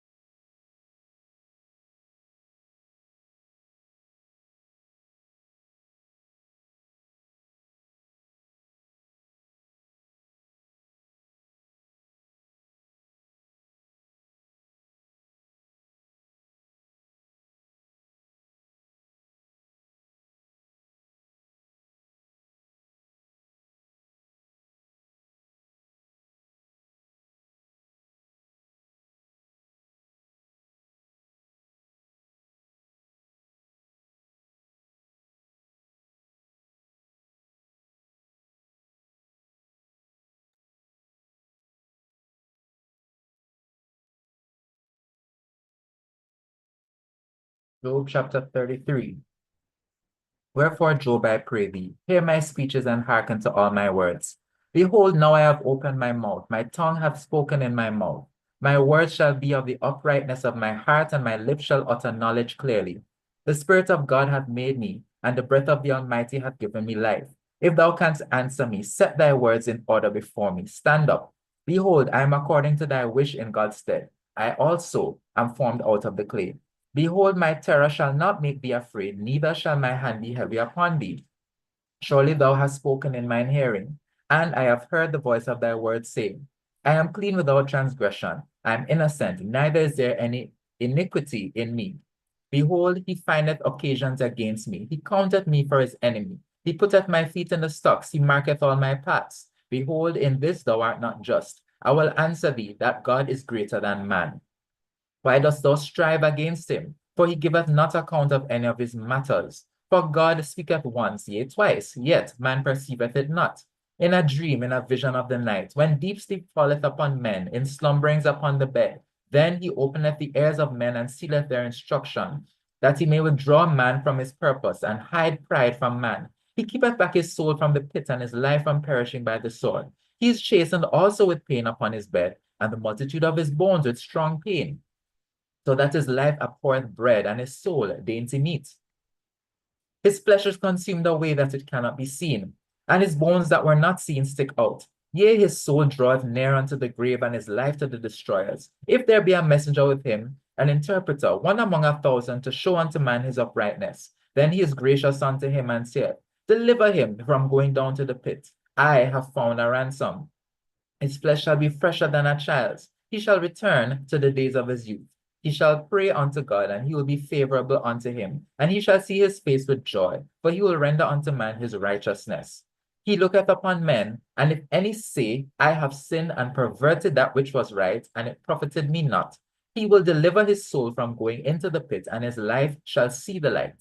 Lo, all these things worketh God oftentimes with man, to bring back his soul from the pit, to be enlightened with the light of the living. Mark well, O Job, hearken unto me, hold thy peace, and I will speak. If thou hast anything to say, answer me. Speak, for I desire to justify thee. If not, hearken unto me, hold thy peace, and I shall teach thee wisdom. Job 34. Furthermore, Elihu answered and said, Hear my words, O ye wise men, and give ear unto me, ye that have knowledge. For the ear trieth words as the mouth tasteth meat. Let us choose to us judgment. Let us know among ourselves what is good. For Job hath said, I am righteous, and God hath taken away my judgment. Should I lie against my right? My wound is incurable without transgression. What man is like Job, who drinketh up scorning like water, which goeth in company with the workers of iniquity, and walketh with wicked men? For he hath said, It profiteth a man nothing that he should delight himself with God. Therefore hearken unto me, ye men of understanding. Far be it from God that he should do wickedness, and from the Almighty that he should commit iniquity. For the work of a man shall he render unto him, and cause every man to find according to his ways. Yea, surely God will not do wickedly, neither will the Almighty pervert judgment. Who hath given him a charge over the earth, or who hath disposed the whole world? If he set his heart upon man, if he gather unto himself his spirit and his breath, all flesh shall perish together, and man shall turn again into dust. If now thou hast understanding, hear this, hearken to the voice of my words. Shall even he that hateth right govern? And wilt thou condemn him that is most just? Is it fit to say to a king, Thou art wicked, and to princes ye are ungodly? How much less to him that accepteth not the persons of princes, nor regardeth the rich more than the poor? For they all are the work of his hands. In a moment shall they die, and the people shall be troubled at midnight and pass away, and the mighty shall be taken away without hand. For his eyes are upon the ways of man, and he seeth all his goings. There is no darkness nor shadow of death, where the workers of iniquity may hide themselves. For he will not lay upon man more than right, that he should enter into judgment with God. He shall break in pieces mighty men without number, and set others in their stead. Therefore he knoweth their works, and he overturneth them in the night, so that they are destroyed. He striketh them as wicked men in the open sight of others, because they turned back from him, and would not consider any of his ways, so that they cause the cry of the poor to come unto him, and he heareth the cry of the afflicted. When he giveth quietness, who then can make trouble? And when he hideth his face, who then can behold him? Whether it be done against a nation or against a man only, that the hypocrite reign not, lest the people be ensnared. Surely it is meet to be said unto God, I have borne chastisement, I will not offend any more. That which I see not, teach thou me. If I have done iniquity, I will do no more. Should it be according to thy mind, he will recompense it. Whether thou refuse or whether thou choose, and not I, therefore speak what thou knowest. Let men of understanding tell me, and let a wise man hearken unto me. Job has spoken without knowledge, and his words were without wisdom. My desire is that Job may be tried unto the end because of his answers for wicked men. For he addeth rebellion unto his sin. He clappeth his hands among us and multiplieth his words against God. Job chapter 35. Elihu spake moreover and said, Thinkest thou this to be right, that thou saidst my righteousness is more than God's? For thou saidst, What advantage will it be unto thee? And what profit shall I have if I be cleansed from my sin? I will answer thee, and thy companions with thee. Look unto the heavens and see, and behold the clouds which are higher than thou. If thou sinnest, what doest thou against him? Or if thy transgressions be multiplied, what doest thou unto him? If thou be righteous, what givest thou him? Or what receiveth he of thine hand? Thy wickedness may hurt a man as thou art, and thy righteousness may profit the Son of Man. By reason of the multitude of oppressions, they make the oppressed to cry. They cry out by reason of the arm of the mighty. But none saith, Where is God my Maker? Who giveth songs in the night? Who teacheth us more than the beasts of the earth, and maketh us wiser than the fowls of heaven? There they cry, but none giveth answer, because of the pride of evil men. Surely God will not hear vanity, neither will the Almighty regard it. Although thou sayest thou shalt not see him, yet judgment is before him, therefore trust thou in him. But now, because it is not so, he hath visited in his anger, yet he knoweth it not in great extremity. Therefore doth Job open his mouth in vain. He multiplieth words without knowledge. Job chapter 36. Elihu also proceeded and said, Suffer me a little, and I will show thee that I have yet to speak on God's behalf. I will fetch my knowledge from afar, and I will ascribe righteousness to my Maker. But truly my word shall not be false. He that is perfect in knowledge is with thee. Behold, God is mighty, and despiseth not any. He is mighty in strength and wisdom. He preserveth not the life of the wicked, but giveth right to the poor. He withdraweth not his eyes from the righteous, but with kings are they on the throne. Yea, he doth establish them forever, and they are exalted. And if they be found in fetters and beholden in cords of affliction, then he showeth them their work, and their transgression that they have exceeded. He openeth also their ear to discipline, and commandeth that they return from iniquity. If they obey and serve him, they shall spend their days in prosperity, and their years in pleasures. But if they obey not, they shall perish by the sword, and they shall die without knowledge. But the hypocrites in heart heap up wrath. They cry not when he bindeth them. They die in youth, and their life is among the unclean. He delivereth the poor in his affliction, and openeth their ears in oppression. Even so would he have removed thee out of the strait into a broad place, where there is no straightness, and that which should be set on thy table should be full of fatness. But thou hast fulfilled the judgment of the wicked. Judgment and justice take hold on thee, because there is wrath. Beware, lest he take thee away with his stroke. Then a great ransom cannot deliver thee. Will he esteem thy riches? No, not gold, nor all the forces of strength. Desire not the night, when people are cut off in their place. Take heed, regard not iniquity, for this hast thou chosen rather than affliction. Behold, God exalteth by his power. Who teacheth like him? Who hath enjoined him his way, or who can say, Thou hast wrought iniquity? Remember that thou magnify his work, which men behold. Every man may see it, man may behold it afar off. Behold, God is great, and we know him not, neither can the number of his years be searched out. For he maketh small the drops of water. They pour down rain according to the vapor thereof, which the clouds do drop and distill upon man abundantly. Also, can any understand the spreadings of the clouds, or the noise of his tabernacles? Behold, he spreadeth his light upon it, and covereth the bottom of the sea. For by them judgeth he the people. He giveth meat in abundance. With clouds he covereth the light, and commandeth it not to shine by the cloud that cometh betwixt. The noise thereof showeth concerning it, the cattle also concerning the vapor. Job 37. At this also my heart trembleth, and is moved out of his place. Hear attentively the noise of his voice, and the sound that goeth out of his mouth. He directeth it under the whole heaven, and his lightning under the ends of the earth. After it a voice roareth, he thundereth with the voice of his excellency, and he will not stay them when his voice is heard. God thundereth marvelously with his voice. Great things doeth he, which we cannot comprehend. For he said to the snow, Be thou on the earth, likewise to the small rain, and to the great rain of his strength. He sealeth up the hand of every man, that all men may know his work. Then the beasts go into dens and remain in their places. Out of the south cometh the whirlwind, and cold out of the north. By the breath of God frost is given, and the breadth of the waters is straitened.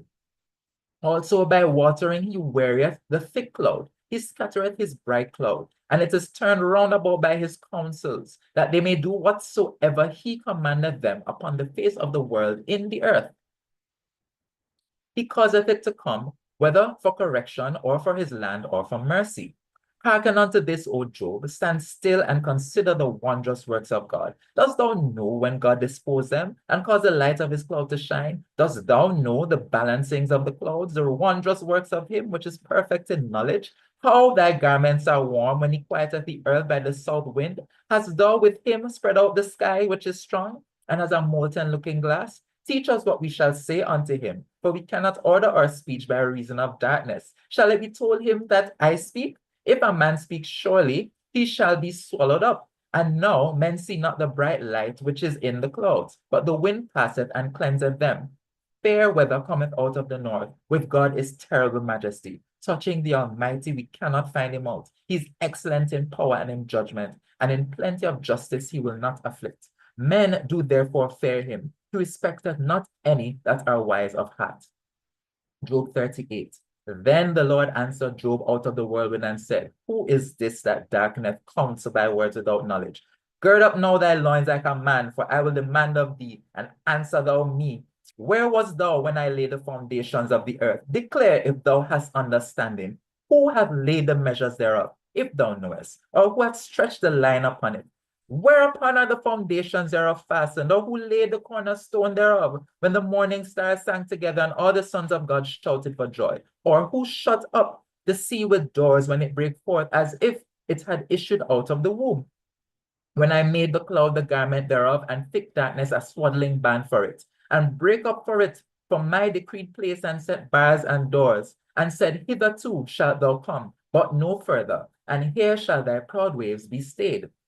Hast thou commanded the morning since thy days, and caused the day spring to know his place, that it might take hold of the ends of the earth, that the wicked might be shaken out of it? It is turned as clay to the seal, and they stand as a garment. And from the wicked their light is withholden, and the high arm shall be broken. Hast thou entered into the springs of the sea, or hast thou walked in the search of the depth? Have the gates of death been opened unto thee, or hast thou seen the doors of the shadow of death? Hast thou perceived the breadth of the earth? Declare if thou knowest it all. Where is the way where light dwelleth? And as for darkness, where is the place thereof? That thou shouldest take it to the bound thereof, and that thou shouldest know the paths to the house thereof. Knowest thou it because thou wast then born, or because the number of thy days is great? Hast thou entered into the treasures of the snow, or hast thou seen the treasures of the hail, which I have reserved against the time of trouble, against the day of battle and war? By what way is the light parted, which scattereth the east wind upon the earth? Who hath divided a water course for the overflowing of waters, or a way for the lightning of thunder, to cause it to rain on the earth where no man is, on the wilderness wherein there is no man, to satisfy the desolate and waste ground, and to cause the bud of the tender herb to spring forth? Hath the rain a father, or who hath begotten the drops of dew? Out of whose womb came the ice and the hoary frost of heaven? Who hath gendered it? The waters are hid as with a stone, and the face of the deep is frozen. Canst thou bind the sweet influences of Pleiades, or loose the bands of Orion? Canst thou bring forth Mazzaroth in his season, or canst thou guide Arcturus with his sons? Knowest thou the ordinances of heaven? Canst thou set the dominion thereof in the earth? Canst thou lift up thy voice to the clouds, that abundance of waters may cover thee? Canst thou send lightnings, that they may go and say unto thee, Here we are?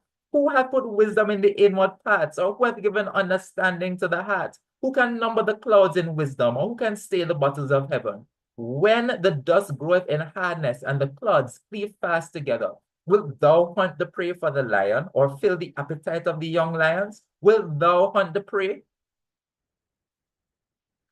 When they couch in their dens and abide in the covert to lie in wait? Who provideth for the raven his food? When his young ones cry unto God, they wonder for lack of meat. Job 39. Knowest thou the time when the wild goats of the rock bring forth? Or canst thou mark when the hinds do calve? Canst thou number the months that they fulfill? Or knowest thou the time when they bring forth? They bow themselves, they bring forth their young ones, they cast out their sorrows. Their young ones are in good liking. They grow up with corn, they go forth and return not unto them. Who hath sent out the wild ass free? Or who hath loosed the bands of the wild ass? Whose house I have made the wilderness, and the barren land his dwellings. He scorneth the multitude of the city, neither regardeth he the crying of the driver. The range of the mountains is his pasture, and he searcheth after every green thing. Will the unicorn be willing to serve thee, or abide by thy crib? Canst thou bind the unicorn with his band in the furrow, or will he harrow the valleys after thee? Wilt thou trust him, because his strength is great? Or wilt thou leave thy labor to him? Wilt thou believe him, that he will bring home thy seed and gather it into thy barn? Gavest thou the goodly wings unto the peacocks, or wings and feathers unto the ostrich, which leaveth her eggs in the earth and warmeth them in dust, and forgetteth that the foot may crush them, or that the wild beast may break them? She is hardened against her young ones, as though they were not hers. Her labor is in vain without fear, because God hath deprived her of wisdom, neither hath he imparted to her understanding. What time she lifteth up herself on high, she scorneth the horse and his rider. Hast thou given the horse strength? Hast thou closed his neck with thunder? Canst thou make him afraid as a grasshopper? The glory of his nostrils is terrible. He passeth in the valley and rejoiceth in his strength. He goeth on to meet the armed men. He mocketh at fear and is not affrighted, neither turneth he back from the sword. The quiver rattleth against him, the glittering spear and the shield. He swalloweth the ground with fierceness and rage, neither believeth he that it is the sound of the trumpet. He saith among the trumpets, ha, ha, and he smelleth the battle afar off, the thunder of the captains and the shouting. Doth the hawk fly by thy wisdom, and stretch her wings toward the south? Doth the eagle mount up at thy command, and make her nest on high? She dwelleth and abideth on the rock, upon the crag of the rock and the strong place. From thence she seeketh the prey, and her eyes behold afar off. Her young ones also suck up blood, and where the slain are, there is she. Job 40. Moreover, the Lord answered Job and said, Shall he that contendeth with the Almighty instruct him? He that reproveth God, let him answer it. Then Job answered the Lord and said, Behold, I am vile. What shall I answer thee? I will lay my hand upon my mouth. Once have I spoken, but I will not answer. Yea, twice, but I will proceed no further. Then answered the Lord unto Job out of the whirlwind and said, Gird up thy loins now like a man. I will demand of thee, and declare thou unto me. Wilt thou also disannul my judgment? Wilt thou condemn me that thou mayest be righteous? Hast thou an arm like God? Or canst thou thunder with a voice like him? Deck thyself now with majesty and excellency, and array thyself with glory and beauty. Cast abroad the rage of thy wrath, and behold every one that is proud, and abase him. Look on every one that is proud, and bring him low, and tread down the wicked in their place. Hide them in the dust together, and bind their faces in secret. Then will I also confess unto thee that thine own right hand can save thee. Behold now, Behemoth, which I made with thee, he eateth grass as an ox. Lo, now his strength is in his loins, and his force is in the navel of his belly. He moveth his tail like a cedar. The sinews of his stones are wrapped together. His bones are as strong pieces of brass. His bones are like bars of iron. He is the chief of the ways of God. He that made him can make his sword to approach unto him. Surely the mountains bring him forth food, where all the beasts of the field play. He lieth under the shady trees, in the covert of the reed and fence. The shady trees cover him with their shadow. The willows of the brook compass him about. Behold, he drinketh up a river and hasteth not. He trusteth that he can draw up Jordan into his mouth. He taketh it with his eyes. His nose pierceth through snares. Job 41. Canst thou draw out Leviathan with an hook, or his tongue with a cord which thou lettest down? Canst thou put a hook into his nose, or bore his jaw through with a thorn? Will he make many supplications unto thee? Will he speak soft words unto thee? Will he make a covenant with thee? Wilt thou take him for a servant forever? Wilt thou play with him as with a bird? Or wilt thou bind him for thy maidens? Shall the companions make a banquet of him?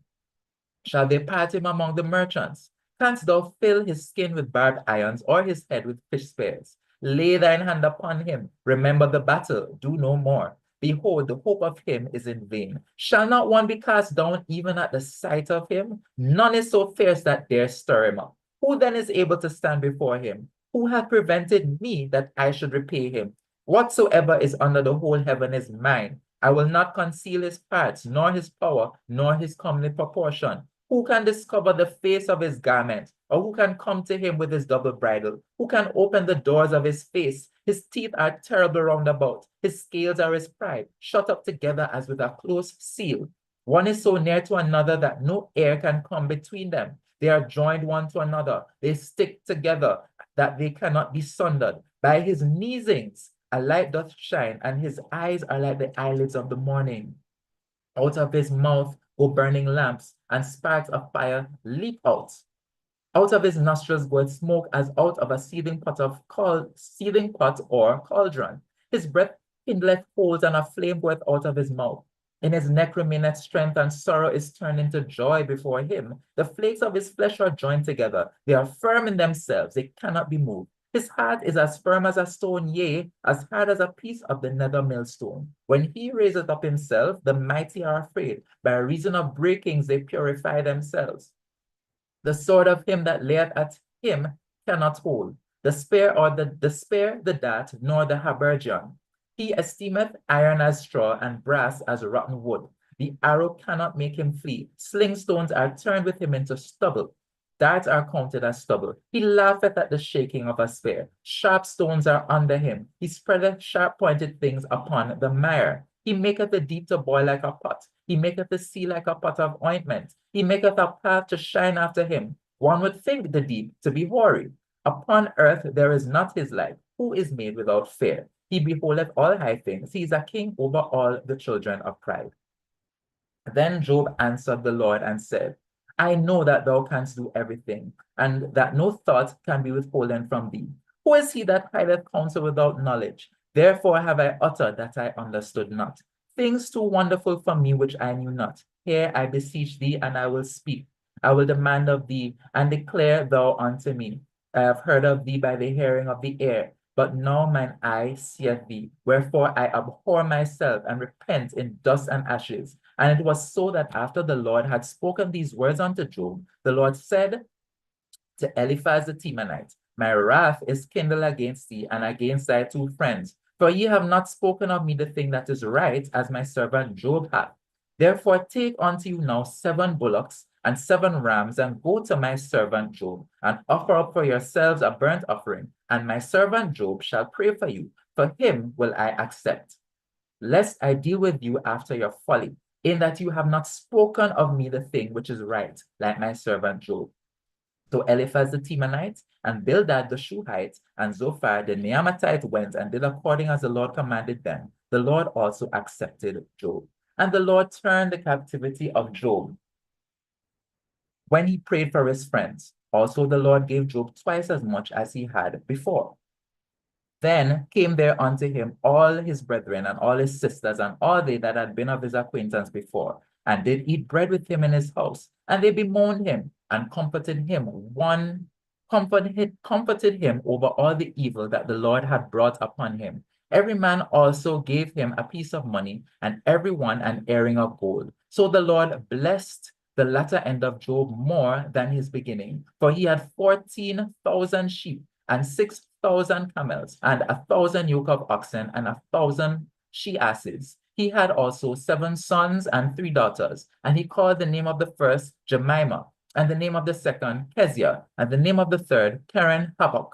And in all the land were no woman found so fair as the daughters of Job, and their father gave them inheritance among their brethren. After this lived Job 140 years, and saw his sons and his sons' sons, even 4 generations. So Job died, being old and full of days.